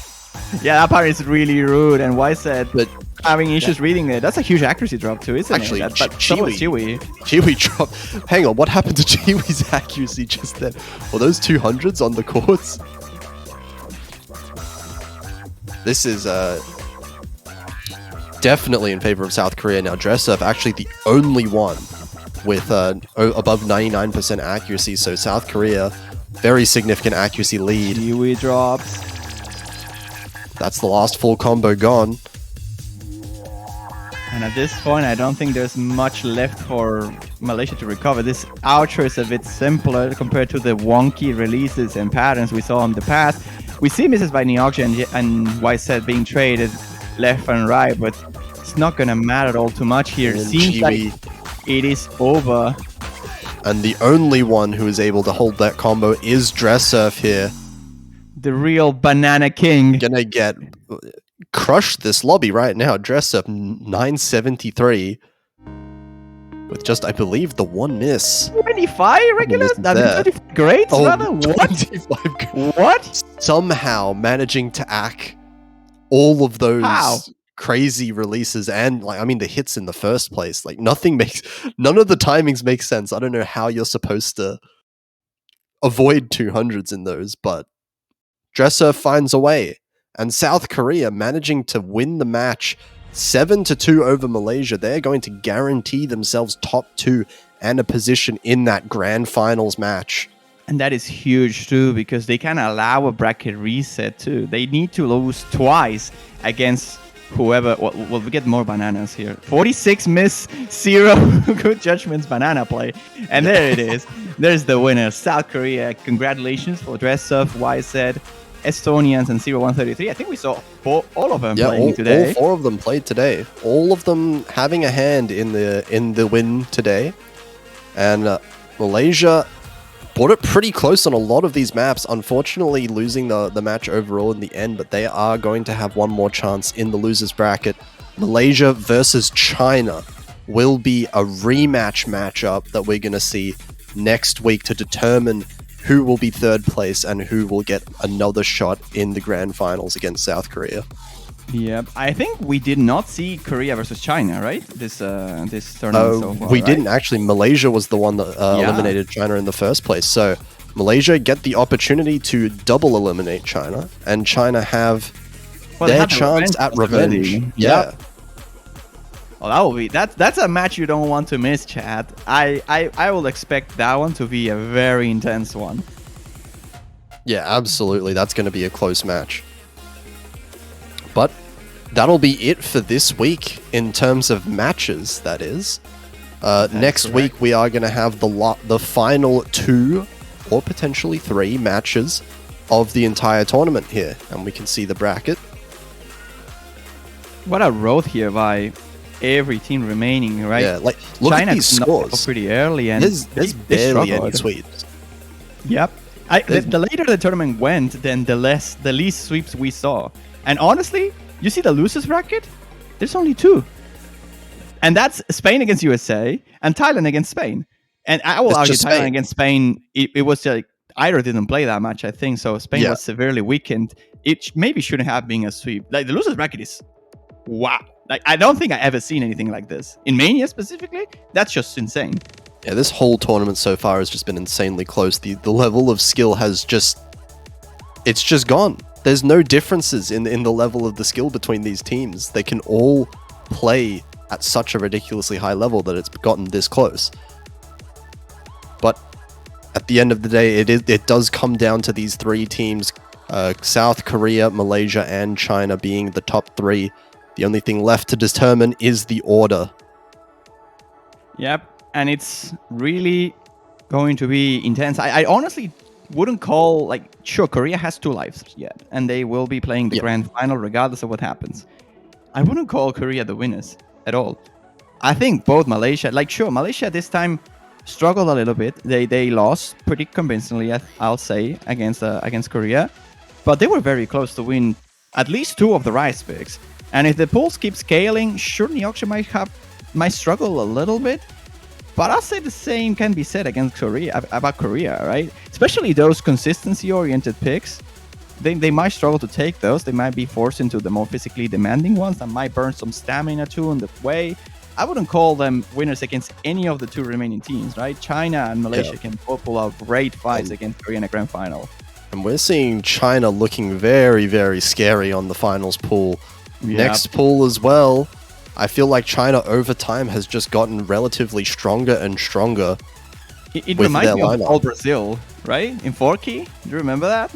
Like 2016 era? Yeah. They almost get knocked out on group stage and suddenly they are grand finalists. Like, hello? The same can be said for China here, I think. Yeah, China really scaling up well. Definitely scaling. Like Malaysia, sure, they have the chance to beat Korea, I say, in a grand final setting, but first they have to take down China. And that's no easy task. Like, I think the most likely grand final here is going to be China against South Korea. But my goodness, this match is going to be just stacked. I see some RPG being mentioned on the chat, so I don't know Korean, but I'm pretty sure what they're talking about. Not sure if you are, Pod. Like, I don't know. No. Oh, RPG, the song by Yo. Don't you remember? From OWC? Do I remember? Oh right. you Oh remember. yeah. Yeah, I know you No, remember. I know Let's that. I know go. that actually. Yeah, no, I know. Well, I'm I not didn't gonna- recognize the title. I'm not gonna say anything about it. I honestly do not know anything about the pool of the grand finals. I am I know just nothing. as curious as you are, chat. So Yep, I'm gonna be sitting watching, and enjoying the show just like everyone else will be. But make sure you stick around for that. I believe that's gonna be in about 20 minutes. yes, Half will be- past. 14:30 UTC is the time for the showcase of the grand finals pool. I'm not sure if we're supposed to stay for this 20-minute spot. I mean, we could, but We could, but I think we'll probably go on a little bit of a break. yeah, I'm imagining we could use that time to set up the showcase to look great, have everything prepared, be ready. You also, chat, can take a small break, go grab something to eat, something to drink, get yourself a mate like I do every also single morning. And Buy also- some banners in the break. Oh yeah, this might be your last chance. Actually, I believe they get removed of the store on the last weekend of the tournament, which would be next weekend. So go run, get yourself the banner now. For Yeah. I'm asking for it. Yeah, buy the banner for Juan. Yes. Specifically. Don't buy it for yourself. Buy it for You- Juan Crystal. Right now. Yes, now we get that gift, that picture. I think the Mania World Cup server knows what I'm talking about. But anyways, it doesn't matter. We're just bantering right now. We'll leave you guys to have that break that you deserve and definitely need for the grand finals map pool showcase is going to start in about 20 minutes. Okay, see you then. Bye bye.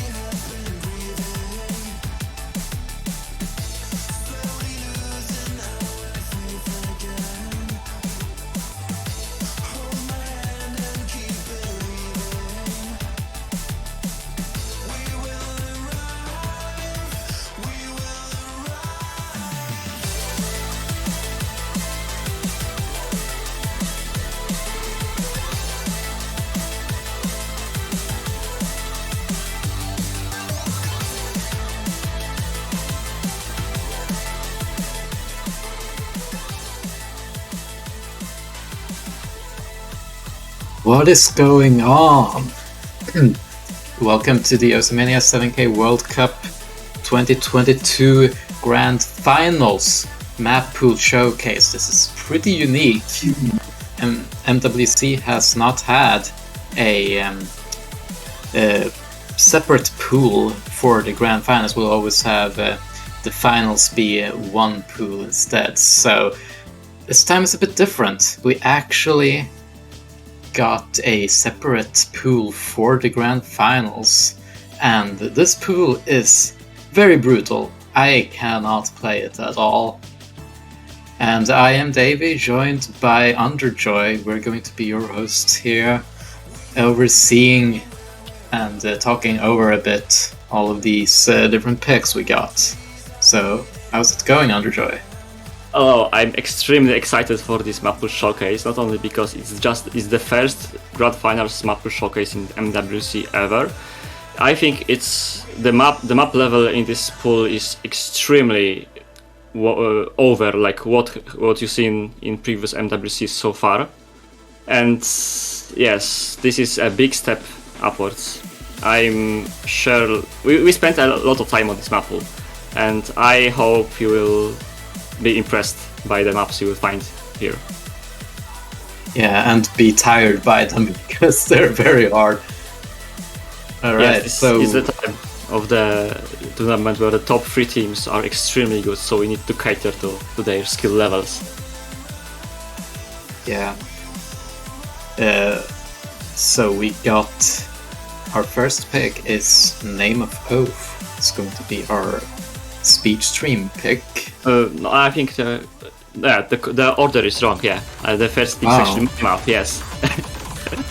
It's a bit wrong. Yeah. So it's wrong to 280, and it's my pick, my map, and it's the speed course swim pick. We had 260 in the finals. Now we have 280 in the grand finals, and this map is pretty relentless. I would say this is literally Beginning isn't too much, but yeah, I'd say it does pick up later on. Also, I love the background. Yes, I thought I wanted to like channel the strength in the background. But anyway, Yeah, this is like a small break before we get to like more continuous course ships. They aren't very like dense, but the speed makes up for more than enough for the peak. And even if you can do like the beginning, it's actually not that hard. I would say it's one of the easiest picks for the pool. The stamina definitely kicks in after a while, and in the choruses you will see the pretty much a non-stop density spike course stream. That is the boss part of the chart. Yeah, it's pretty speedy. What BPM around what BPM is the actual like streams, the highest streams, I guess. Yeah, this is the chorus, and you can see the patternings are actually pretty like technical because of the different rhythms used. So maybe it is intense, but it's actually very comfy, and the chords are like patterned in very diverse ways. So it's not like a very simple monotonous chord stream. It's actually pretty balanced throughout. It's fairly bursty in a way, but it's still continuous because the streams themselves are so quick that you'll have just so many bursts coming at you at once that it kind of becomes continuous in a sense. Yes, and as Jinjin mentioned in the finals showcase, and this has also been the case with the Sogetsu map in the finals, this might be quite difficult because of the transitions in the chord stream, because this is 280, so the jacks, like the hidden mini jacks in the chord stream are, or like the trills are 140 BPM, so they may be a bit difficult, but I think for players in this difficulty, in the grand finals they shouldn't have much issue like doing the transitions. It's more about like stamina and doing this insane choruses. Yeah, it really picks up there at the very final stretch after the bit of a break point. You can see that Stupid Man's not having a great time at this part. Oh, I'm sure he's having fun, but as in the map is fun, but it's also difficult. pretty difficult. Yes, but he also wasn't like playing in like top form, so you can take those scores with a grain of salt here. And I think we can move to the second map of the pool, which is going to be a polar opposite. Yep, it's going to be LN density here. So will we see any like inverse section, you think? Yes, this is pretty difficult because it's very fast and the long notes are really dense here. Like you have some inverse patterns, but overall, like it requires a lot of coordination, to be honest. Even though it's a density peak, the like part after this one, this is probably the hardest point of the chart for me because it requires so much like different long note skills. You need to have the density and the speed in hands. You need to control the long notes, the coordination elements, and I would say this is one of the harder picks on the long note spectrum. But again, this is why I personally struggle with. So I wouldn't be like surprised if better long note players than me like find this more easy than me. I think like from what I'm seeing and from previous picks, this is a very big step up with the the density itself is very sustained, and we haven't had that a lot in other map picks of this caliber. So, and it's also very speedy too. You have a lot, and the density is really up there, and you also got some control elements that too. Like here you see there, you have to hold column 7 while doing all of that other in stuff. It looks really difficult, and I wouldn't say you'll ever see anyone get a SS on this, at least in match. Yeah, this is not happening. I actually think like we won't see much FCs, if any FCs, on this pool because of how upscaled it is from the finals pool. This pick maybe is a bit like more standard in terms of long notes, but at the same time, if I were like a long note team, I wouldn't be comfortable picking this straight away because of how difficult in the rhymes terms it is. It's also very with all of the other LN picks we have, they're also very high SR. Like this one is 9.16. Should tell you something about how just difficult everything is right now. So the next pick, the third map, is going to be Exile. I'm sure you all are very familiar with this song. And there's been a lot of different maps of this. One example being the Stellium, I think it was. No, what's it called again? This is exactly this map, which was used in Stellium, albeit it has some slight nerfs. But yes, it is the Exile, downrated a bit and nerfed a bit from the Stellium version. But it is still packing the same punch as the Stellium version, I can guarantee. Yeah, well, for Shortjacks, it's all about the BPM itself. You can play maybe, like, let's say you can do 125 BPM. You're feeling good at that BPM. You up that by maybe 5 BPM, and suddenly you're having a very hard time keeping up. It's a lot about BPM, so... Yes, honestly, I even like tried to fine-tune the BPM of this song, and like BPM's differences of like 2 BPM were actually very noticeable. So I think like the 144 is a good compromise, and also a big step up from the finals where it was 136. And this map is actually pretty diverse in terms of like jacks. We have a bit less dense section and some like long jack section which will be coming in a time. And I would say this is like the middle difficulty of this Rise pool. It isn't very difficult, like comparatively to the other picks in the pool. It's relatively easy to high score, so I think it can be picked a lot. Yeah, like if you're good at this map, you're probably going to do pretty consistently on it. Yes, this is. Otherwise, you have a nice break here, like the break before the hard part of this map, which is long jack based. Ooh, yeah, these sections require an insane amount of jack control because you got these short anchors here and there interspersed on some repeating columns, which means that if you just mess up on one part there, you're just going to chain a couple of misses. Yeah, this definitely requires a lot of control. It has also some small bursts nearing the ending, so players might need to care about them. And that is Exile. Now we're going to Tsukioni.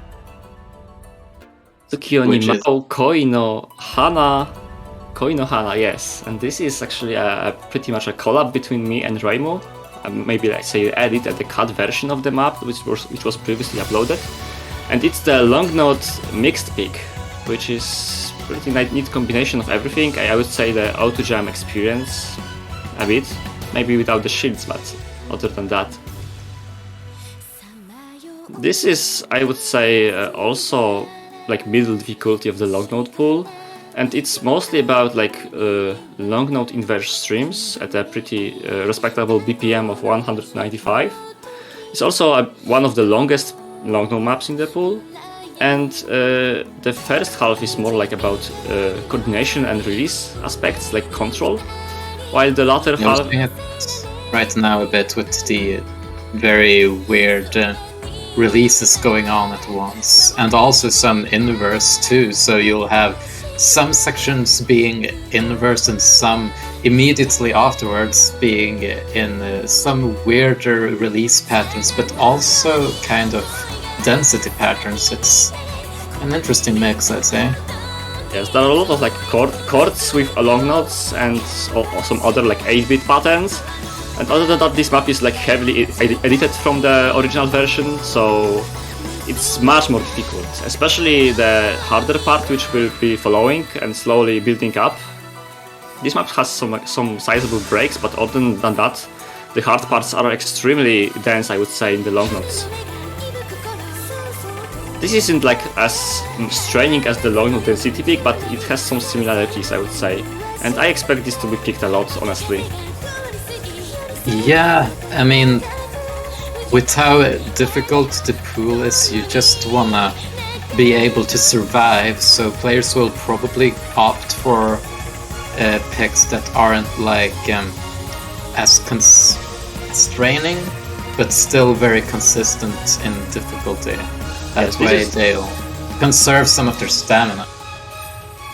The part we've seen just before is one of the harder parts of the map. It's like the full inverse 195 BPM chord stream, but it's not very dense, so it's doable, I think, by players. Actually, some players might prefer to play like full inverse patterns over some technical ones, and the technical ones are coming right here in the final course of the map. We'll see some starburst and more density.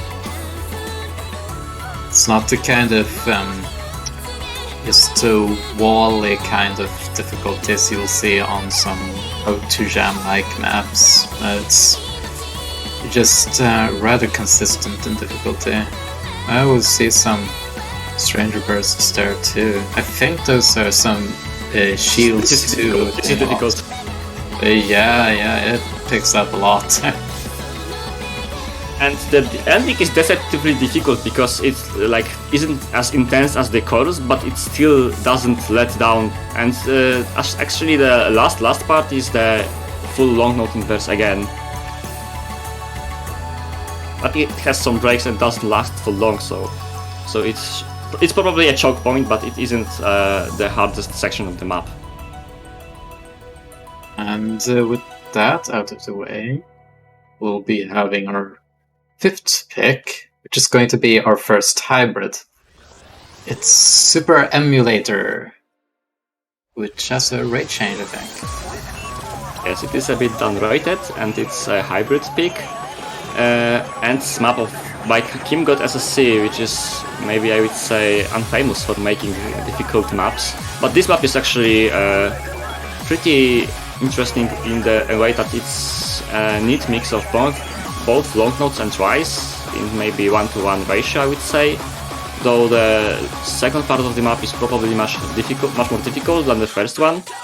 And the patterning here is very diverse. Like, it doesn't go at you instantly, but you can already see that the density is here, and you will also see many different kinds of patterning that will be coming up.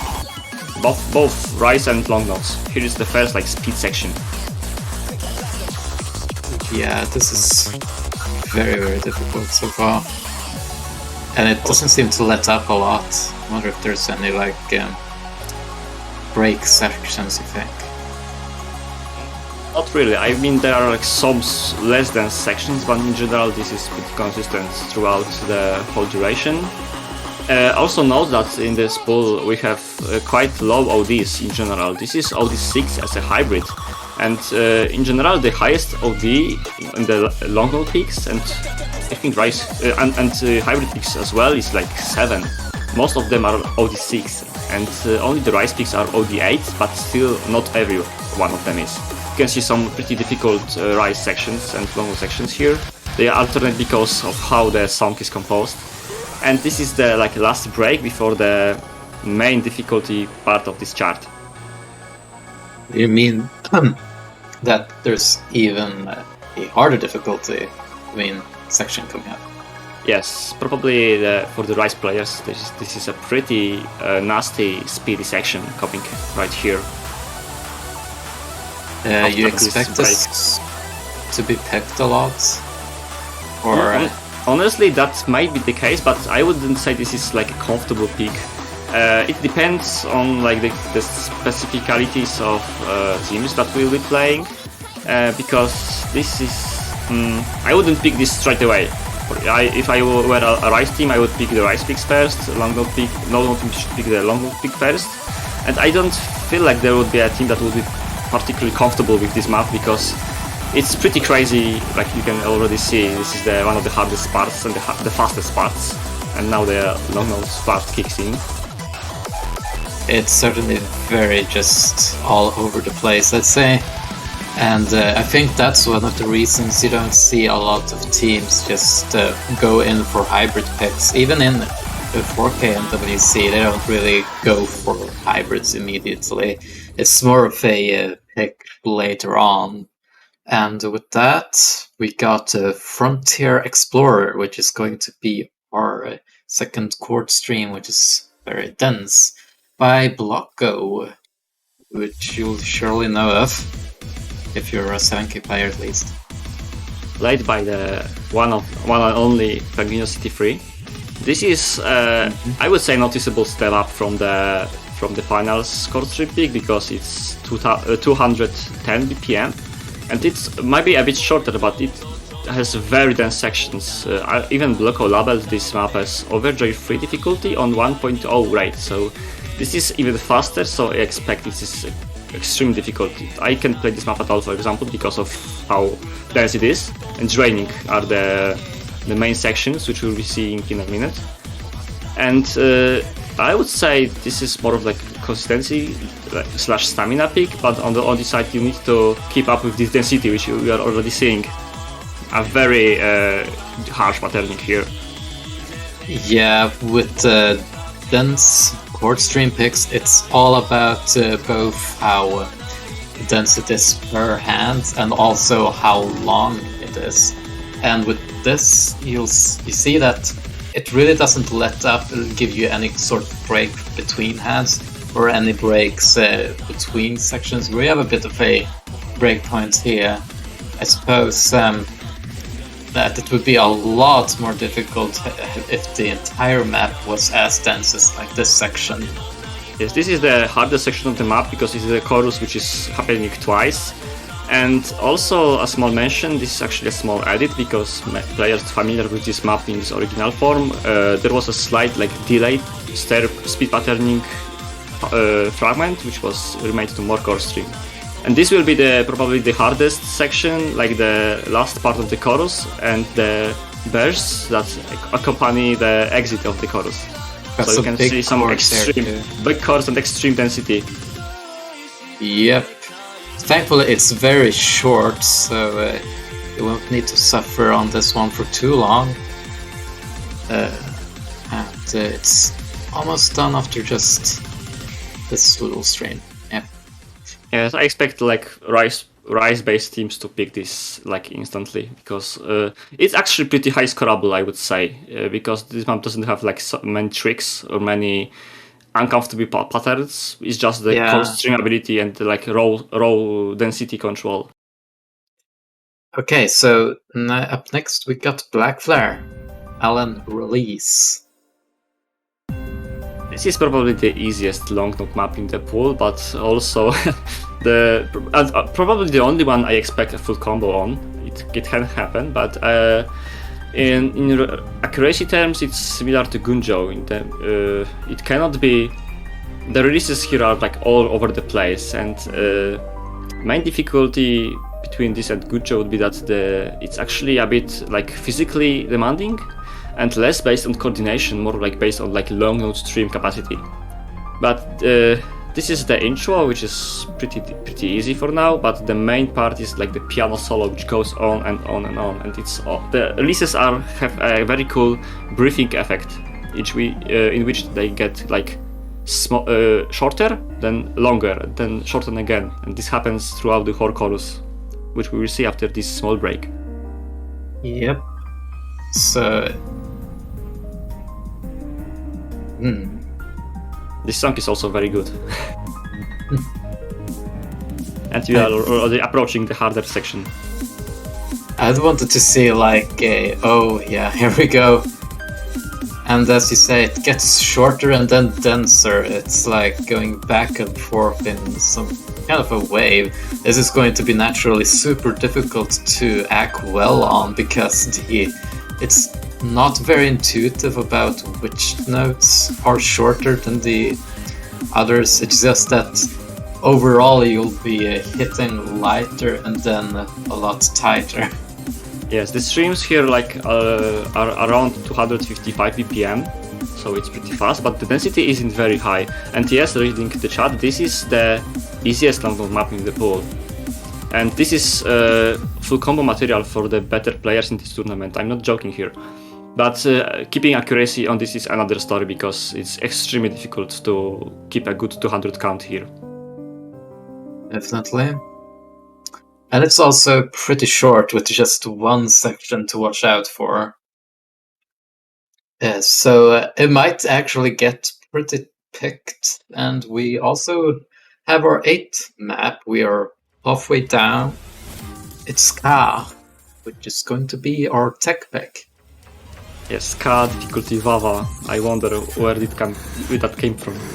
But anyway, this is a technical pick, and I would say this is one of the hardest maps in this pool. This is extremely difficult to high score, and this map is so chaotic that it's actually extremely demanding. It has a lot of different like jack and grace bursts, and they change their like speed every time. And the mid part here is actually probably the hardest part of the chart, with very, very difficult sweeps and mini jacks inserted, and the mini jacks can go up to 200 plus BPM. So Yeah, so far it's not too difficult. yes, it's coming right here. Yeah, here it is. The- Wow is just master at doing very chaotic maps.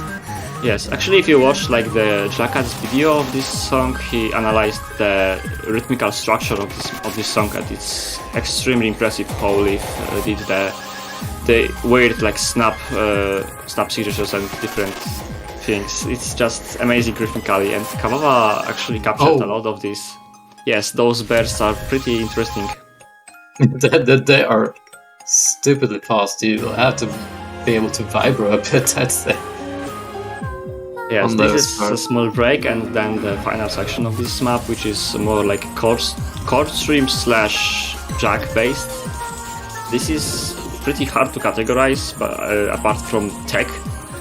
But this is probably one of the more like physically demanding picks because of the sheer ability to do the jacks. I expect this to get banned by teams that cannot play the Rise here.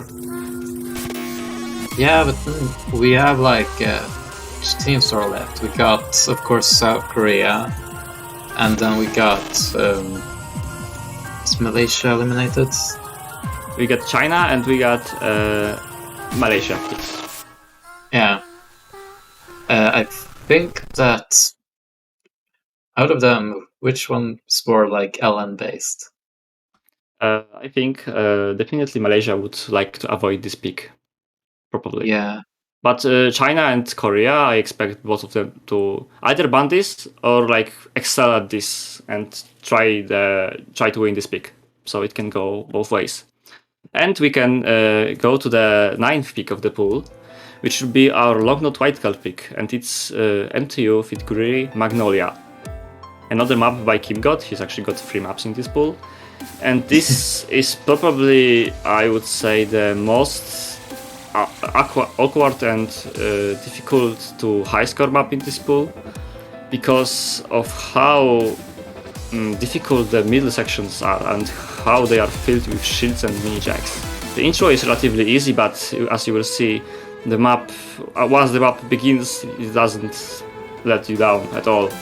I mean, even at the intro, even Jackass is struggling to keep his act up. That's already very telling. Yes, the That was oldie is kind of 5. The oldie is actually 5, so it's the lowest in this pool.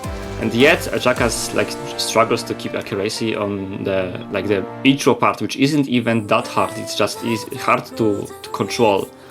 But after the slower section, we will be seeing the dubstep choruses, which contain very interesting patterning. And this is patterning that I would say AutoJam players could be familiar with because of how I want to use other word, but how interesting the AutoJam maps are.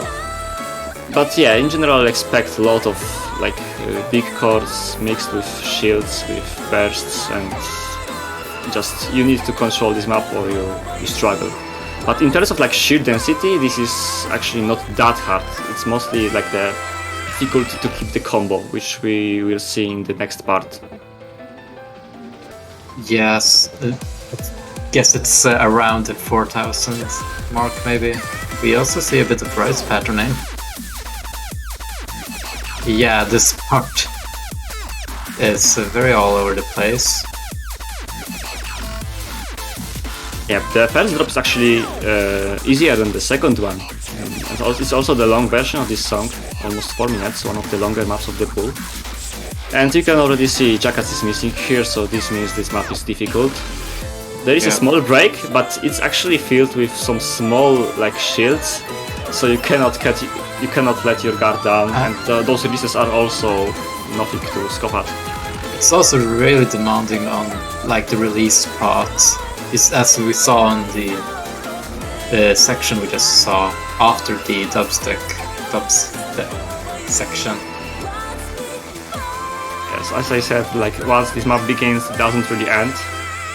There is a very small break here, but other than that, You can see those jacks are like two-handed now. They were 100 in the previous section.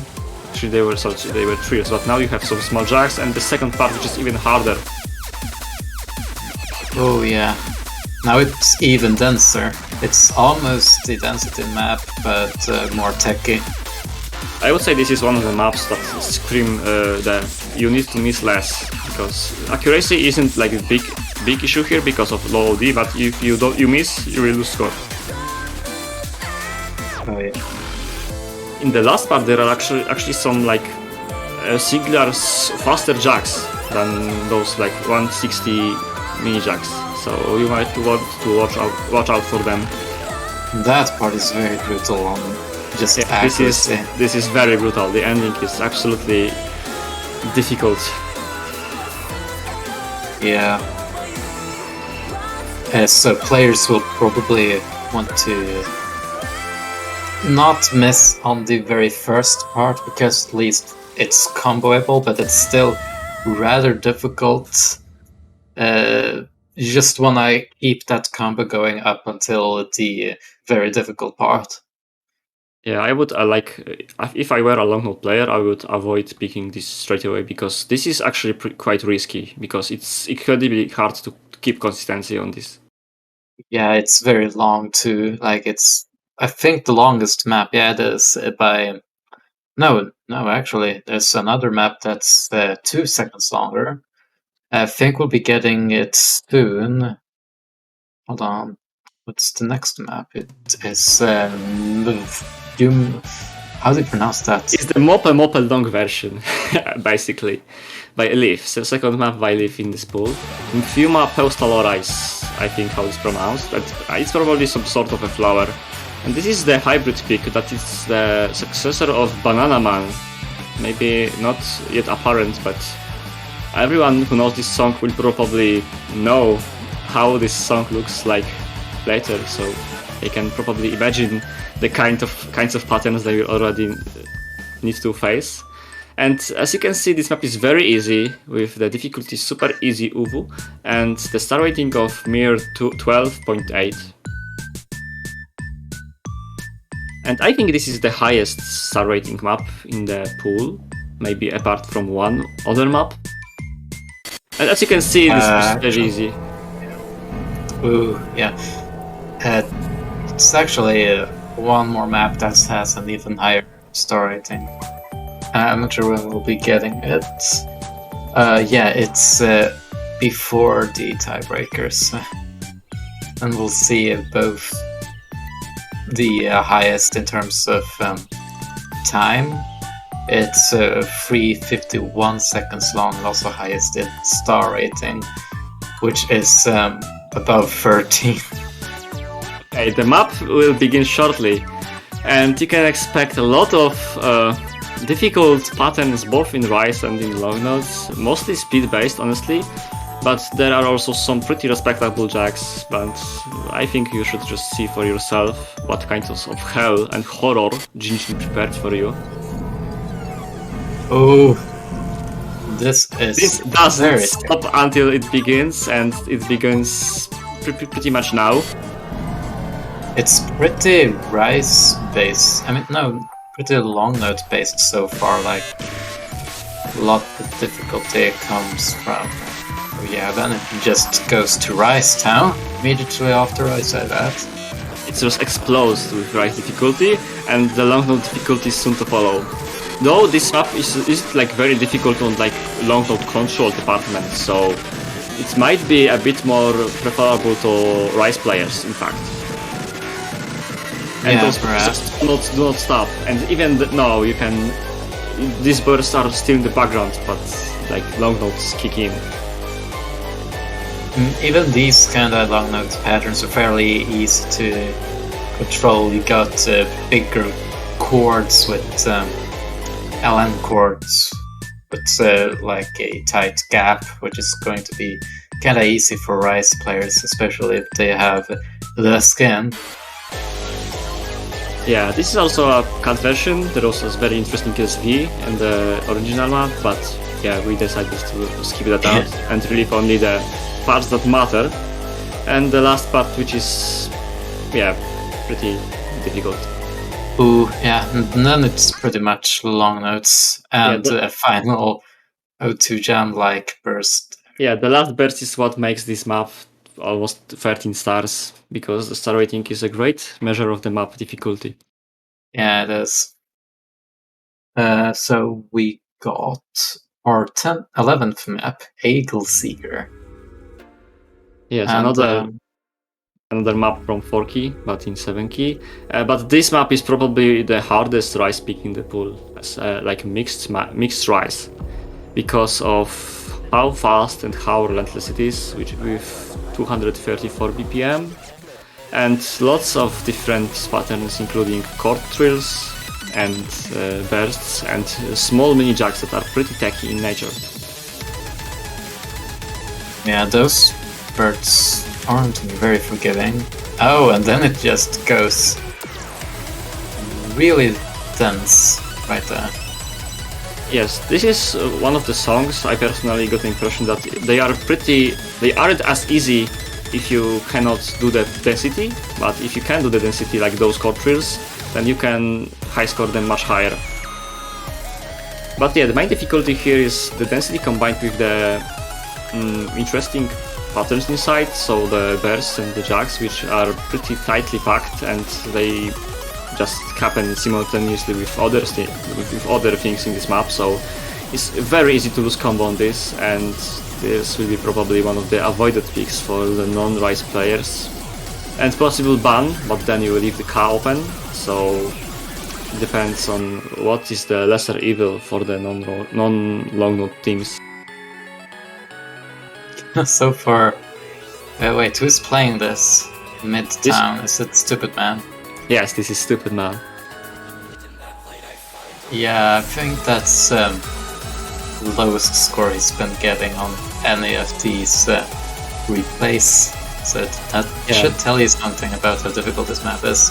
But if you're pretty comfortable on Rise, I think you'll probably be very consistent on this, because if you reach a certain level, it's all about just controlling a few of those very difficult just bursts. As long as you don't miss on them, I think you can get some pretty consistent scores in this one.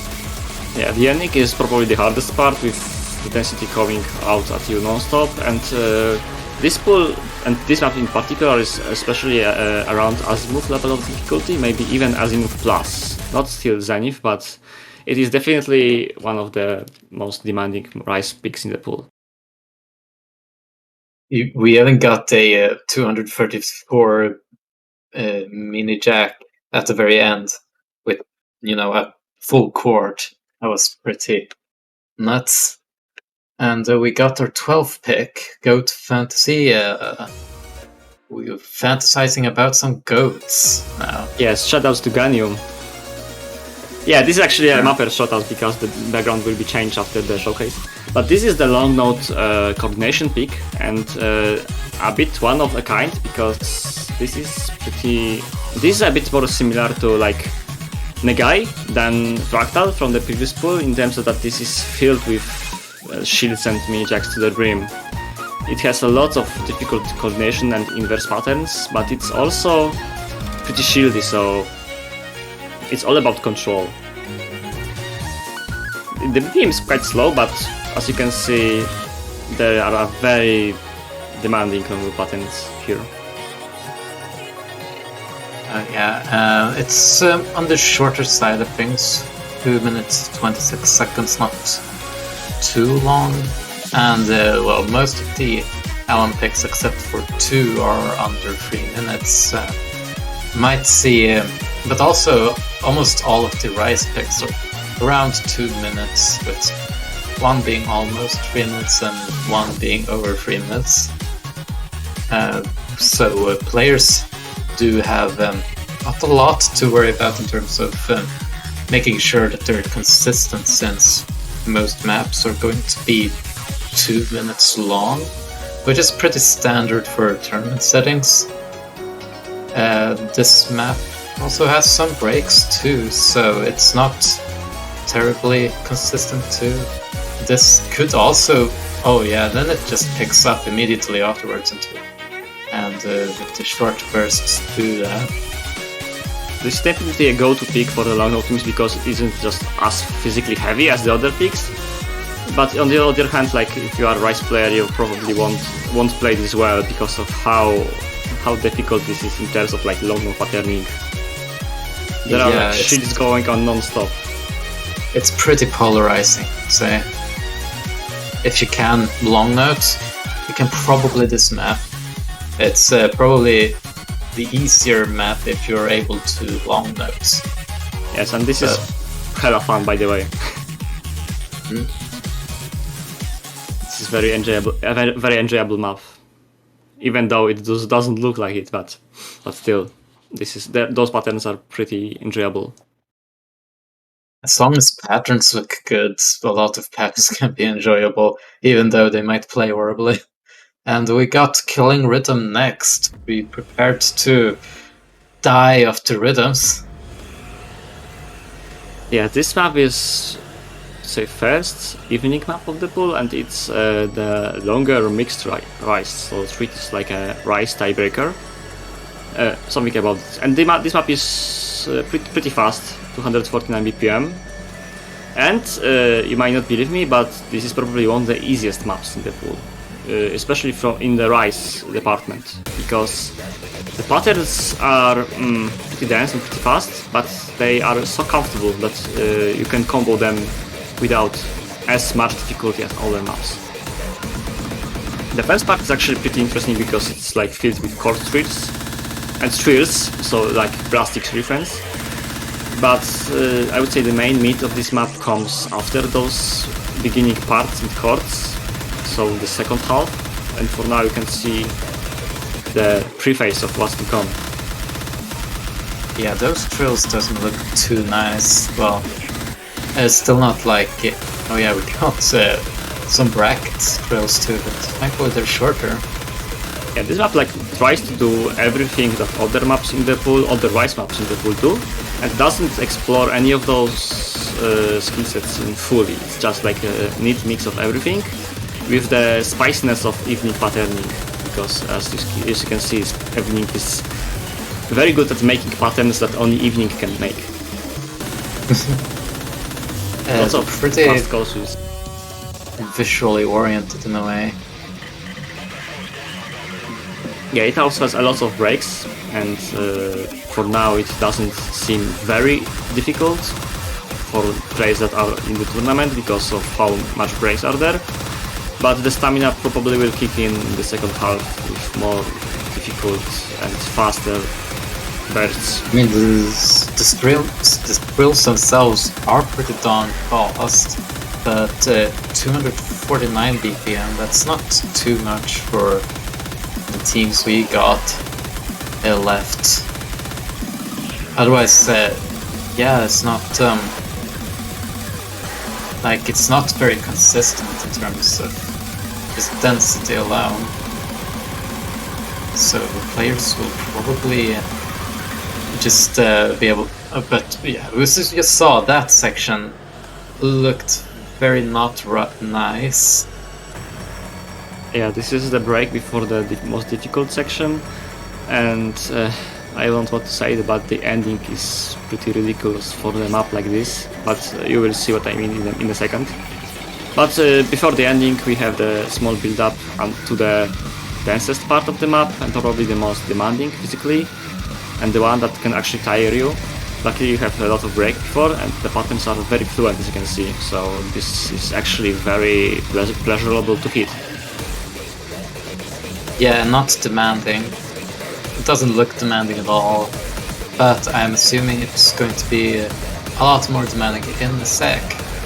Yes, you may want to watch for the like small first column mini checks that may be mind blockable if you don't like them. And yeah, this is the hardest part.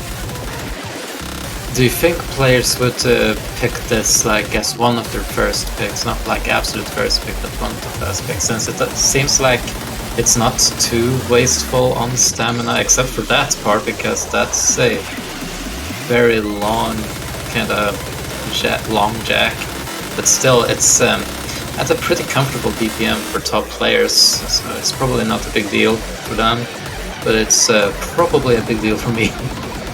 Okay, let's go with the funny part. And answering your question, I probably think this won't be picked.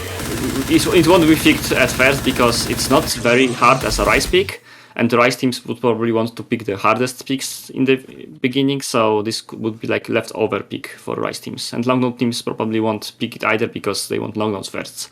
But if a Long Note team were to pick a Rise map, probably this would be one to go.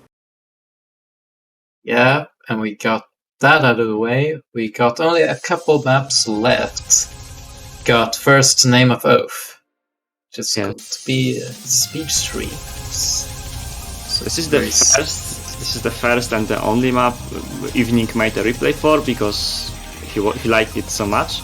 But in general, this is the speed pick of the pool, and the first part is pretty, I would say, innocent. It's like finals level because of how standard the delay patterns are. They are. The map is actually pretty fast. The second part is like 1.8. Actually, the PM is doubled here, so the first part is like 348 streams. And it's more like, as I said, it's more quantifiable. This is the right word, I think. And the second part after the break is I would say, most interesting of them all because it reminds me of like delay hardcore BMS songs, which like needs to chats to be played perfectly. This is the second half of this is so freeform that you need to probably find a good way to cheat those patterns because it's incredibly difficult to play them legitimately, and also the BPM of those streams is around 552. I mean, at this BPM, at this BPM, I'm pretty sure that no one will like play this legitimately because doing that would look very odd. Yes, but I don't think it's humanly possible. So you'll have some amount of cheese. Yes, this is probably actually very comfortable to play. You just need to find the right way to play these patterns. They are so very manipulable and also extremely comfortable. So even though this is so fast, you can actually combo most of this. Yeah, it does look to be very based on like it's not very spread all over the place. It's based on around shorts a lot. It's just a matter about how well you manipulate them because it's OD8. It's OD8, so getting 200s on this is almost a complete certainty with how fast these streams are. Yeah, the ending is the most difficult part, and probably won't be comboed easily by many players here, actually. And we got number 15, our longest map. It's going to be Killer Beast with Amelia. And also highest star rating except for the tiebreaker, and we'll get to that in a moment. But before we go there, this is a... how would you describe this map? I would say this is the most difficult hybrid of them all, and also the one that resembles a tiebreaker a bit. This is actually a collab between Morning and Evening, and Evening maps the second half of this, which is approximately more difficult than the first half. So the first half is around like gamma levels, second one is azimuth, and it has some extremely technical patterns and extremely tight long notes as well. Yeah, so far it does not look to be a cakewalk. Yes, and it's going to get even a lot harder. This is the easy part of this map, and it already features some pretty crazy patterns with the graces.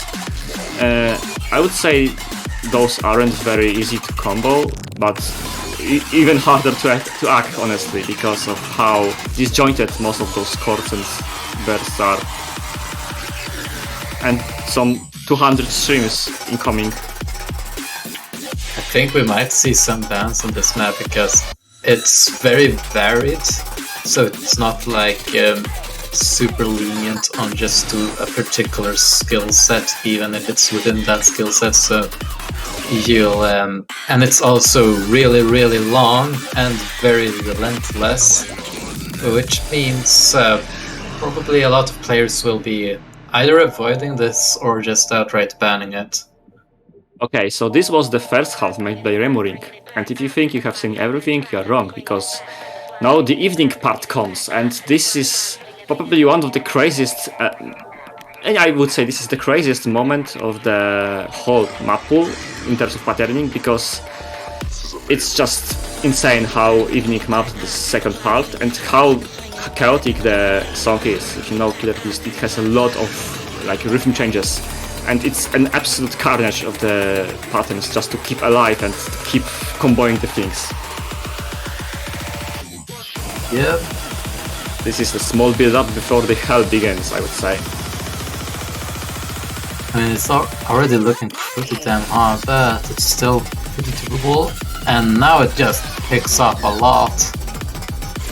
It's nothing too much, but those rise patterns also very bursty. It's also fairly manipulable. The rise parts are mapped in a way that you can, as David said, you can manip them, because they are like hidden chords, which you like, probably can hit as a chord and not as a speed streams. And you can see actually Jackass got a pretty respectable score on this, so it's not as difficult as you might think, but still those patterns are just mesmerizing to look at. I do wonder what part of this map makes it 13.24. That's pretty darn high. Probably those perhaps lost, huh? Stereo bursts. This one. This. Oh, this. That's the full moon night mode. Now the BPMs change and the chord jacks part kick in, and it's just a mess of any pattern you can find in the game.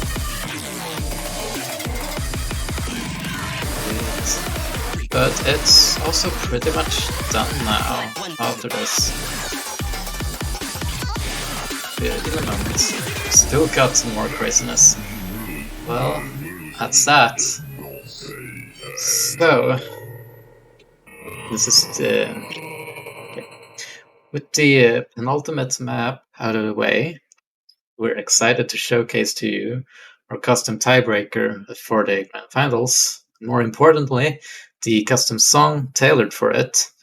The mappers involved is me, Davey, Underjoy, Evening, Kawawa, JCats, Jinjin, so it's a pretty big collab. The composer of the song is none other than the amazing Yun, featuring the beautiful voice of Sensei interspersed at the breakpoints of the map. The song is about fighting against your own duality, the duplicity of self. So without further ado, here is the song Duplicity Shade, and I hope you all enjoy listening to it. ささやいた表裏の君おぼろげな目ですがってもろく祈る声は白き闇へと溶けてゆく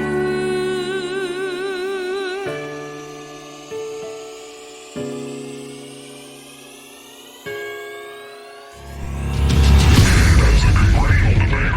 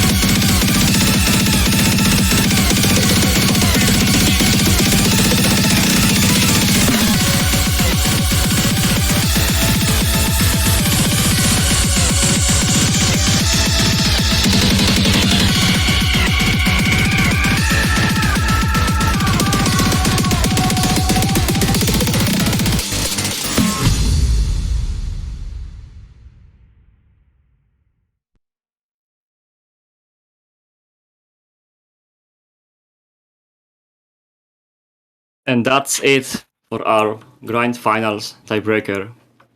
Hyun, Duplicity Shade, Sensei. The difficulty Metamorphosis. 17.27 stars. Amazing song made by Hyun. And amazing collab as well.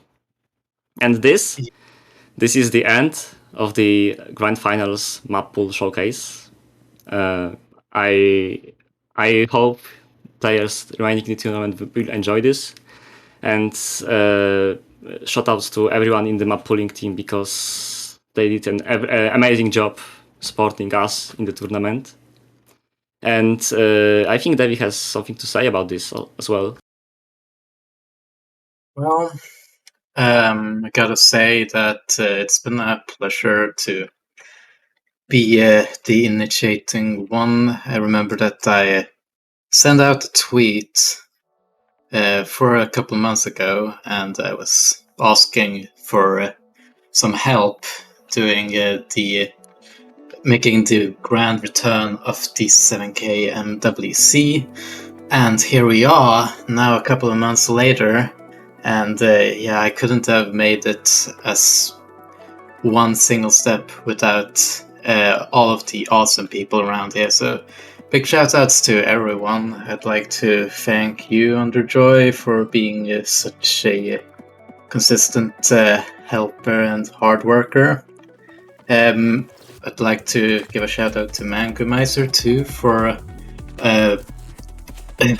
making this song happen. It's an amazing song, gotta say. I think it's one of the better custom tiebreaker songs Sosis had. And it's just been a huge pleasure with all of this. So big thanks to everyone involved. And I have one more announcement to make because during the Grand Finals we will see the matches between the three countries that are still in the tournament, so China, Malaysia and South Korea. But we also are going to have a show match between players from the countries that have been eliminated through the tournament. So we will contact captains from the teams that qualified, and we will create custom teams, picking one player from each country. And we will have a show match 4 versus 4 players. The details will be here soon, but we will be able to see all those stars that have been eliminated because of how they couldn't carry their teams, but still we will be able to see them all in action on the Grand Finals pool. So I hope you're excited for that. I'm sure excited for that. Let's go. Okay, so I think that's it for us. We'll see you again next weekend. Also, you might want to watch out for Underjoy uploading the tiebreaker. Make sure to give that a click. Definitely.